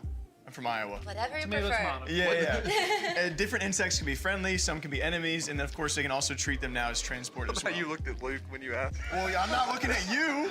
And so with this update, they're doing this throughout a lot of the timeline. Like they're gonna give you a lot of these big updates, and you're gonna be kind of surprised of like when it first released early access, there was still plenty to do. It was a survival game, but if you were a fan of Grounded, the original, you knew they were still gonna have a great winter update for you like this, and so they have a lot Lost on their Odyssey or Blue roadmap Dragon. because of the way the game What is systems oddly like I think I'll be scaled happy. down. You know, it's from Those are Xbox Honey, I 360 Shrunk the Kids, like, exclusives. the way it's shrunk They down, should do they have an so arachnophobia much mode they for still want to Resident do and will be Evil. doing for a long, long time. Well, and that cricket. I'm trying to The think. cricket thing looks That thing's terrifying. horrifying. It turns around and like. Oh yeah, I remember I who gotta go. give them credit. Village. Obsidian's been so You're talking about Village. crazy busy. Like the fact that you can put out 2 pretty sizable games in a year and a bunch of updates for it. And it seems like they were cooking something huge, right? Because Yeah, they just had Tim Kaine come back out of retirement.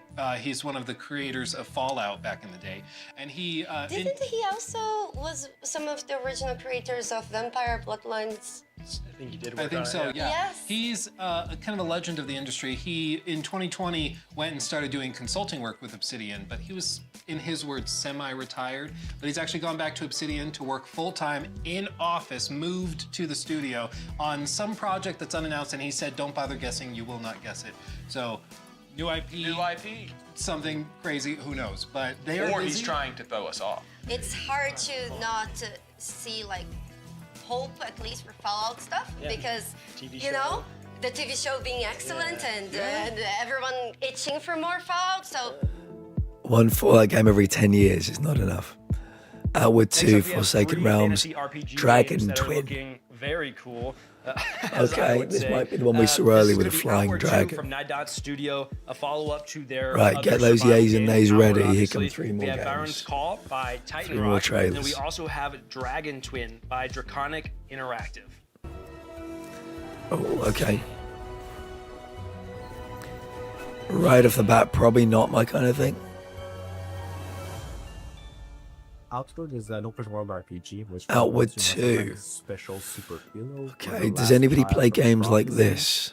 You're just a dude or a dudette. And the reason why we are downscaling who the player is because they want to be immersed more than they want to be powerful. And that was the big change in our approach. And we made all of our design decisions to be in alignment Very with pretty. this vision. If you were just a regular person and you wanted to think like a human would, but in a fantasy world, it's when you are aloof. When you're just like, That was fucking "That's not scummy. so dangerous. I've done it before." I'll have to take And a look that's later. when life just My co-worker's snaps absolutely back at you, right? addicted In real life, to that's copying like the first that. one with his It should be wife. like that in the design as well. So one gigantic thing is the character creation.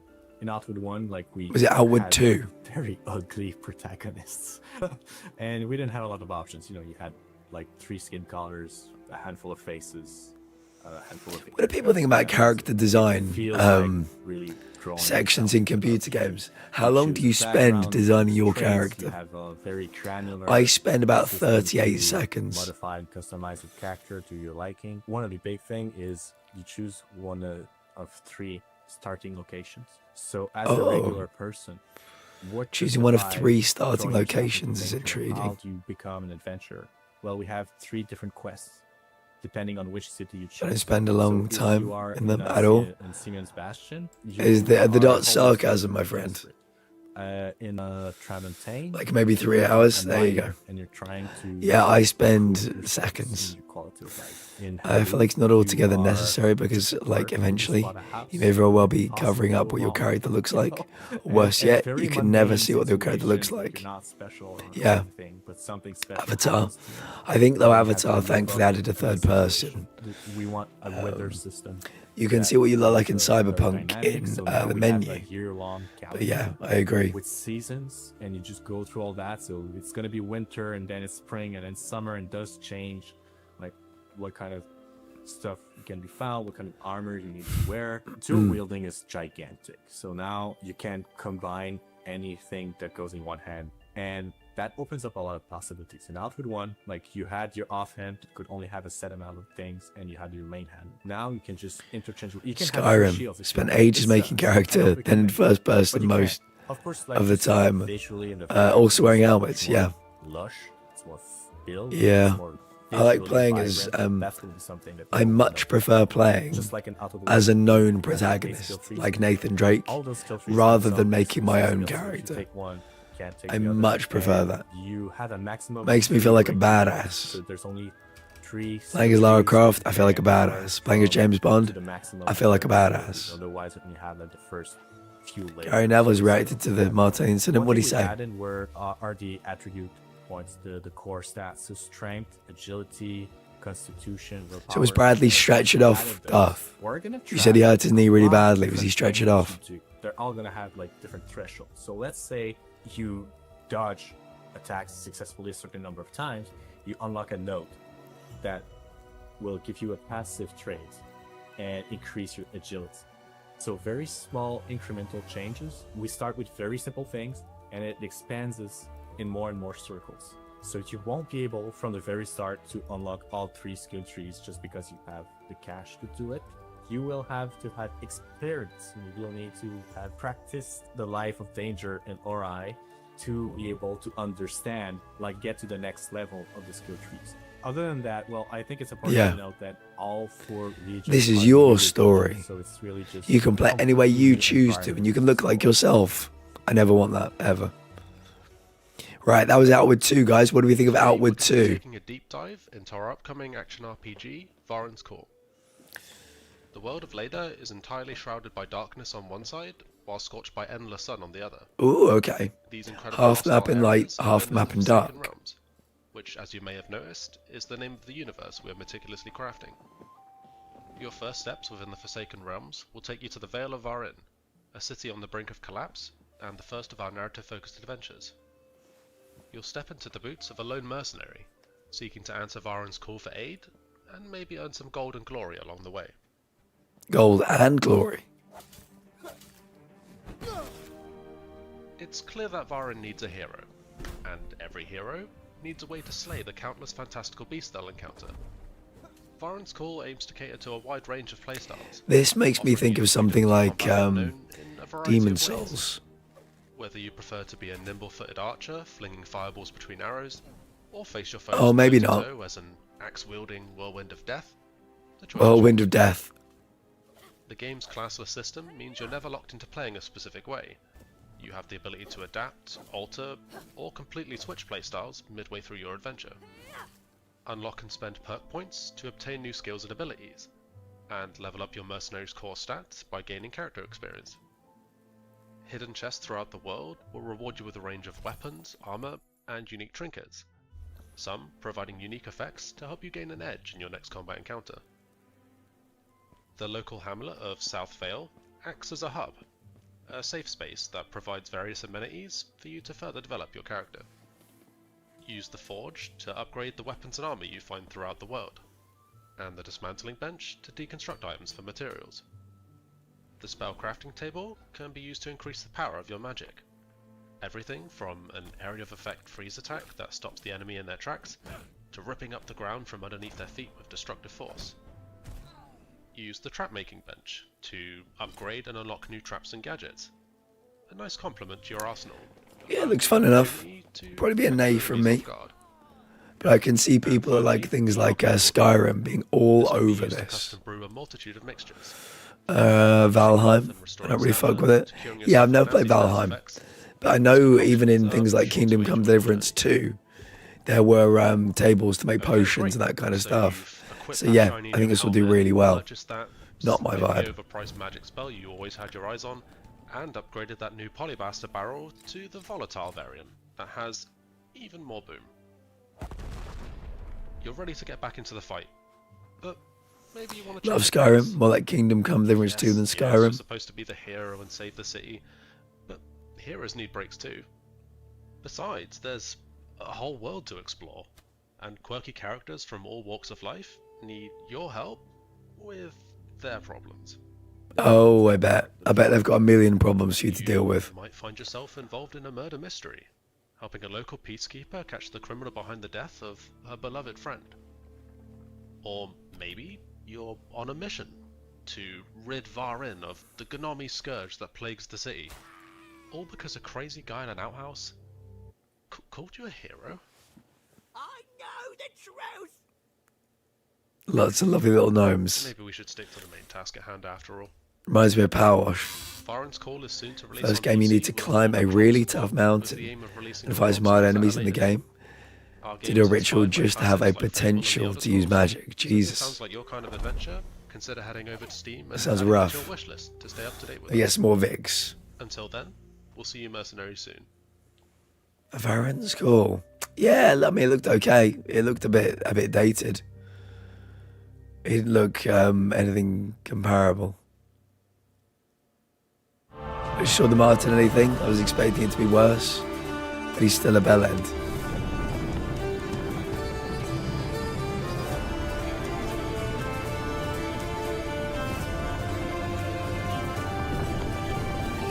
Right, this is Dragon Twin, everybody.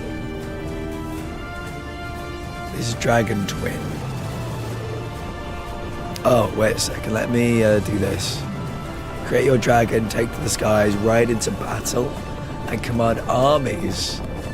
Right, what do we think about that? Right, wow, killing people on a mass scale. The focus of this stage is on the tech and systems needed to bring the concept to life. The full scope for the game will become more clear over time, as it depends on future funding and the shifting nature of game development. Motion sickness all over at Hugal, you might be right. Yeah, the idea of leading an army from Dragonback, I think is pretty fucking cool. Oh.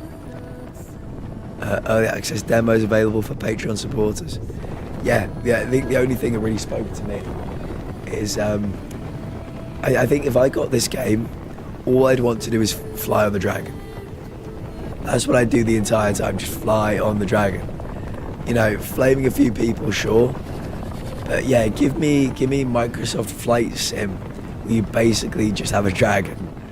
If that's what this game was, I mean, I get it for £5.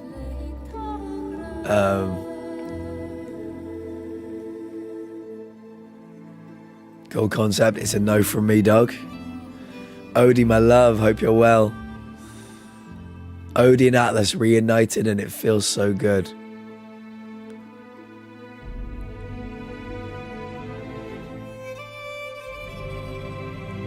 He drops the ball on Bradley before it. Dragon Twin.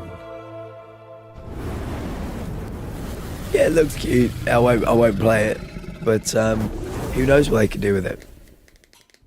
Thanks for watching. Thank you. Was how hard is this game going to be? Because the most common question about the original Outward was, okay, this is like, does it have to be so hard? Livy, you were just talking about this, Livy. In the alpha version, and I got my ass kicked. I'm glad. Deserved. But it's actually amazing. Like, I actually really enjoyed it because exploring this game felt very rewarding, and there's like a camping system, so you can let me fly, yeah. Like right outside like the enemy zone, and then you prepare like your weapons and everything to wreck the enemy, because if you don't prepare, oh, you're in trouble. It's known to be a very, very hardcore survival, and when I was talking to Guillaume, he was like, if you die, it is likely your fault. And we all heard him say, like, it's not hard, couldn't but sleep. it is demanding. So And got up to get a rice pudding. Little cinnamon, maybe you feel worse. We'll No. said, of course, I need Shocker more can cinnamon. die. You deserve all the Take care cinnamon, of my it. friend. Of course. When are we getting the One of OD big Atlas struggles was with stream? inventory and spacing along It's other cool, but I think the struggles that closest players I had played to really to try riding a and dragon play out is this Pansy game. Like, Dragoon. you were saying earlier, you can't dilly-dally in this game. You have to really It's a know shame. what you're going to do, You see, and if that eventually you'll get dragon a hang of thing things. was But part another of big a one Game was of dual Thrones wielding, game. so you can dual wield. He So says it was like, it was anything in one the game, you can aspect of even a bigger double game. I shield think it'd it be up, really which he cool. says is not recommended. But I wouldn't play a game that was just about riding a He dragon. really loves to stress all of these niche things. Like you can sprain your ankle, you can Oh my perforate, God. you can perforate a lung. Trauma. She has clearly sprained it. You can sprain her. I also got brain damage. You can have a concussion. It will all impact you, and all of these ailments like take different lengths of time to recover from. I got a concussion in game as well. It was really tough. As well. What were you doing? What were you doing out of game? It was kind. No, it was just kind of like a play on because whenever I told people I got a concussion, brain damage in game, a lot of people in my chat was like in game. Isaiah. Sounds like the most hardcore of hardcore. Yeah. Survivals. It was really fun, and you can also play with friends, and then things become a lot more bearable. They've showed the split screen. Yeah, and so it you looks can play awesome. split screen with your friends, and it's really nice. Especially because then, like, you get beaten up, and then your friends get beaten up. So, and then you know. can get digital concussions together. Yeah. Next up, we have Forsaken Realms, Baron's Call. We were all sitting here saying it looks Yeah, It looks sick. it's just this one just isn't my genre. I imagine there are people like you guys said played Kingdom Come. At the I very think end people of the said not so trailer, much they say Skyrim. Inspired by games like Fable. Brewing their own They really struck an potions. interesting vibe. It seems like it's got a lot of soul Yeah, I in it. think a lot of people. This could Talking about find an music a lot audience. today, I just want to say Not that for me was though. something I noticed right there. That flute. There's something about a flute. When a flute starts playing. Drakengard, but I could be wrong. When the flute started playing, he was like, "Oh my god, I'm ready to go to war." No, the game looks really nice. It looks very well detailed, and I can't wait to try it. They angled it that like, hey, you can do this thing. You can really focus on combat and the main quest line, the main story, but this is also an expansive world where there are a bunch of little side stories where you can go to these individual side characters and like help them catch their chicken. Yeah, Or yeah. murder mystery or whatever it Help is. them And I think catch that's their what chicken. builds out a world and makes it feel more full. So I think it looks great. Third, we had Dragon Twin. I don't even know if we're. Let's ride! Dude, you can make your own dragon. There's a character creator for your dragon. Did you see the neck customizer? I mean, like Jake was like. To be fair, is very early in production. They're working on all these systems for Dragon Flight, and as they mentioned in the trailer, it's still a work in progress. They're like finding the game and what it's going to be based Finding on the funding, game. Patreon support, things like that. Interesting. But, I mean, just like imagining the vision of a kingdom builder where like you're in command of Neck dragons, customizer? like No, thank you. Khaleesi. Like inject that into my veins. It's another one of those games I didn't know I needed or wanted, but Never even came across your mind. You're like, wait a second. then you see it and you're like, of course. Of course I need that. I can't wait to see how it progresses because it already looks amazing. But they left the combat pretty open-ended. Like we saw some battle Yes. scenes, we saw some light with other dragons maybe fighting, and how that's going to come into play. Yeah, I mean they could do something really fun with it. The so cinematic. The cinematic shots you're going to get with that dragon is going to be crazy.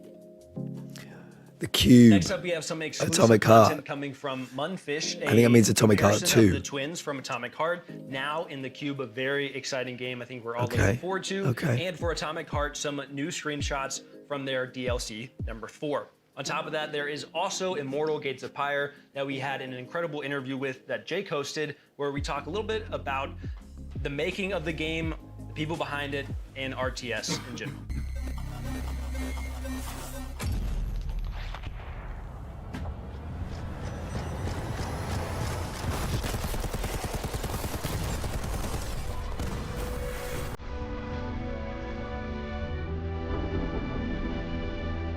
Oh my.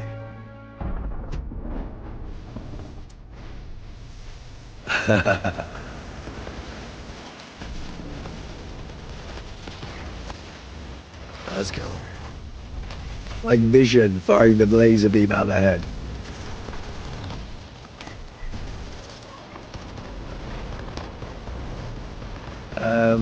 It's either the Cube or Atomic Heart 2.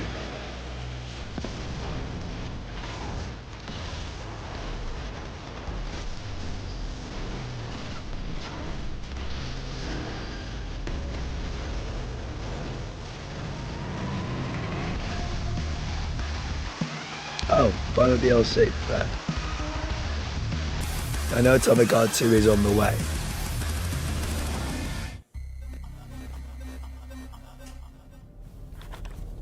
Is it recording? Yeah, it is. It's in the sky, a giant cube. Cube. I can still barely believe it myself. When it showed up, I was in the lab. I didn't even see it. You know, I felt that same fear, though. A terrible sense of my own powerlessness.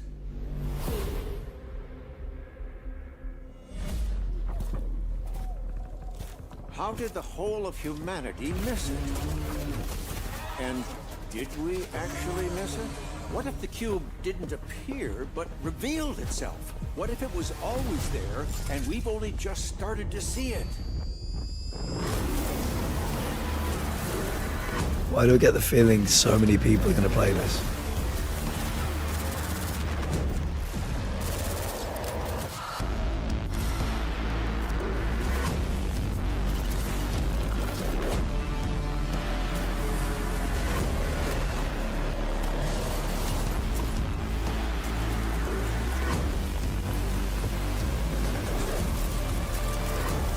I think this is going to do really well. Really well. Atomic Universe.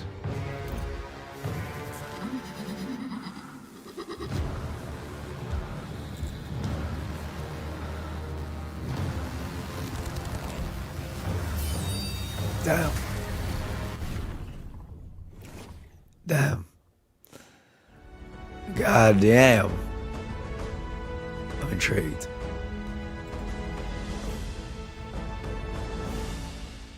Immortal Gates of Pyre is an attempt to modernize and make more accessible the RTS genre while simultaneously keeping all of the complexity and the opportunities for mastery that have made RTS so popular over the years. First thing I thought of was League of Legends or something like that. RTS, the fast action, big not battles, my very vibe, tactical, but kind of very rapid. I can imagine they'll sell We 10 realized bajillion that copies. RTS, in part because it was dominated by a few big players, never really went through the kind of indie transformational experimentation. Interesting. Some of the companies that tried to do so Interesting did so by point. stripping away features or losing some of the things that really made RTS great. In the early days, we surveyed a lot of players in both MOBA and RTS communities and found that they really loved the fantasy of commanding an army. RTS, at the end of the day, if you were to strip it all away, is just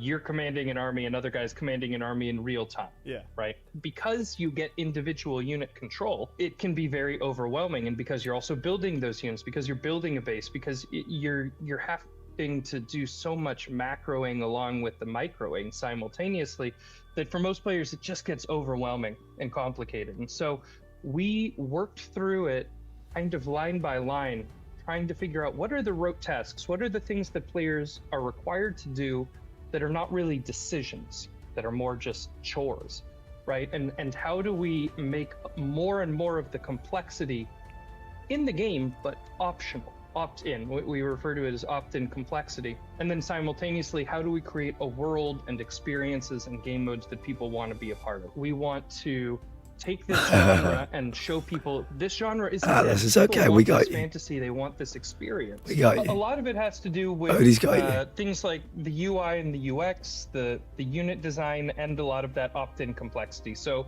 for example, in most RTSs, you always have to be building workers. If you're not building workers, you're falling behind on your economy and you're screwed. The correct move, with very few exceptions, is to build a worker every chance you get. So we made that automated, but have a toggle. If you want to turn it off, you can. So if you're trying to do a specific timing attack, you can, but we took that complexity away. One of the other things is how in MOBAs you have a unified command card, right? All of the abilities and castable abilities on your hero are easy to reach. You can hit all of those buttons very quickly on one hand. We redesigned the UI UX to be the same way. So you can select your whole army with one button by default, and then all of the abilities, castable abilities of your army are also on that one unified command card. One of the things that people often tell us is that when they watch our game, it looks like an RTS. I literally jumped from hearing the word It ringtone. almost plays more like a MOBA. How long in have you terms got? of how Oh, they're commanding their you're at army. home already, Our aren't you? I early was going to say, idea how long was have you got till you go home? The top, You're working from home. 10 modders within generally. I know you couldn't strategy sleep. Do you gaming feel any space. We better? bring them all together. Are you eating, We were to come Atlas? together and build a game that truly Make sure you're having is some the food and next hydrating. generation Take course, any what meds does you it might need look to be taking. And that's what we set out to do. The We're good, 1v1 good. or 2v2 Good, PvP experiences, they're similar to a StarCraft or a StarCraft 2. You know, Oh, maps. yes. We did redesign the The maps. cinnamonless and we rice redesigned the rice mechanics in a pudding. way that 2v2 is actually really fun. It's a core, But yeah, make sure core you're game zone hydrating, mode, having some food, and players, including pro players, your body who will actually thank really you for enjoy it. doing 2v2 And tournaments. hopefully you can But the kick this ultimate thing by goal the end of the is to weekend, destroy the enemies if town not before. centers, and so it's kind of a tactical back and forth with counters and strategic snipings and using immortal abilities in clever ways. So it's great for mastery and laddering and You absolute and sweet skill talker. gain. Ultimately, or at least the goal, is to have other PvP modes that are more casual or more playful, kind of some chaos modes, auto battler modes, things like that, where if you just have 10 minutes and thank you, wanna Zion. have a beer while doing it, Lots you of wanna honey as do well. something that's a bit Really getting strategic, through the but honey. You don't want to get that sweaty. No, we want to have those experiences too. That's a big part of the target market that we're looking at, is people that like. So it's always difficult for me to talk about games like this because I don't really play them.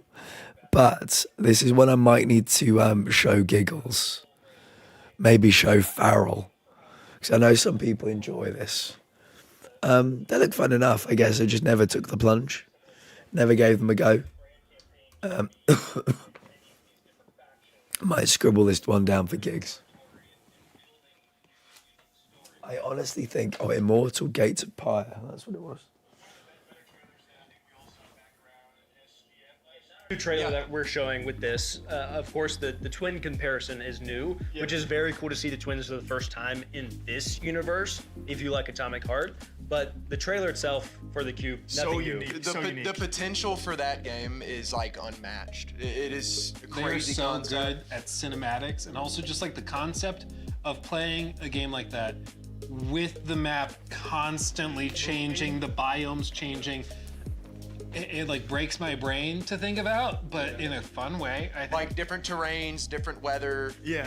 I make rice and a fried egg. It's a quick and easy meal. Good at this. We don't know how the mechanic even That makes works me happy. with the I'm assuming you can fall Rice off. pudding's okay, Fall off the map. but we need sustenance when we're ill. I'm gonna be having a lovely curry straight after this. I'm proud of you, Atlas. I enjoyed Star Wars Empire at War. The other cool I part enjoyed to me Rome is at that it Total is War. set Those are in pretty a much the only universe that RTS people I've have already played. been a part of somehow. They're not real time, but I did play Civilization 2. It is Soviet Russia in an alternate timeline where they've mastered robotics, but then there's like evil robots. And in terms of vibe, it's kind of like Soviet Bioshock. And Yeah, it's a vibe. that's a good way to put it. And what's interesting is that from the original game Atomic Heart, one of the primary things people loved about it were like the boss fights and then like the outdoor environments and the art direction. And that is just the cube. And then they're adding in this multiplayer component as well with like, it seems like PvE elements with bosses that you'll fight against together as the cube rotates. I can't wait to find out more. I love how open-ended they are. Munfish are like, we are all curious because we don't know the exact direction they're going and where it could end up. And I was trying to pinpoint like what game I was looking at, because we are gonna flow into Atomic Heart, and I love that tie between those worlds. But I honestly saw a piece of like the finals and the first destructibility and cube movement we saw when the finals first released. There was something about that aesthetic that I also saw, and I was like, okay, now I'm instantly locked back into this. The DLCs people love. There's already Atomic Heart 1 and 2. This is their fourth and final DLC for Atomic Heart. And when we saw the trailer, we saw the screenshots, it adds new environments and it looks good. Yeah. You know? Then the third game on our list with that one was Immortal Gates of Pyre by Sunspear. Jake, you had a great conversation with Ian. My boy Ian.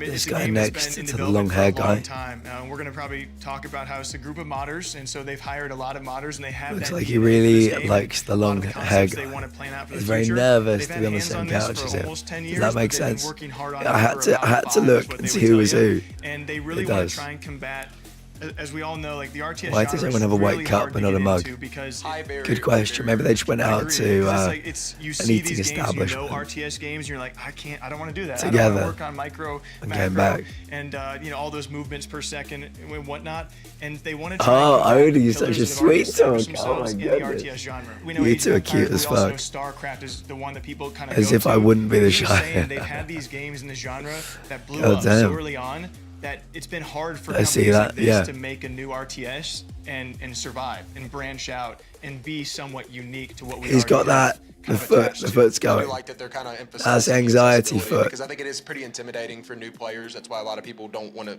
you know. I'm not sure, turn Intel. on Not sure at all. RTS. It's just so overwhelming to look at. It's awesome. I'm one of the people who haven't played RTS because If it's 2 hours, we've got 23 minutes left. playing this his entire life. Who knows? I have no, yeah, I don't have any clue how to do it. I'm so tired. Go to bed, man. We need you fresh for Game Duel tomorrow. Have the experience where you just sit at home and Odie, can you do me a favor? I need you doing this to Atlas. Game was made for. But I do want to I need you giving Atlas a shoulder massage because they're going to be doing some great Game Duel work for us tomorrow. Hopefully getting us to 1,000. Intel, you can put a bit of Tiger Balm on your own shoulders. So you're prepared for Game Duel tomorrow as well. Selena, how are you? Hope you're doing really well. And so I hope we see it in the near future. Right, Exakiller, Far Next Far up, we West, have what I'm calling kind of Erosion. a Western section. We have some new footage from the game X Killer. That's going to be Paradark Studio. There's Far Far West from Evil Raptor and Erosion from Plot Twist. His foot's still going. Okay. This is the Pacific Drive one you thought you saw, Intel. Exakiller. Welcome to All right. the world of Exakiller. All right. I'm intrigued. Let's take a look. And this is gameplay overview. Carly, good night. Good night to Harry as well. We appreciate you. Action-adventure game that I was thinking, why would they put Pacific Drive in? Maybe DLC. Never holds your hand. I didn't think any DLCs would be announced here today, but yeah, I'm intrigued. I'm intrigued. Corporate bounty hunter. A corporate bounty hunter. Intel, I'm in, baby. I'm in. I'm all in. The system. One of the game's main hubs is the tower. Hi. A massive fortress city. Rough time, rough start to this year. Plus I'm sick. This is where you Selena, I'm sorry, we're all sick. You might be able to hear it in my voice. Half of us are sick right now. Job well done. I'm sorry, if you want to share anything with us, we'd love to talk to you. If you want to just be here, we'll take care of you, alright? Exakiller, I'm in. I'm in, baby. Outside the tower, Shall I see if I can wish lies list the it as well? scorched desert. You travel through it in a heavily modified car designed to protect you from extreme conditions such as heat and radiation. Inside the vehicle, you have access to your computer, storage, and a working radio. I don't think I can wish list it yet on PlayStation. From your...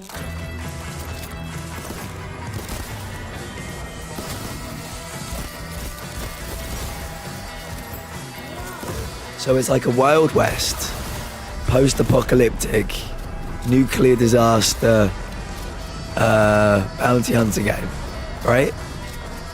Western, post-apocalyptic, bounty hunter game. We get to drive around in a car. Yes, please. Yes, please.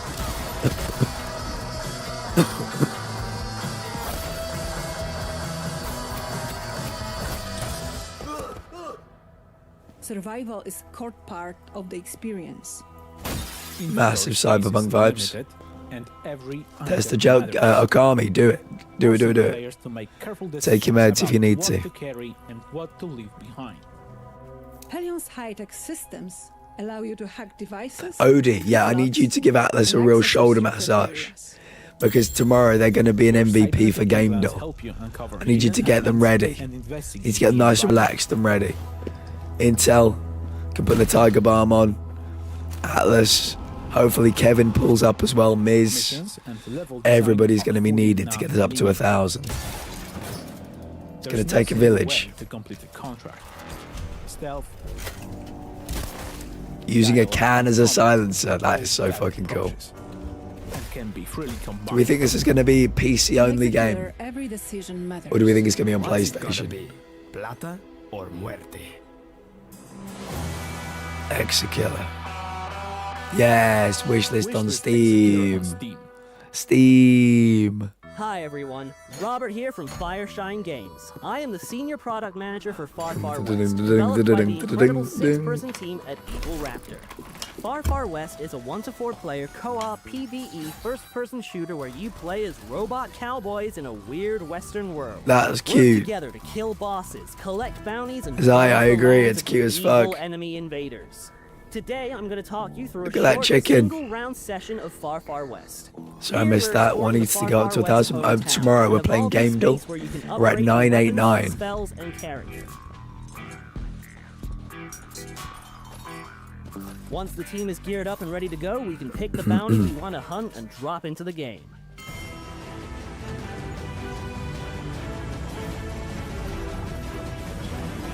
Atlas. I'm very happy to hear that you've been reminded by somebody else to do something. Very good.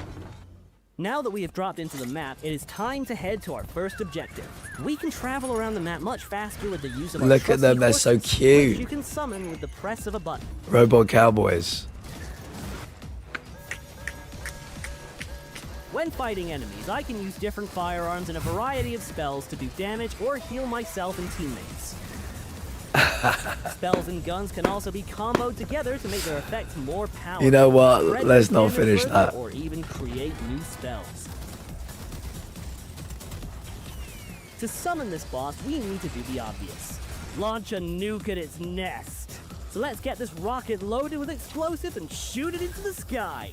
When playing co-op, you have to work together as a team. You can finish it. Objectives and Just defend finish it in yourself from DMs. enemies. Hey-oh. Right now, we're throwing sticks of dynamite to my You teammate for him two, to put in the rocket, keep me young. of which he is actually only carrying. Something's getting While finished at carrying some out point. objectives, you will attract the attention of the enemy hordes, who will try and Alice, can you see my eyebrows? Now we have the rocket all powered up. Let's launch it at the boss nest to This really game is make wild. it angry. This bounty is far from over. Now we have to take the beast down. The alcohol in my tester gel smells Summon really the boss strong when and I get apply this it. party started. You're gonna be drunk in the best way. Multiple times, but I believe it, Odie. I believe. The two of you bring out the best in each other. We won and the boss is dead, but we aren't safe yet. So let's get to the station to get the last train out of town. When the train is called, we have to stay alive for its arrival, which is easier said than done when the whole of the Far West wants you dead. We made it out alive. Well, some of us. Which means we get to keep the resources we found. Guys, does it suddenly feel very warm in here? Sadly not. It feels quite cold to me still, but I think I get what you're putting down. Just one simple game of Far Far West. There are multiple we can put the best in each other too. Hey-oh. I gotta be careful with my voice. You can play the I gotta be careful with my voice. right now. Far Far West. I would play that with people. As a parent, you've got one job. Protect your family. Whatever happens, you do it. Or No, die trying. not on play.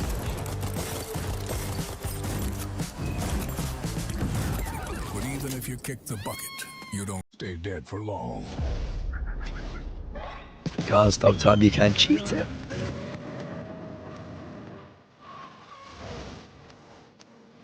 Every death costs a decade. A decade. Wow.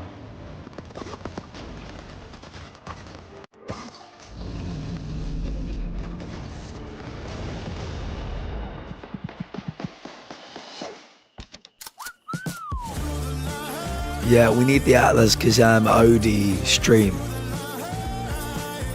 We need to get you both streaming again. And maybe if you do a co-stream, it'll convince you both to stream on a schedule again. Yeah, because Odie, I know you said you want to come back to the world of streaming. I know Atlas does as well. So maybe we kick it off with a co-stream. Yeah, it looks cute. I know we've talked a lot about earlier about pixelated games. You know, we're not liking the look of them. This I like. This kind of pixelation I like. I don't know why. I get it. Erosion. Join the playtest. First up, we saw X Killer. That's coming from X Killer Fair looks Studio. good. This might be the best thing I've It's seen kind in of- this whole event. Vibes look great to me. It was reminding me a little bit. Zaya, you good luck. disagreed, Good but luck, like the friend. cyberpunk in the wild. No, I just see it. Bro, maybe. The Mods. animation work was I crazy. was going to say mods. Keep an eye on Atlas. I think one of our mods is already keeping an eye on Atlas. Western style FPS with a bounty hunter vibe. And so we even saw in the trailer they were picking up bounties. It kind of reminds me of Fallout as well. Yeah, a little bit, little you bit know? of Fallout in there. So I think it looks like a lot of fun. That could be a new kind of like staple in those types of games, to me at least. Yeah, it's a great combination. I mean, it looks fantastic. Like, it's stunning. animation- It's coming from such a small Sci-fi Yeah. cowboy, I'm in. Yeah, done. Say less. Money. Then we had Far Far West coming from Evil Raptor, Western themed action shooter project. Yeah, I don't this know looks the cute. way I've been describing it, to be honest with you, is Western Sea of Thieves. There's a lot of depth Western? there. It looks like a lot. Wait. Sea of Thieves was very fun to me. What if Sea of Western Sea of Thieves would sell incredibly well. Western Sea of Thieves. I saw a clip there where they were fighting the boss on the ground. I'll and keep one an eye of on them was it. top and your teammate threw That dynamite did look dynamite appealing. up, I'd play it planted with other people. planted it. I wouldn't play it solo. Third on this list, another Western. This game is pretty mind-blowing. I think we're all on the same page for that. The art was style is Erosion. divine. Oh, it's I like could he's see this divine. one being like This is gonna be a big one. This is a big one. Well, like the most compelling aspect of it to me is the time passing affecting not just the world that you're exploring, but also like literally your daughter. She grows older every death that happens. I think it's a a decade goes yeah. past. So the worse you are at the game. If you die 20 times, like she's not gonna She be dead. there when you get there. You're gonna be talking to a gravestone. But it's just a very captivating art style, like you It's also mentioned. open world. Open world roguelike. Yes. We're gonna have people Exa that, Killer. are gonna want to go deathless. EXE runs of this. I Killer. hope that maybe there's a glimpse of hope. I might need like, to write that one if you down have a deathless myself. run or maybe a one That's death like run, I can't pre-order it. there's a happy ending, but I imagine that most other endings are not going to be so happy, or at least a bit sadder. Exciting stuff. Yeah, It looks exciting. really good. We're going to see a lot from that game. For sure. Next up, we have a very exciting section for people who like competitive games, shooter games. Yeah, it's We not on have PlayStation. An awesome interview that Jake did with the executive producer of the Division franchise. We also have Alpha Response, a game coming from the original creator of Counter-Strike, Min Lee, or Gooseman, whatever you know him as, Last Man Sitting from Pixel Pizza, and Sand Raiders of Sophie by Holygriff.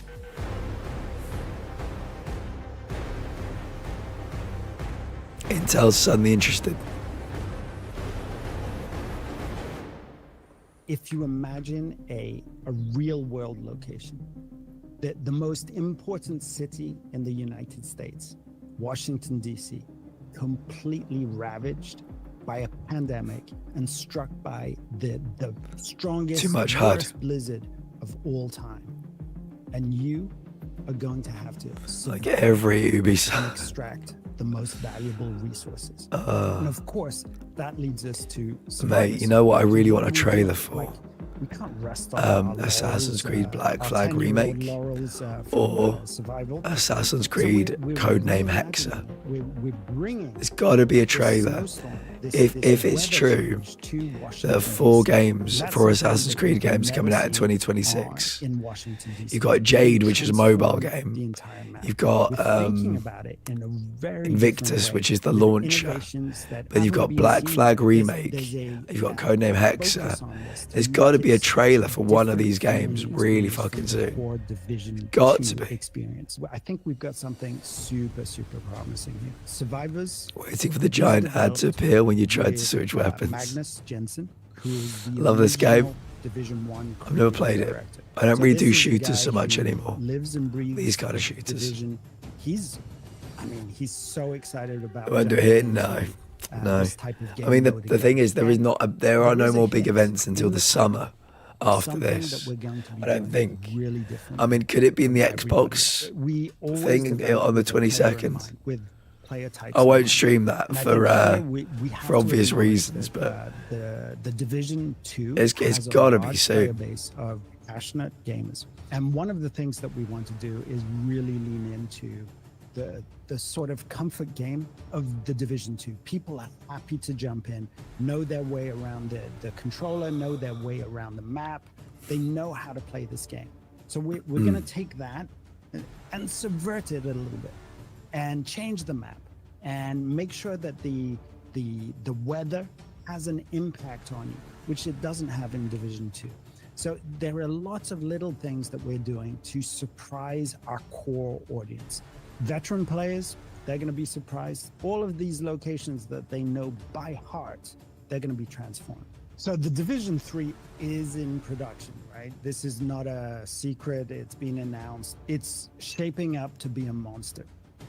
I can't really say anything more than that, but this is within these walls in Massive.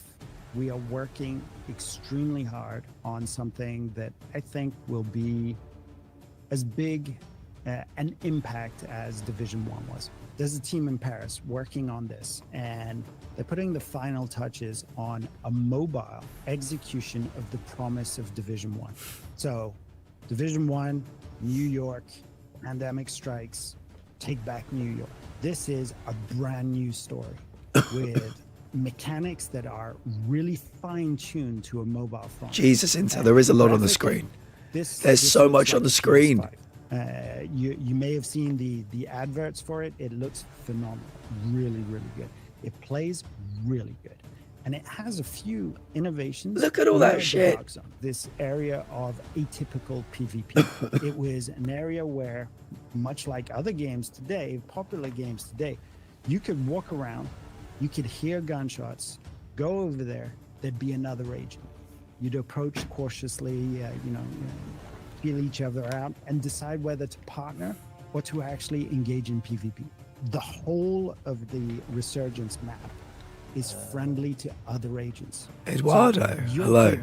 Gunshots. How are you doing today on You YouTube? won't need to be in the dark. Kelvin, welcome in. Anywhere, and you can group with those people. So PvP is off by default, but being able to group up and to see other agents in the streets. Mobile that's games never all been look done like in a this. Division You game have to be able before. to click it. It's so Not a nasty. mobile game. Yeah, there's a lot on that screen.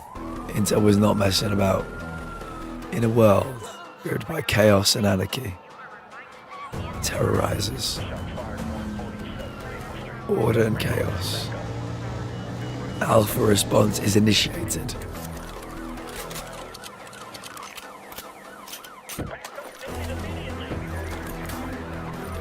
Yeah, Duff, go for it. Fight crime across a variety of dynamic urban locations. Civilians bring the world to life. Holy shit.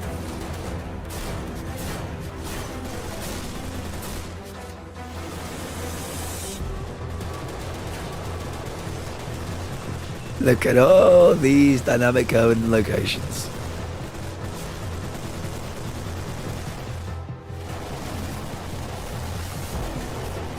All I can hear is just never-ending gunshots. Constant shooting. It's like, I wonder how much it would cost to ship someone to Ireland. Asking for science. Totally not thinking of smuggling Atlas to Ireland.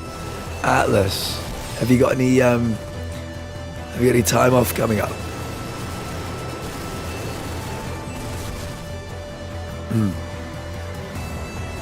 Okay, that I do believe, Atlas. That I do believe.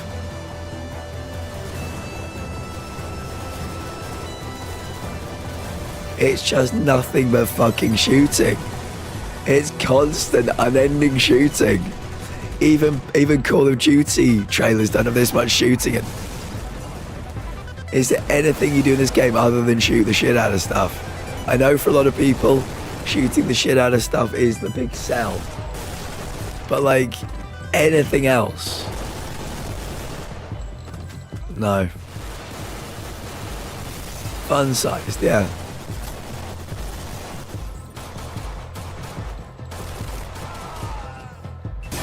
Oh, more shooting. Justice needs bullets.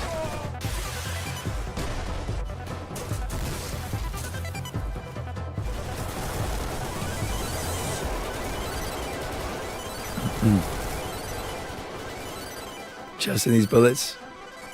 See, right. I think this could be a great idea.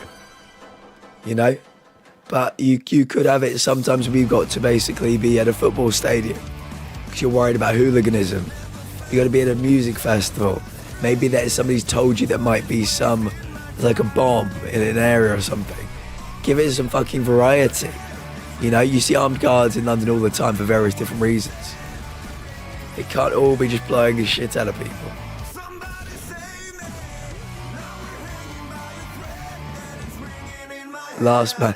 Last man sitting. Looks intriguing. Oh, we're getting it twice.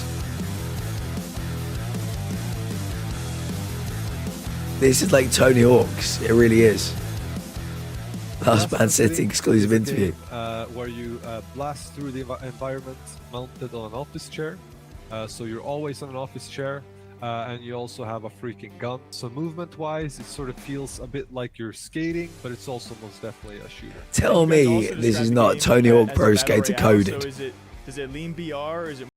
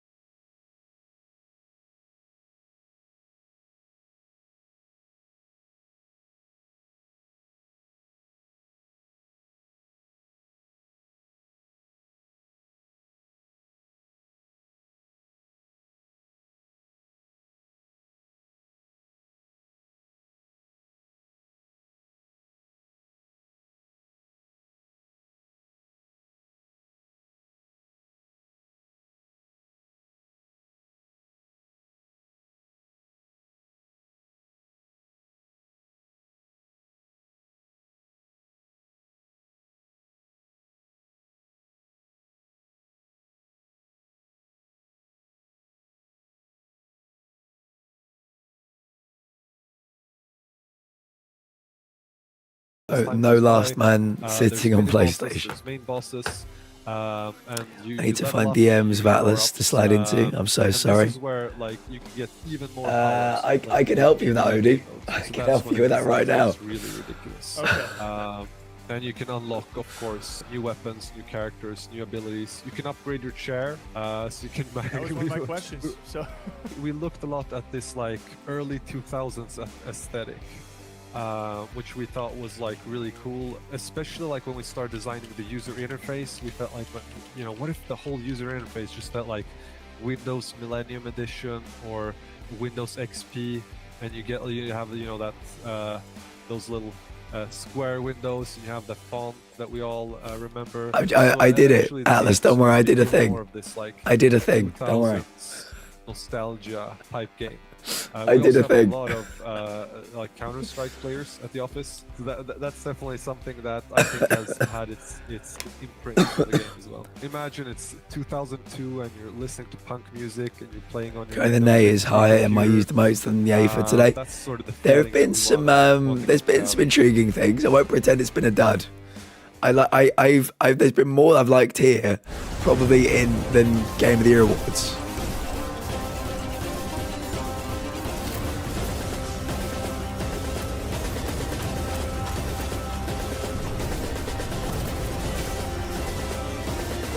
Intel's kind of strictly single player, unless it comes to carrying a gun with a fucking sniper rifle or sniper scope on it.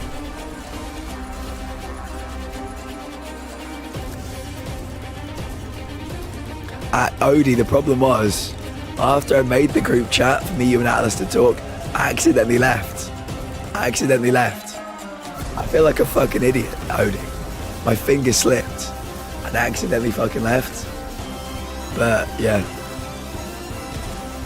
that dude looked so much like a White Walker. Yeah.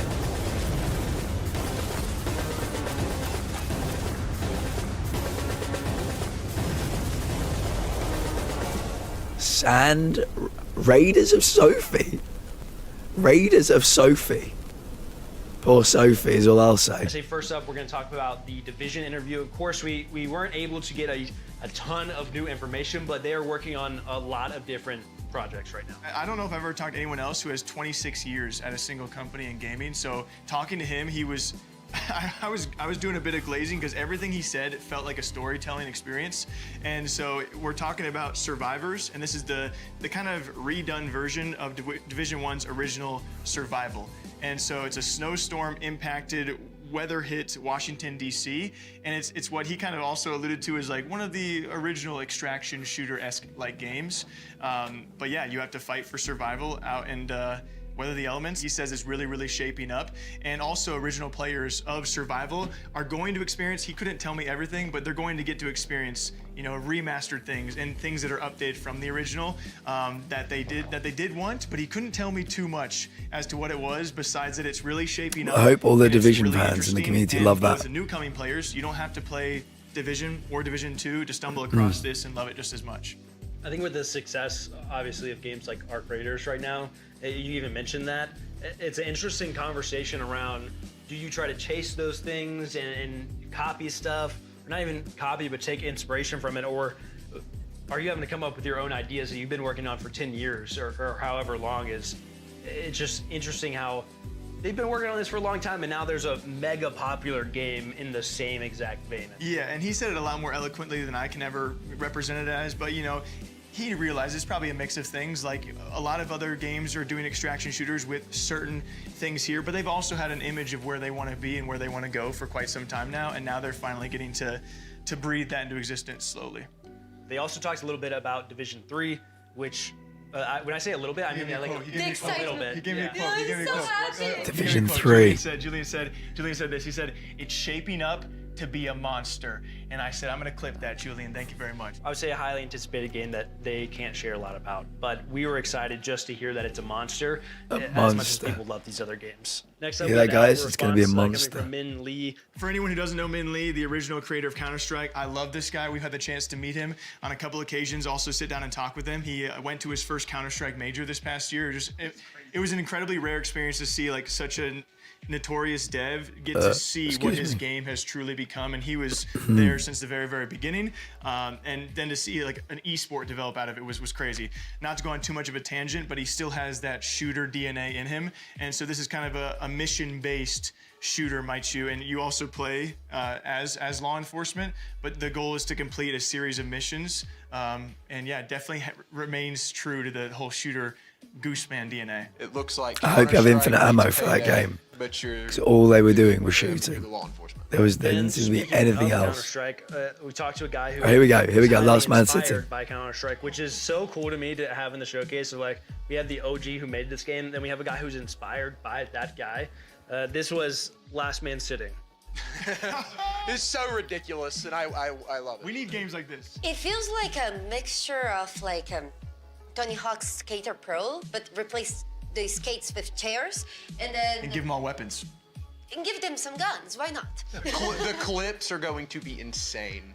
Yeah. You're going to see some wild stuff come Yeah. out of this game. The things people are going to be doing. And they're still working on a lot when it comes to PvP versus PvE, but at the core base of it, they want it to be PvP based. It's going to be a round-based game, and so I believe 4 players, so super competitive lobbies. But I think you can It's also a chaotic shoot. very, very chaotic, and it progresses round by round. So their unique feature in competitive balancing is it's the first player to win 5 rounds. But if you lose a round, you get a power up. So you get an ability, and that is their way to balance. Even the odds a little bit. You can even upgrade your chair. Yeah, so by the end, which you can, and by the end, it's going to be pretty hectic because, of course, if everyone's taking their turns and winning 3 rounds, 4 rounds, whatever, by the end, you're all going to be super OP.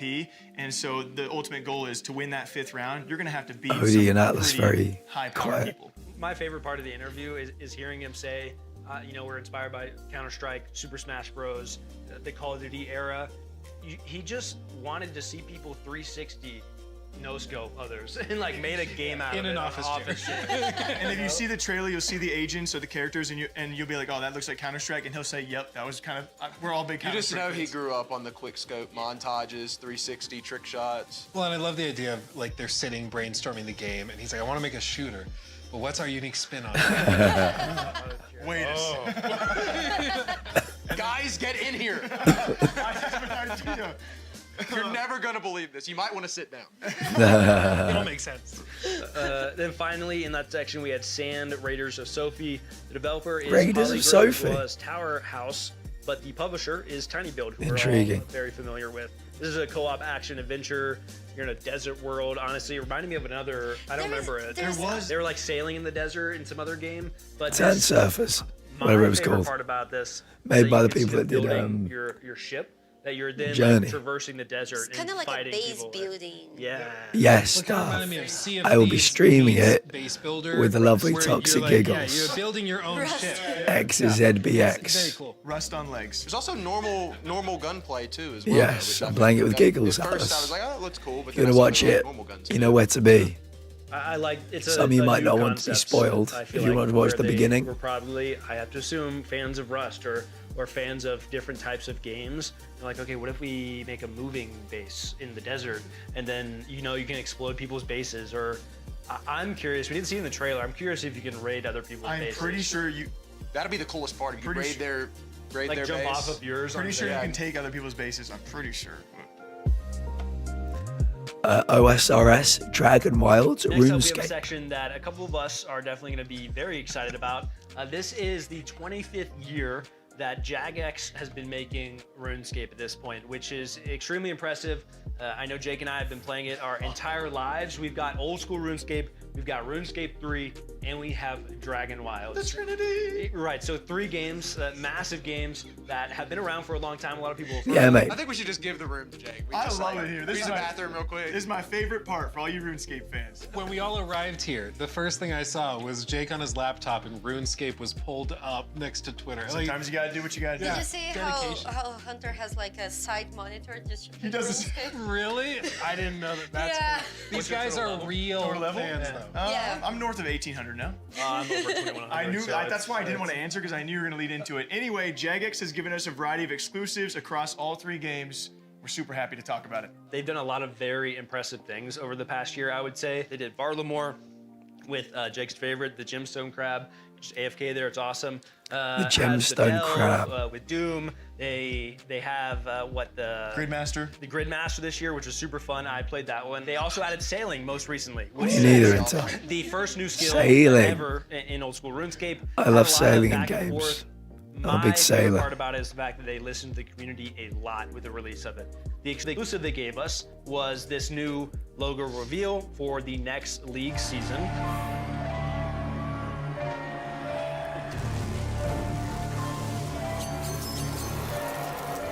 Ooh. Demonic Pacts. So that was League 6 Demonic Pacts. We don't know much more past that. Obviously, Leagues is a lot of fun and probably the most engaging time periods of RuneScape. I think you can see player peaks every time. So I imagine a lot of those WoW players are going to come back and be a part of that. Outside of that, RuneScape 3 was also in the news a lot this year. For a variety of reasons. One of the biggest ones being they've removed the biggest monetization methods they had in the game, which was widely talked about and has been for probably next to a decade. You know, obviously in the MMO genre, you have to make money to sustain such big games and big servers for a reason and to keep these updates coming. They're not small teams. And so it was that community battle of like, we need monetization, but at what point is it too much monetization? And they finally reached that breaking point. I think we also have some reveals of some of the areas they're revamping, which is very cool. They're trying to declutter the entire world because right now the game, if you, as an old school player, log on, you're probably like, what is going on? Yeah. Most of the time. So that's very cool. They also gave us the image of their anniversary cape, which looks fire. Isn't that beautiful? And I actually have Chad, one do you think I'd look behind good me. with a This cape? is Jake's Avengers Endgame. Oh, man. Do you think I'd look good with a cape? Finally, we also had Dragon Wilds, which is a game that we are very excited about. Another incredible game. We are big fans of those types of games. Valheim, we spent a ton of time on. So when RuneScape announced this, we were super stoked personally and played it. They're in early access, but they talk a lot about their their 1.0 I think as a release, general everything rule, that's coming. if a For game those has some unaware, kind of Dragon purple, Wilds is the if survival you can fire game something purple out of your inspired by hands, RuneScape. And I'm so not being a big interested. survival game guy and my love for RuneScape, it was kind of the mixing of both worlds. So Dragon Wilds was always going to be a big thing for me. And as you said, it is early access, still developing. They are aiming for that full release though. It's still a great game and getting better and better. If you like games like Valheim or Enshrouded, I would say this is the kind of game 100%. you would like to play, because it's just like that. You can spend a ton of time building your house and making it better and better. And then they're also adding iconic RuneScape things. Again, we talked about that with like the cube. It's cool to see a world you already love in another format. The fresh twist. Yeah. They already have released their roadmap, but we have a lot of cool stuff that is coming to the game that RuneScape players will recognize. New skills come out at each time, so fishing, prayer, agility. You're gonna get mithril armor, rune armor coming out. There's 3 new regions next year coming with the 1.0 update, like over time. And then we got the first look at Dowden Reach, which is their next region. You're gonna recognize these Black Knights, which look a lot Very scarier horny. than Extremely horny. from RuneScape. If this is the Black Knight's fortress, it looks absolutely incredible. Incredible. You think it's gonna be a lot of fun? Right. I don't know if I'm going to continue after this segment. You guys have heard me and Jake talk way too much about this. We also have a message from a couple of creators that you might recognize from the RuneScape community. RuneScape and Jagex has just turned 25 years old. And the recent year has actually been incredible. And what is to come over the course of 2026 and beyond is something that, as a player myself of RuneScape for 23 years, I am so excited. I mean, I think the game right now, old school RuneScape, is in the best place it's ever been. But Jagex as a company is turning into potentially being the best they have ever actually been. In 2025, over old school RuneScape, we didn't just have many different pieces of content, such as sailing, Balamar, Royal Titans, a duo boss that came to the game.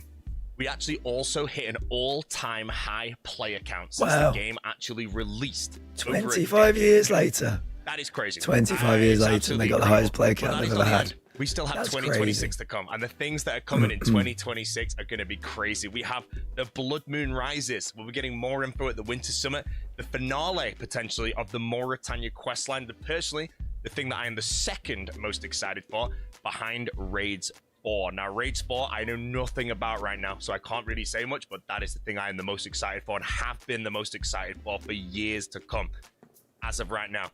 And if that is not everything, we have Leagues 6. And I know one thing about League 6, and that is League 6, Demonic Pacts.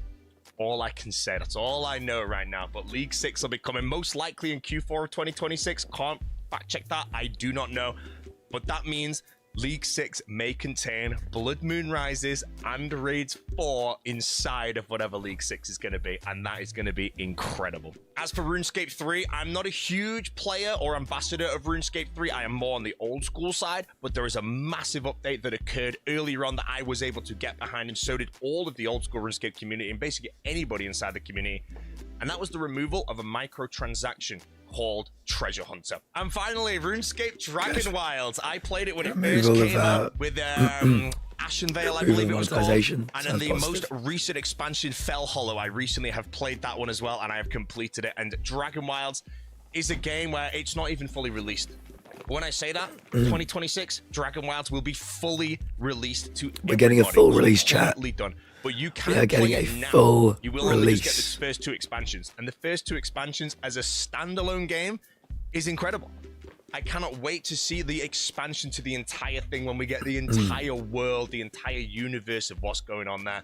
So far, the gameplay is incredible. Whoever's working behind that team, honestly, I feel Dragon Wilds, when it's released later this year, I don't know when, again, it's going to be a masterpiece when it's fully done. When you can start a new character, go through Ashenvale, go through Fell Hollow, and then go through the next 3rd, the 4th, the 5th, the 6th, whatever level of different realms there's going to be. But you can still play it now, early, and you can play the expansions as they release. Right now, we have Ashenvale, we have Fell Hollow, and we will be getting another expansion fairly soon into 2026, and that will be the release of the Mithril, and I think the fishing skill. Honestly, Jagex, 25-year anniversary, the game, the company, everything, it's looking good, and I'm very, very excited. Is a satisfied customer. And if you guys haven't yet, make sure you go play Ubisoft could RuneScape, only one of the dream greatest games of all time. of somebody speaking about one of their games like that.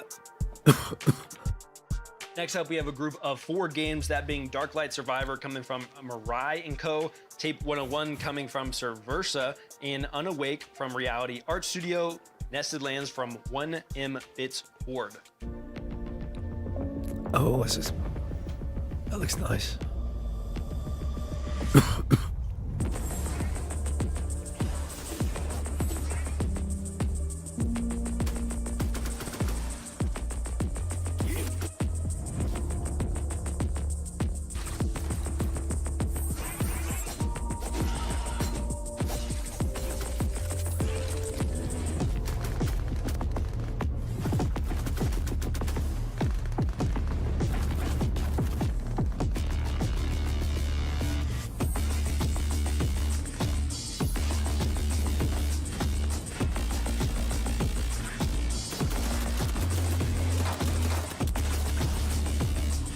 Nice music.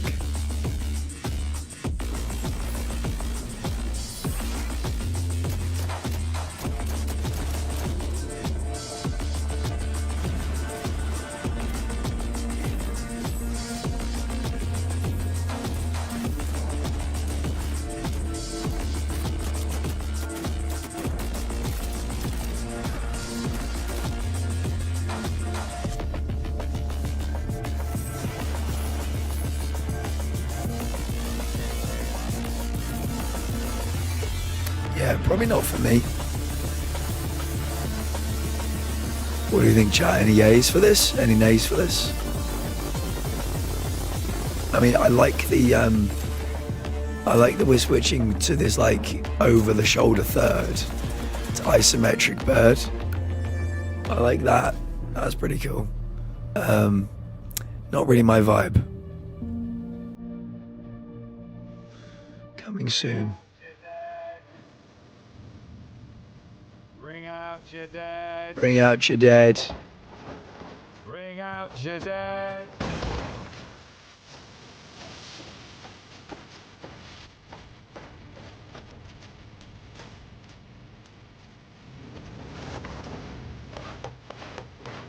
You smell like shite. You smell like shite. Alice, welcome back. You've gone all quiet all of a sudden, Atlas. I can't imagine why.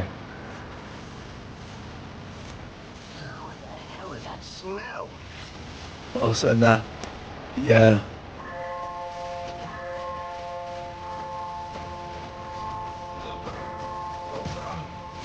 Yeah, I think game centers period don't immediately draw me in. I mean, it's very much a like a fiction. You're the chief now. Stay clean. Don't be smelling of shite now. Oh, my rivals, yeah. Of course, of course. Nested Lands.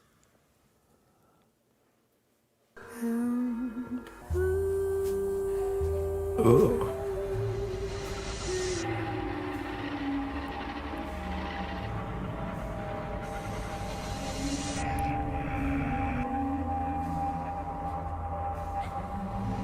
Read me.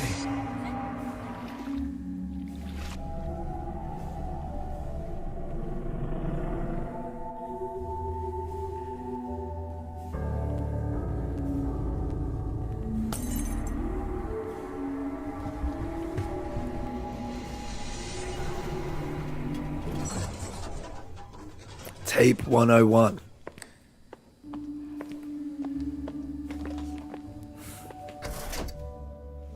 Wishlist. I might write that down for Stunt Mama.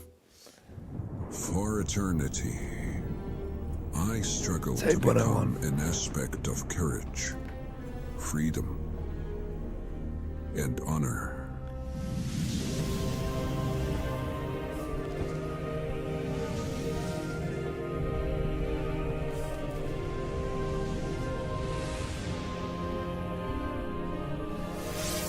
So much. Very. Glory of Those crown looks very Lord of the Ringsy. Let it burn your flesh. Let it burn your soul.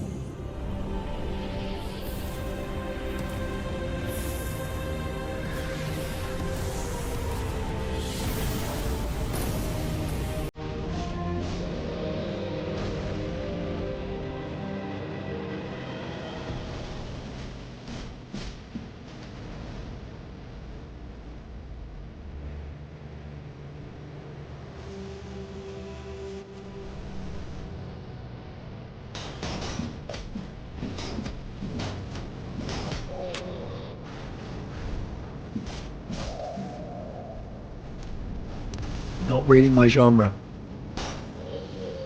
What do we think in chat? Swords and shields. I don't tend to do too much outside of Demon Souls. And even then I wish I didn't.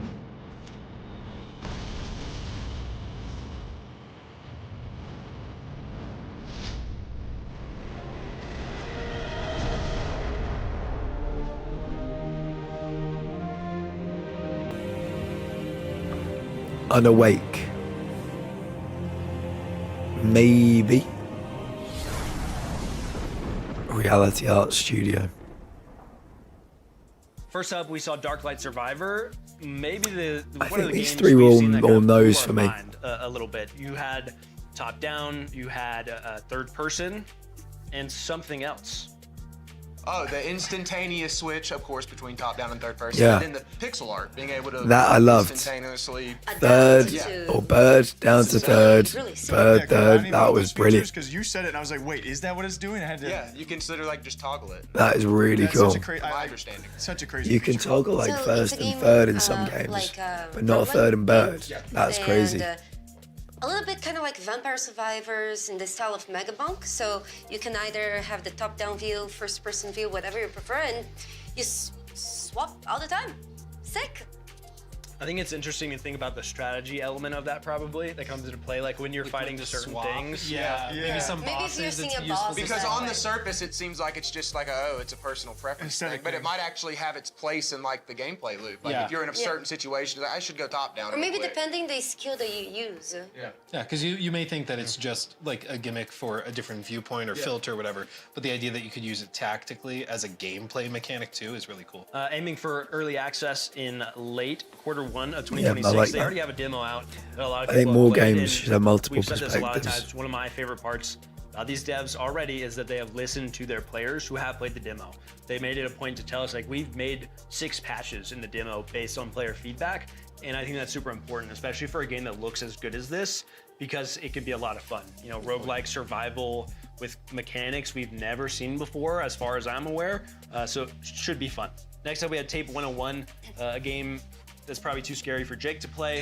If I had to, I had to Yeah, literally. what was cradle this it about? while we were watching that. We had a little glimpse. It's true. Yeah. I need more information about this. what I appreciated about it is it's I know not a people that jump might scare enjoy game. this. Yeah, they've stressed they don't want to do jump scares. It's specifically Psychological horror. mind melty, unnerving horror. You will not have jump scares, but you have nightmares. You know the thing is, that sounds like something that a developer of a game that has jump scares in it would say. Yeah. You know what I'm true. saying? Like, there's no jump scares. Yeah, there's. You said they sound like my chat anytime I play a scary game. But no, I feel like you just have trust issues because of unresolved problems. You're 20 hours in. That's when you're gonna finally see the jump scare, and it's gonna be one big gotcha. Honestly, I would kind of respect them for doing That would be I'd awesome. like, I was definitely unnerved by just the music, whatever's going on in the background. They did a great job. But there's cool little twists to the backgrounds It too, kind of right? feels at times that you're also hallucinating because of like the camera. Well, it's angle. like video camera, and Yeah. you were in an RC car during certain points, like exploring it. We had nested lands as well. It's a village in survival, like village management in survival type of game, where obviously very medieval. A lot of, I mean, what was the last shot? Like throwing bodies on a fire. yeah. Bring out your dad. I will say, I love management games. I love management games and sim games, village management sim games. Like this is right up my alley. This feels like Manor Lords meets survival. So it has a different viewpoint, and you got to take care of not just yourself, but everyone around you. If you don't, your entire village is just gonna be Yeah, they even show the burning Burn, yeah. bodies. Like, yeah, sorry, lost some of your peeps. Yep. Better make Done. better decisions. What I liked was seeing the blend of, like, obviously you're playing as this person and you have to survive, and he was like hunting stuff and like that, but I imagine you're also recruiting people for your settlement as like the king, and then you have to like choose who to recruit and, they show build grown out a out. village. Initially, it may start with you doing the micromanagement, but you eventually can assign villagers to go do the forage, go kind of like hunting. in Power World, how your pals become Exactly. your workers without a wage. Exactly. Yeah. Then finally we had Unawake, a game, Yeah, first-person action game. I've watched the mixing guy on the up, far left for years. A little bit of fantasy. So I know his battling content hordes, really well. With melee, I've never ranged seen any of the other weapons, hack and four, slash, it's and I roguelike. will never see any of the Looks other like four ever again.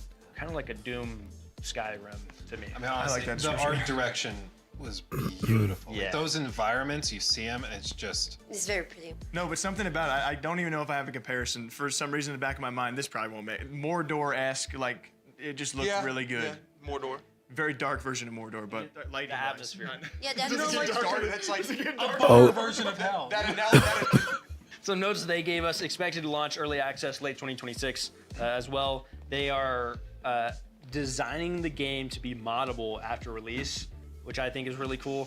People who like Path of Exile, they specifically called out it's a central skill and stat tree that is similar to Path of Exile, but more approachable. So it's not going to break expect a skill forest instead of a skill tree. Skill forest, lots of complexity, lots of interlocking skills, layers of progression. So I think a lot of it's going to be a game for people who really like their builds of things and like, okay, how can I specialize in this? Oh, dude, I'm doing this all day. Just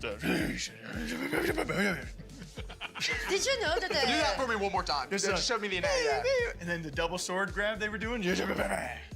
And the fact it's moddable, I would love to see the direction. Double sword Well, grab. there's so much potential. You could have modders come in, do additional levels, boss fights, Double sword grab. romance. Unironically, you could add that if you want it. Like, lots of potential. I think it's the world is too dark for that stuff. Well, with that attitude, yeah. But maybe with romance, it wouldn't be so dark. Love can exist anywhere. A mod could brighten the world up a little bit. Warhammer. Next up, we have a very exciting segment where we actually got to sit down with the executive producer Warhammer. for all of the Warhammer 40K series, as I understand it, Anatoly Shestov.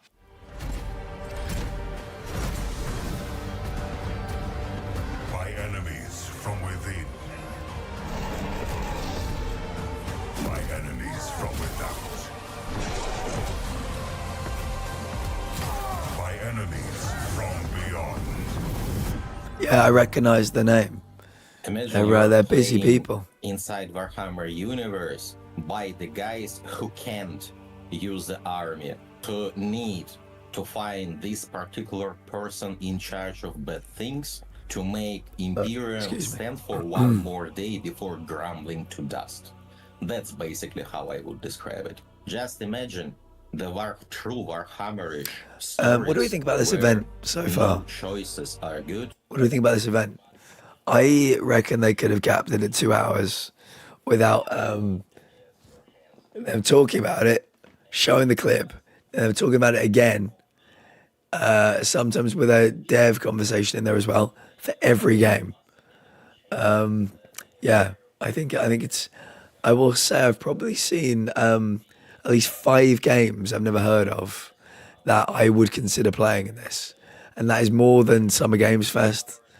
That is more than Game of the Year awards. Yeah, I think it's probably going to round out be like 3 hours. They might have like another half an hour. But yeah, I will say there have been some games I probably never would have seen had it not been for this event. So I definitely think there's space for new showcases that aren't the kind of the big mega buck ones. It's too much Darth, I agree. So the place where you start your turn, the place where you're ending your turn would be more significant. Other thing is the role-playing model. There are way more roles being made inside the combat.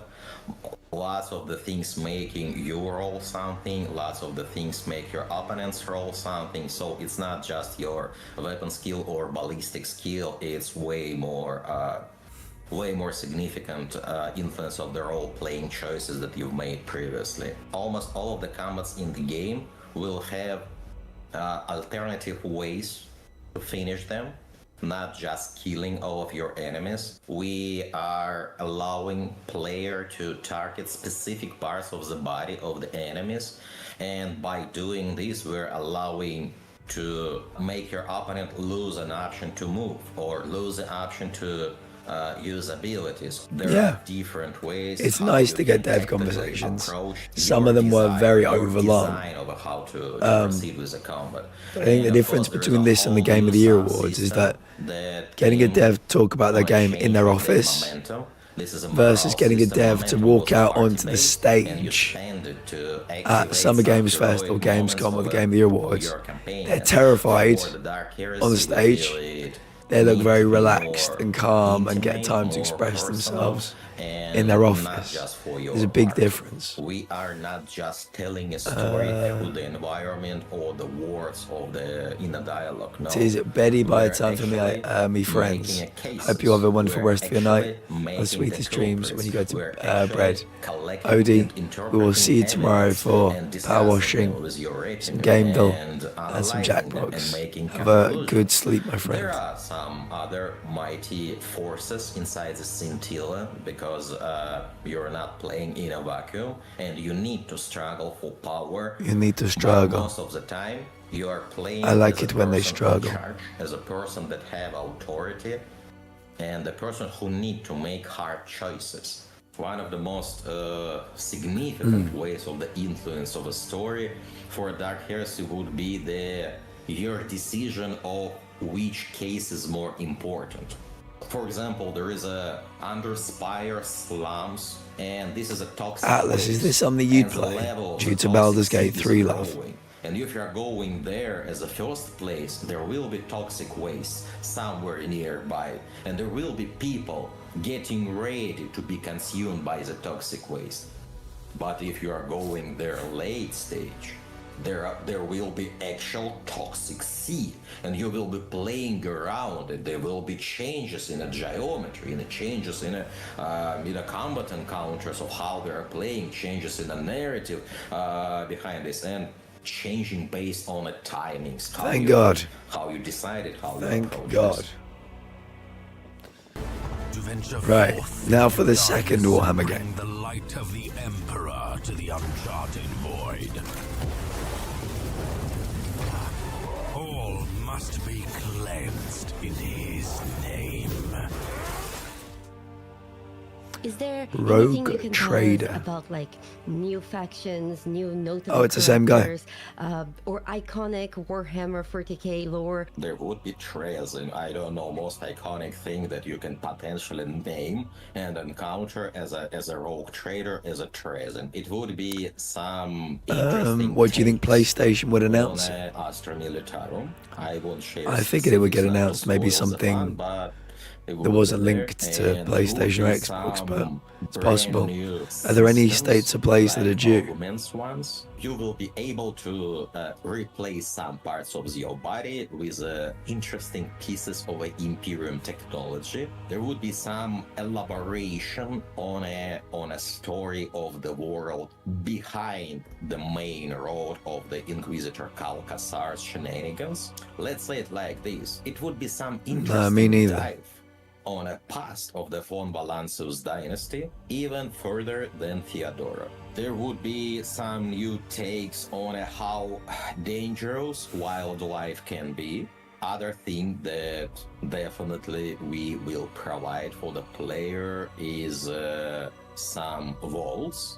The Treason Well, we've got to get something for that game soon. I think they want to release it in the spring, so they should be putting out a trailer any minute now, I feel. Of course, this is a Rogue Trader story, and Rogue Trader is kind of part of his void ship, so there would be some expanding of the void ship, some new places to visit, some old places to revisit. It would be new companion with a whole set of unique mechanics inside it.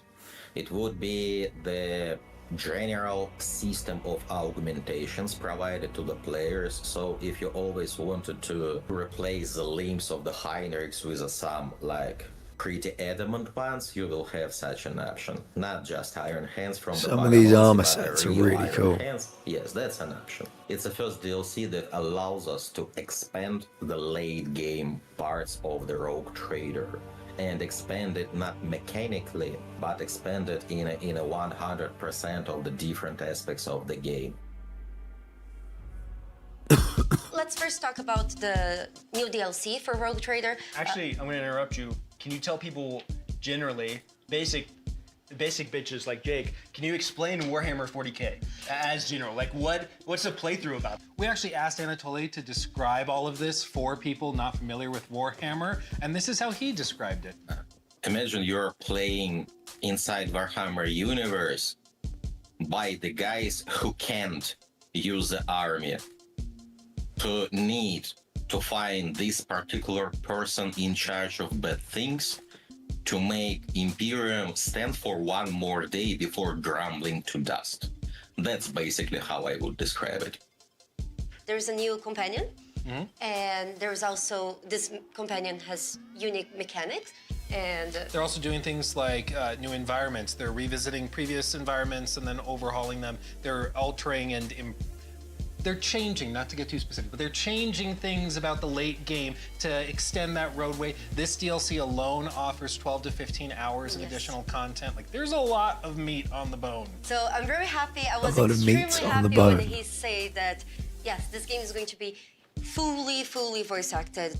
And I'm really excited because it helps people to, have like this depth and this, to understand how the characters really feel, especially in a world that's so heavy and difficult. Dark even at times. Yes. But to be clear, Dark Heresy is not, it's not like a sequel to Rogue Trader. It's Yes, a it's separate a system. separate- It works different mechanically. There's different things going on, but my understanding, and speaking with Anatoly, was that it's going to be a very narrative focus. That's the primary concern. Not that Rogue Trader was not a focus, but that's where a lot of the effort is going with the voiced cast throughout the entire thing and many other aspects of it. The narrative is like the central component. One of the things that I really enjoyed that he mentioned was you can target enemies' specific body parts to sever them during fight. That was the coolest part that I'd seen. So it's really nice because if they have like a they're very fast. So you want to target their legs to cripple them and so on. Not only that, but you know how sometimes you get into a very awkward situation where you're crushing the combat, and there is still that one guy that, in spite of all his friends being dead in the battlefield, he's still trying his. That's not going to be really a thing.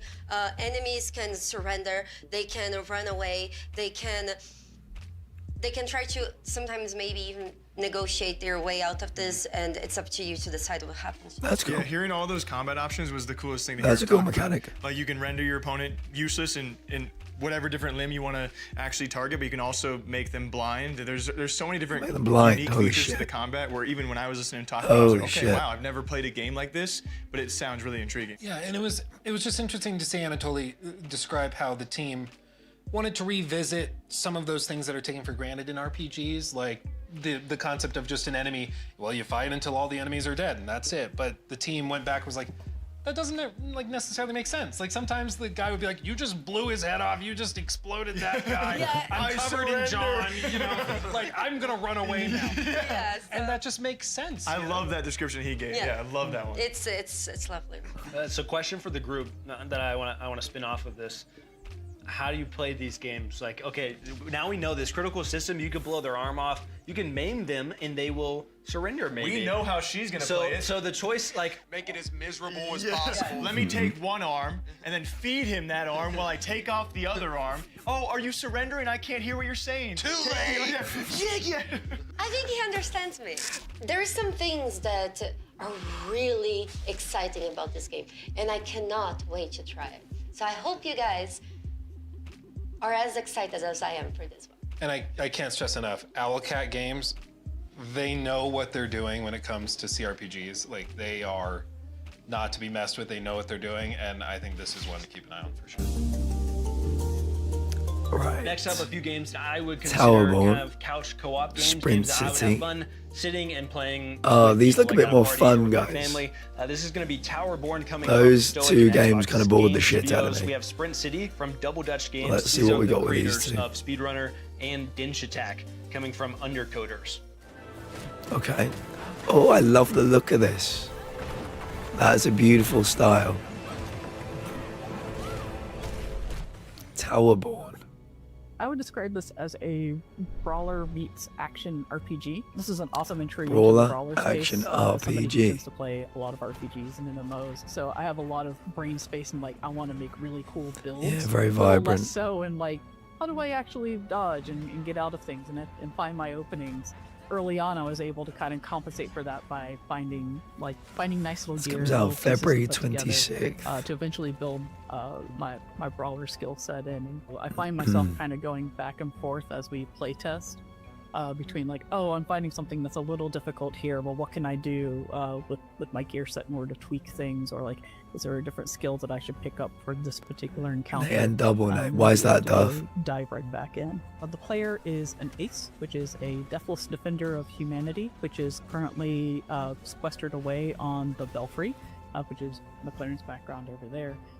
It's a tower that was set up for mysterious purposes, but turned out to be a pretty good haven for folks after the fall of their stronghold, the City of Numbers. The player is helping humanity as they can, getting refugees to safety, battling the beastkin that have risen and have become incredibly aggressive, while ultimately attempting to find out why did Numbers fall and what conspiracy is still brewing there. We wanted players to experience a brawler type combat inside like a Diablo style RPG gear sort of system, and so I think they would have done 15 an hour over the last 3 hours, 6 months or so, taking hence 45 from our players. So I think it's going to end at midnight. That particular system, so players should be able to come in, pick one of the 4 classes that we have.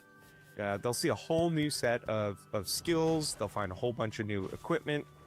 And the idea should be that they should feel like one. I mean, they might do. Several this is a heroes first going in attempt, being a bunch of so they may not know any people monsters. capable of banging it. New enemies, new lieutenants, and new bosses. I think people are gonna feel like quite the. I know when it's Crimson Desert. As they go into the updated version of Towerborn. Stoic has always tried to be player first. When we decided to do the early male access OC. for Towerborn, a lot of that was born. I'm right here. We had a vision of turn me into something. Evolve the brawler into something bigger, something that hadn't really been. So at Intel, we think they've been saving the best for last. Games have taken different routes. You know, some have taken kind of the roguelite route. Some stayed into the traditional. We wanted to kind of expand it to more like the true action RPG. And in order to do that, early access was very, very important to figure out what was going to work and what wasn't. Simultaneously, we didn't want to be caught in early access limbo, right? Like, I'm sure this is the kind of things that you would love to talk about. I love to talk about them too. How do you not stay in early access for 7 years? Our intent and purpose was we need to come out of early access solid. And there is a certain point where you just collect everything. Most of the feedback that's coming in either kind of falls into an existing category. Hey, a lot of people have said this thing. You know, maybe you might get something new, but you look at it and you're like, yes, it's new, but it's not reaching the, kind of urgency that some of these other things are. We have a good list of things now. This is kind of what the players have told us. We need to really deliver on that. And the best way we can deliver on that is just, put your head down, focus, and create an experience that I believe is worthy of coming out of early access, that people should look at that and say like, oh, okay, I see why you did it. Absolutely was worth it. I can see a clear night and day difference between what is in live right now and what I am receiving when you go into the 1.0. One of the big pieces was that folks were big fans of certain pieces. Why do I feel like we're seeing the same 7 seconds of footage there was no cosmetic looped version of that, and so you had to every make a choice of, time? like, do I want to look good, or do I want to look a little janky but more powerful? And so we added the ability to be able to create a cosmetic version of the gear that you earned through writs, which are earned through completing adventures. And so the idea initially with Towerborn was we just want to make a fun beat 'em up with a light story in the background. We weren't really going to lean into kind of the stoic narrative strength that we have, and we just kind of wanted to take a bit of a breather. And we had expected, perhaps incorrectly, that the community would see it for what it is and be okay with it. But it turned out a lot of people were like, wait, you have something very interesting in the background here. We actually really want to know what's going on. We really would like something more clearly leading us through. And so we've spent a very significant amount of time and resource to put a narrative from the jump. And so there's an arc now. There's a primary antagonist. You will understand that antagonist. You will confront that antagonist, and there will be resolution. And so there's probably a 12 to 20-ish hour story arc now in the game that players can look forward to and feel like there's a resolution to the Towerborn Nice. Yeah, I think it looks very beautiful. Undercoders. Oh, yeah. I think we might have seen this first at Summer Games Fest last year. It's like Jet Set Revolution with a train.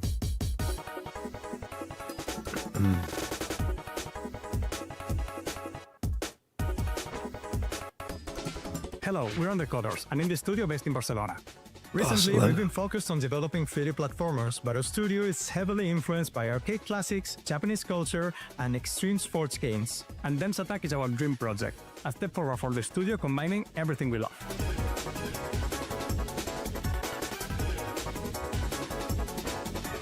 In Dense Attack, you'll discover a not-so-distant future Japan in which local railways have been abandoned and are now used by underground gangs to compete in illegal contests of train acrobatics. You'll have to rack up points by chaining tricks, explore huge levels, race against rival crews, and uncover a wild story as you travel through Japan taking the railways back. We are making a game that is not just about I what you love do, the but music. how you do it. It's expressive, It's such a stylish, and 90s totally throwback. Makes me think of old Sega games. From our first trips in the late 90s, we've been obsessed by traveling across Japan by train and being able to dive into the local culture, getting to know the architecture, the landscapes, the folklore, and we're always captivated by the sheer contrast of their peaceful countryside and the high energy of its huge cities, which somehow feels connected and part of the same cultural rhythm. It's a never-ending source of inspiration that has been fueling our creative energy throughout all the years and has now materialized Very in beautiful. Dense Attack. Like an old school cell-shaded On your vibe. adventure, you'll find a variety of challenges to move forward, from trip pack arenas to compete for high scores, to objective-based exploration levels, and even racing circuits. The world is packed with a bunch of unique characters from different gangs and personalities that you will have to face on your journey through Japan. And with every new challenge, you will grow as a Denshi attacker and further add to the chaos. We've handcrafted every stage from the ground up, pulling from real-world locations to make every landscape different but recognizable. You will go really fast, but if you look closely, you'll catch references to every corner of Japanese culture. You'll be fighting wild boss battles against gang leaders, which will test everything that you've learned. These are always full of surprises. That's a bit of You'll never know Gundam what thrown in secret for good technique your measure. rebel hides, so you'll have to get creative to overcome them with your train. They're a mix of spectacle, personality, and challenge that one could expect for an anime-style showdown. Alice, have a lovely night. I appreciate you, friend. I'll see you again Dense soon. Attack is a love letter to anime, Hopefully CDs, tomorrow. and Japan's iconic train system. If you like Jet Set Radio, Tony Hawk, or Dense to Go, Jet you Set can't Radio. miss this train. Pun intended. Wish list now. We can wait to show you more. Yeah, it looks cute. Hey, what's up? Welcome to Dense Attack. It's the best game in the world. See us. Hello, we're Undercoders. Are these bloopers? Are we getting bloopers? The show is 3 hours long. There are no time for bloopers. now. Wishlist now. There are no time for bloopers. It's 3 hours long. Wishlist now. We can't wait to show you more. 8-player racing.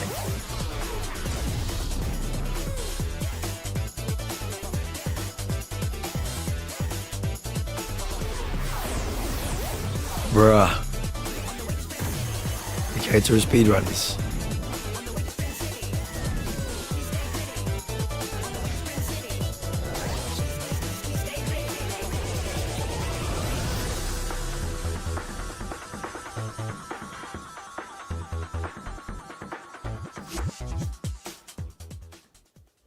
Talked to McLaren and Shayna, and they were awesome and very chatty about their game, and for all good reasons. They were an early access game. It's they want to focus more on the RPG side of things, but technically speaking, looter, brawler, side scroller, like you said, meant to I'll be back in 1 sec. Yeah, that is definitely the most common comparison they get, but along those lines of couch co-op, you want to play with a buddy or play with whoever's next to you, and they are actually an early access game, now going to full release. So this is their big update to justify the full release, but it was already definitely justified. Upon full release, we're looking at 170 plus missions. What they say is probably around 20 plus hours of content, and they also want to focus on these builds, which lead to an ultimate replayability. So there's also a difficulty bar they're going to be adding to all of this. They have a level that is going to be called, I believe, Brutal. And from what I'm being told, it will be extremely difficult, but the game is meant to be replayed plenty with you focusing on what build you actually want as you play through it all. There's definitely a huge market for co-op couch gaming right now in a world of like online multiplayer. I feel like that's kind of a lost art. You saw successive games like Split Fiction, stuff like that. So. For those of you who are lonely without friends, I relate to you. I actually played this game by myself every time I have played it, and I still had a blast. And for those who haven't checked out the original, with this big update though, You're at 3.5 hours. introducing a new biome. You have new Literally, bosses. Google The said enemies 3 you're fighting hours. have new styles of combat. 3 hours ago. So they are really introducing a full-fledged game that was already pretty fleshed They said out. 3 to hours, begin 3 with, hours ago. But they're wanting people to be like, okay, this is technically a new game. So for those who are expected to stumble across this, you are getting a brand new side scroller with so much replayability. And it's another situation where they took a ton of feedback from early access. Yes, heavily community focused. We'll go Again, for we've 10 said it more many minutes. Times. A lot of these devs know how to listen to feedback. And then because I'll those are be their done. goals. And they've definitely done that. My voice Next can't up, we last had another half an Inch hour. Attack. I like Train. I love these guys. You tried to steal it from me, but I was taking that. I love Who these doesn't guys. like trains? I love these guys. This is my favorite Japan-inspired game ever. I had seen this game before, but I didn't really understand what it even was. But now I understand what it is, the inspirations. Like, it makes sense. As weird as it is to say that an acrobatic train game makes sense to me, it makes sense now. Yeah, because we were talking, what, like Temple... That is a game for the new generation. Like, yes. Temple Runner X, like TikTok. Yeah, you Slack. see it's under a Joe Rogan clip on TikTok, like to keep people's attention. But in the best of way, because also I love doing this kind of format because you see a different side of those devs. Like they went out of their way to send us that stuff, and we get to see a different side of them, and to see and connect to the faces behind it and see their enthusiasm. Yeah, I think having them talk in a How could they not comfortable environment rather than having them on a stage at the Game of the Year Awards is probably a better idea. But when I heard there's going to be a boss fight in the train acrobatics game, I was like, at first glance, you're like, what is this? And then you realize you see more of it. I Like, can't wow, wait there's to a know lot the more to this. storyline. Exactly. So it seems fun and engaging, and then there's like, oh, there's a story behind this. And you're there's like, real okay. bosses and real inspirations. Like So they, it's a they soul- show you what has actually inspired them to make this Japanese style game. Yes, I think. Lovely. Train out of 10. Next up in that group, we had Sprint City. That is coming from Double Dutch, which was the creators of Speedrunners, which is another very popular, couch game that people have played for a very long time. They have Speedrunners 2 already coming out, but this is a whole different game, but from the same creators. This looks like a game that, in a good way, would really piss me off to lose to other people. It looks like a game that would ruin friendships. I would, Like it. It looks like one of those side scrollers that I would fall so far behind where you can't even see the others, and it just kind of leaves you real The upset. first jump, and you're like, I'm gonna get it. Turn the console off. Get a bigger Start over. Get a bigger TV so I can see where they're at. To me, Sprint City is the game that you are over at like a party. It's like the Super Smash Bros. Effect. It's like we've played a round of Pong or something, and now we want to play a video game together. We're gonna go play this, and people are gonna get pissed, and Jake and Rob are gonna get in a fist fight probably, and like. He doesn't want that. And who do you think is Did gonna you win guys that ever fist play? fight? We already had this Who do you debate think today. would win that fit? Just look at the size of the feet. Pretty close, aren't? Yeah. Did you guys ever play Overcooked with your families? I did not, but I've watched people, and I've seen it ruin relationships. I feel like. Yeah, it can. It's the ultimate test of communication. In this case, my understanding is the game is much more competitive, where you're playing against your friends, not really working together. But these types of games, I just. It's momentum based. It's Sprint City, literally, and like Speedrunners. And so much I happening. feel like it's one of those games Yeah. that's also probably very Yeah. satisfying to be They good could at. cut 90 minutes out of like, this. once it But you clicks, can't They introduce the game, Once you're hitting the all devs the- talk about the Yeah, game, they make you and they good talk or about the your friends game. don't play with. yeah, that's the thing. 45 different games. Okay, now we have a set of beautiful games, in my opinion. This is going to be Eternal Life Yeah. of Goldman from We Appy Studio. It's and okay. THQ It's Nordic. their first We have attempt. Dust Fade from But Weird my Illumina, God, this thing is going on for a long Another time. Fireshine game Jesus. with Pugstorm. It's called out. I will see you tomorrow for Game to my friend. A weepy game.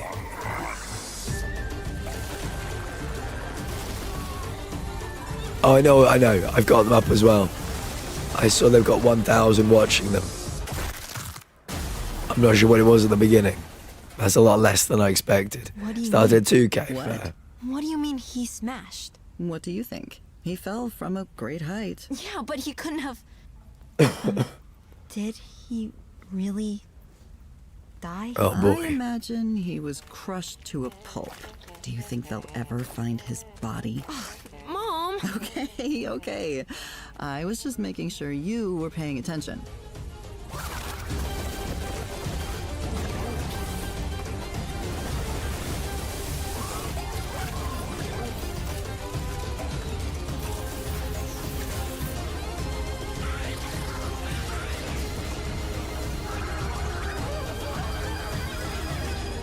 This looks kind of cute.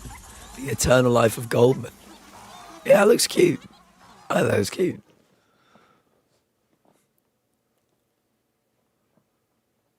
Poke Storm.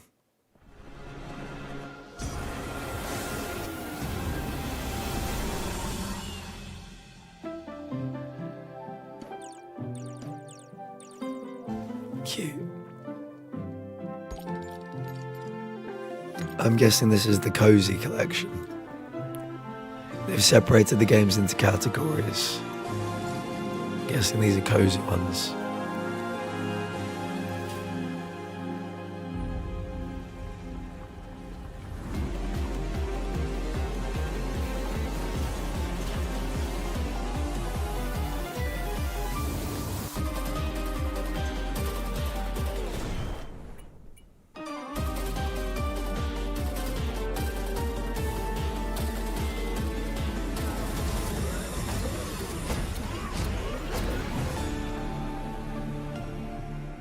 Goalkeeper Void and Voltage. Weird Beluga is a great name for a dev.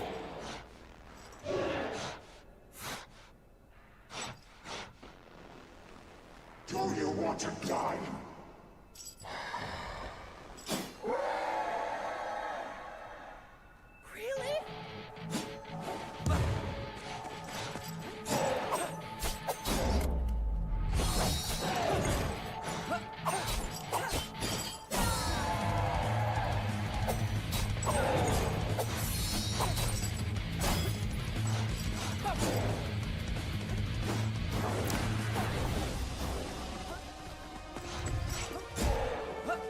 I think chat, my voice can't deal with anymore. I will say I found quite a few games I'd like to play, but yes, I think they need they need some considerable format changes, as it is. But yeah, I think my voice is going to die, so I'm going to find somebody to raid out to.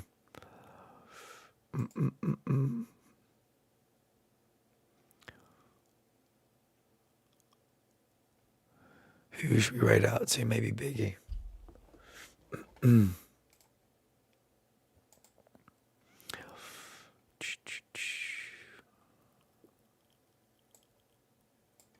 There we go. But yes, please join us for tomorrow when we play some Power Wash 2, some Game Duel, and some Jackbox. I'm looking forward to it. Chuck that in. Feel free to grab the command. Metal, Princess, appreciate you both. I will see you both tomorrow. Oh, and take your meds if you need to. Bye.